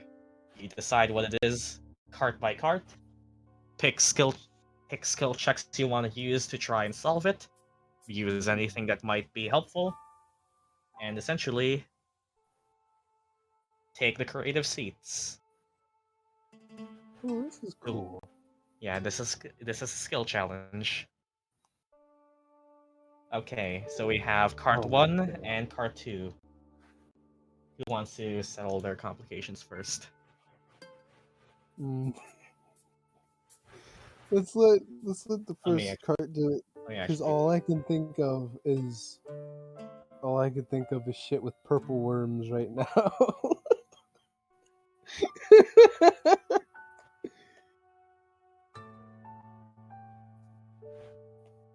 Carts are cool, yeah.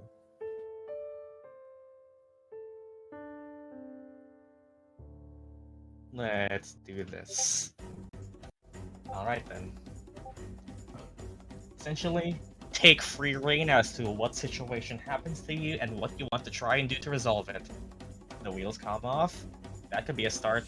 Everyone rolls once, so it could be something that affects all of you, or 3 minor things, or 2 things and then 1 other. Essentially, creative freedom. You decide what happens and how you solve it. What do you think of? Wheels coming off is, yeah, that's an easy one. But that's also boring. It's so hot. That Cart works. catches on fire. I mean, you could do that. Yeah, Rampart and Greta just exist to drive the slots. Okay, let's see what we got here, brain. Time to put your creative brains to use. A frog casts haste on the relic slot. A random magic frog If it works, then it works. casts haste on our relic slot. And he just starts zooming. And you This also zooming decide how causes- you want to solve it, aka what skill check or tool check you want to use. Yeah. Okay, And catch us the on fire. wheel's We need to great. use cold spells to to extinguish the fire. Okay. Yeah. How do you just- stop a hasted relic slot? Okay. Just for formality, do you want to roll initiative just to settle on an order? Okay. Okay, everyone do that then. Yeah.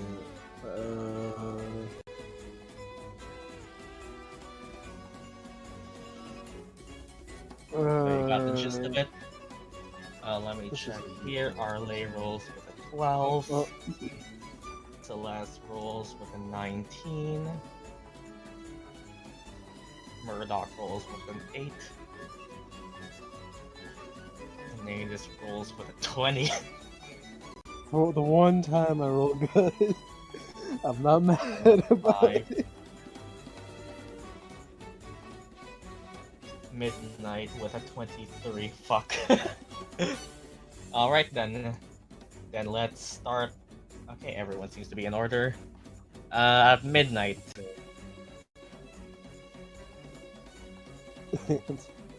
Bad Give us a idea. complication and whatever your solution is.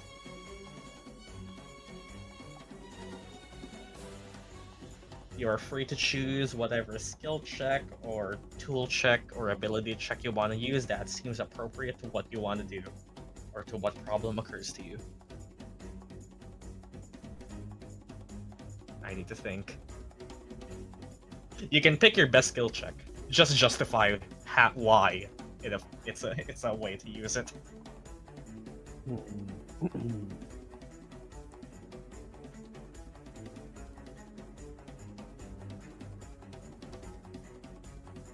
If someone wants to volunteer to head first, you can. We're not really set in a tight initiative.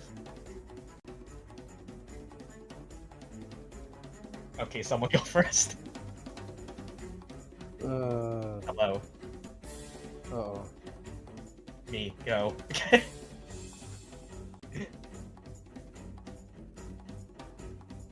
What does Murdock have? Because this is a skill challenge.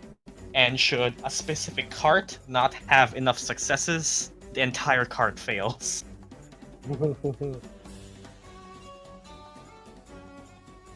You picked your teams. Go forth.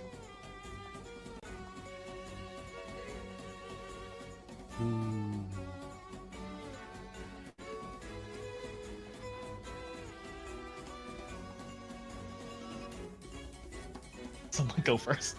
A random piece of shit monster appears that doesn't attack but asks us questions about history to proceed. Oh my god!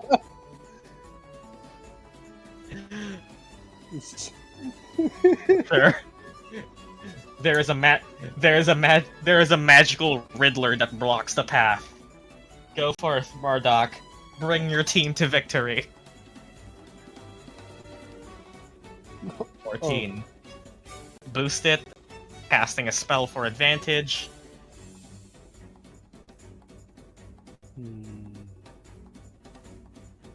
1. Oof. 15. Okay. Nice. Alright, dice that is 5, are 15, confused. 21 is definitely enough. Whatever monster just asked you a random question about what year was the Blood Age started and what year did Sir Frank bottomed up the top clan. And somehow you know the answer. That's Murdock done at least. I'll just do this as a mark for success. Okay, who goes next or Midnight? Kenya 3. Gyan, go. Okay, just go into her. I wanted to go.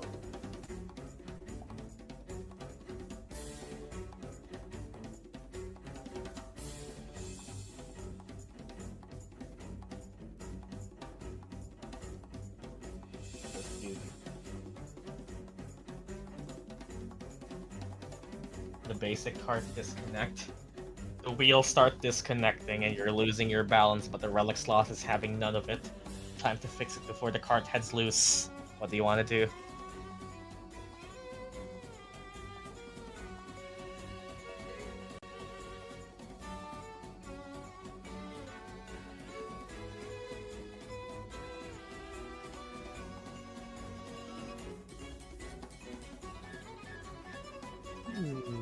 A banana peel was the cause.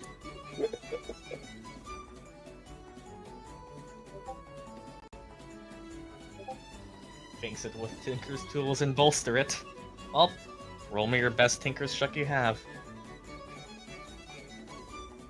You have tool expertise at this level now, yeah?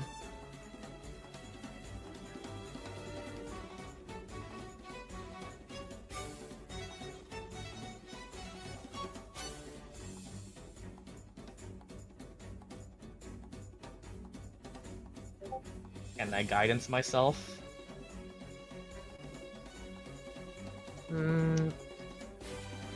Sure.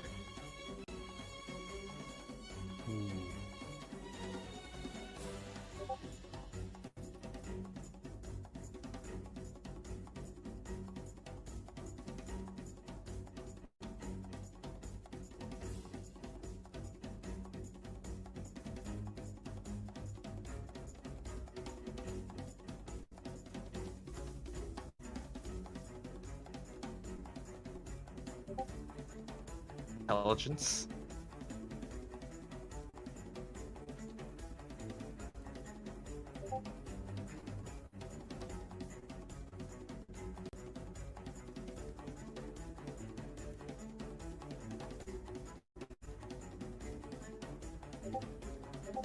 Okay, that is a 17. Ooh.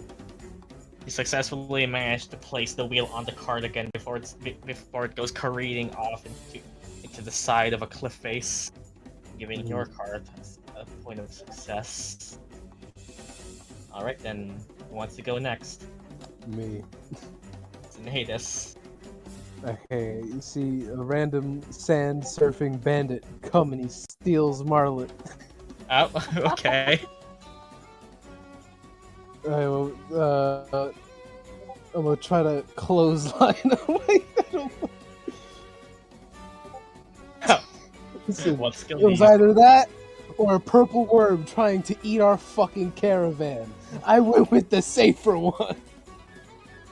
Okay, what are you using? Athletics to try to wrestle the sand bandit. Go ahead.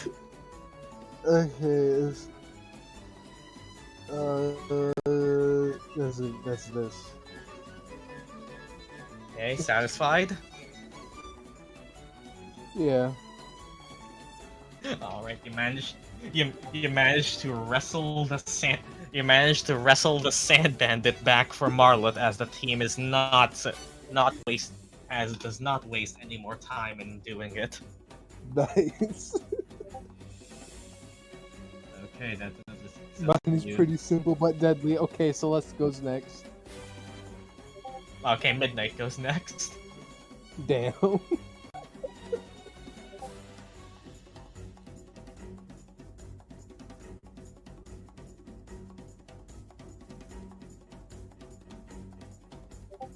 Fucking llama blocks the way and won't fucking move. He intimidates it to make it go away. Alright then. Red flop. Oh my god! Oh, nice! Yeah! It shits itself! That poor llama. And you are given free passage.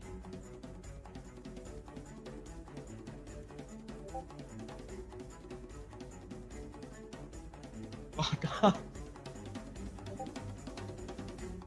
Alright then.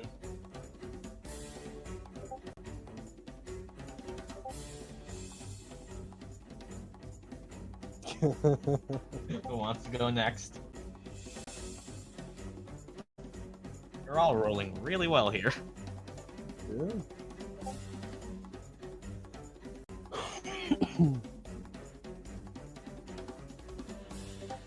Do I go Deadly. simple or deadly? Deadly. Deadly. Come on, Go. deadly. Let's kill some fuckers. Deadly.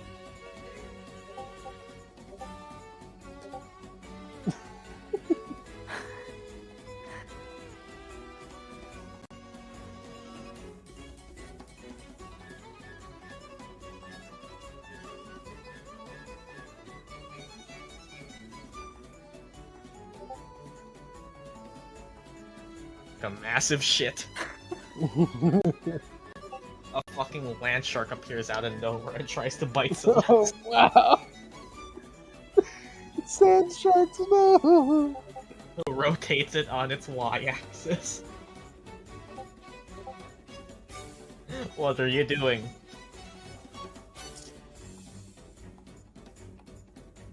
How big is said sand shark? Sleight of hand? Go! Oh,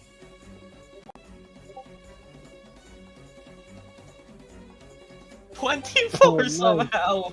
You managed to do it and get that thing careening off course. Alright, card 1 is a full success. Come on, Arleigh. Okay, this Come is up with pretty some simple. absolute. Oh. I wanted some crazy, stupid shit like aliens try to abduct us.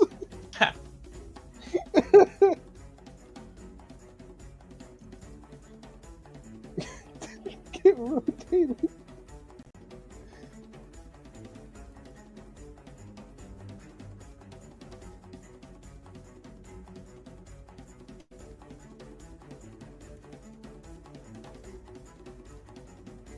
A big ass sandstorm appears in the group. I don't know what annoying ass creatures are a smart cause, and the only way for them to get rid of it is if we win a game of hide and seek. You said simple. Okay, you That- play. You play with a group of dust methods then. Go. What are you doing? I think I know. This is... You do have a book.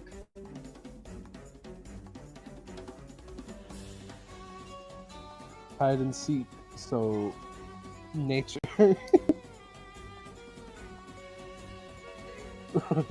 History. Some athletics to hide better.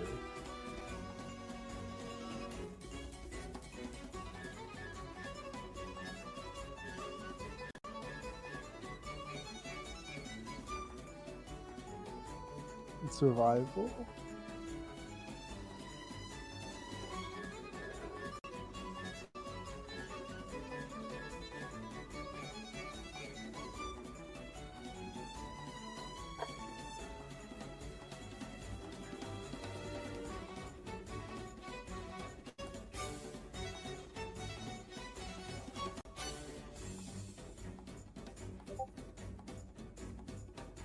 So, Jesus.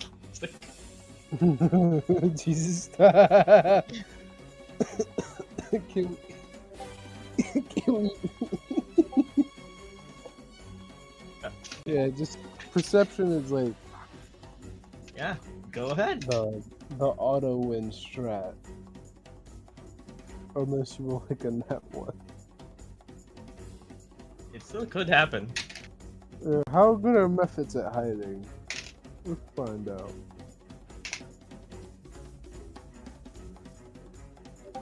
Okay, that's a 29. And with that, everybody passes by safely with no repercussions. And granting us safe passage. No one suffers exhaustion. Oh, nice! Amazing!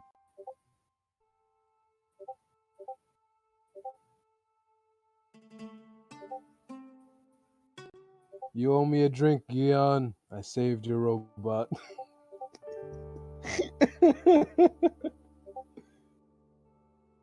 Well, that was eventful. Yeah, those tend to happen when you venture across these vast distances. Never know what's lurking on campus. Sand bandits. SMH. They saved all of us, shush.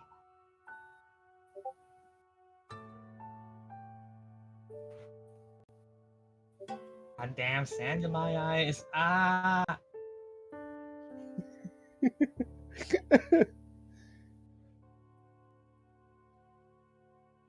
If you're all done there, I think we've made it. Yep. Start. Vast Valley. Probably stop here.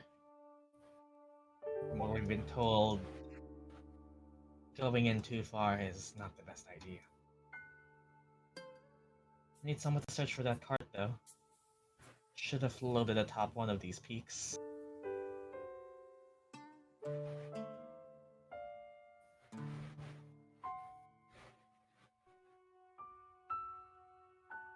Hmm.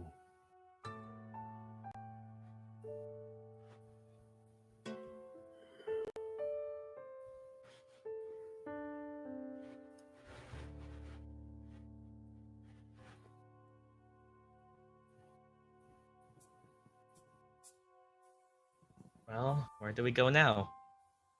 Well, Greta just said that you need to first find what you're looking for. Cart, You're looking for other carts, right? a single cart that triggered its levitation system that probably led Well, it to landing on one of the peaks. I'm gonna look up. Roll me a perception, then Sinetis. Ah, yes, my speciality. I'm also gonna look around. Nah, there we go. Sinetis is a bit too blinded by the sunlight. Damn, Sag. Does Murdock get advantage because she has sunglasses? Well, Damn. still unable to see. Shouldn't there be too hard to find another cart, right? Apparently. Can't see it from here, we have to go further in. Oof. Oh my god, Celeste just lost her eye. It's a pretty damn good Sinetis impression. Plus if I do 4, say so RD20. myself. It's still unable to see. You have to. Oh my Now you fucking have, god. okay. Okay, there we go. I was That's checking what we're because now you talking had about. to drive 2 paces forward to see it. But Arleigh sees a cart somewhere here.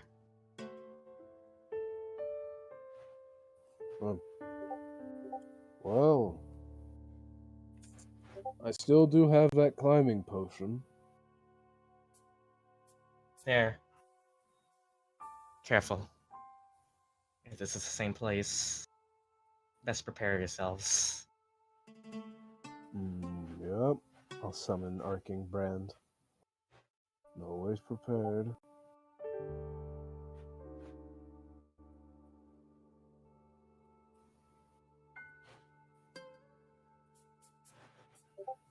Yep. Don't worry, Sid. It's like 5 minutes. I know. Give me back my passion. This is literally the last thing. Give me back my passion. You don't have to scream. Talking is an option. Okay, everyone ready then? Yep. Alright, let's go.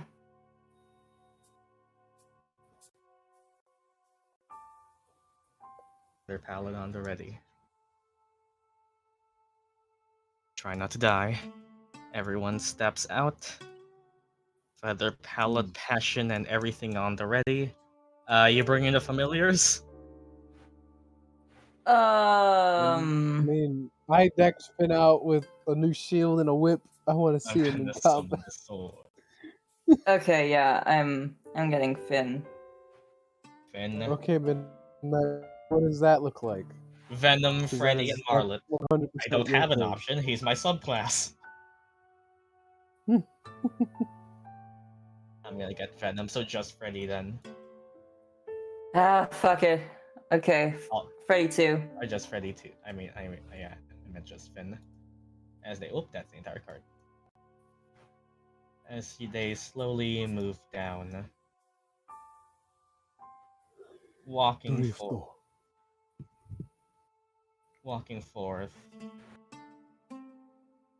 It's an empty, barren field until you all step a bit forward and feel a rumbling underneath the sand. Before that, however, something a bit strange happens. as everything for one of you. Well, actually, it would be in this order then. As you all walk forward, everything seems to grip. Molduga time. The theme earlier actually was the Molduga theme, but Yeah, I know. yep. Everything seems to silence for a bit until you feel it. But before that, to one of you staring forward, seeing Arleigh, you see a bit something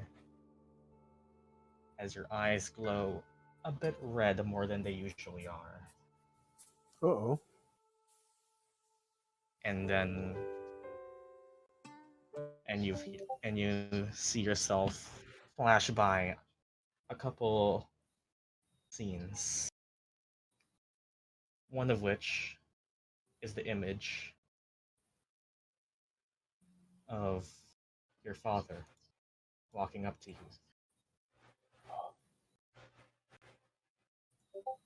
I need to tell you something. The second image flashes backwards in time, where you all inside of some place Sinetis dragged you all in. All of you safe till you hear something else. Mhm.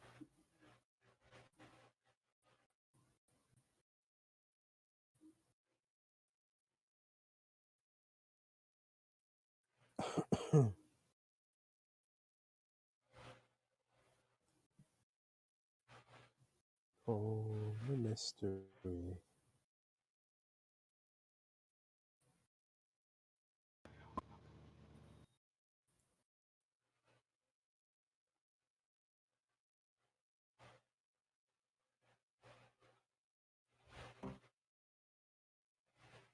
Target sighted.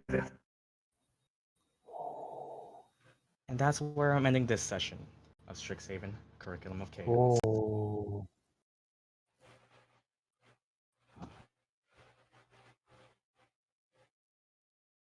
End the recording.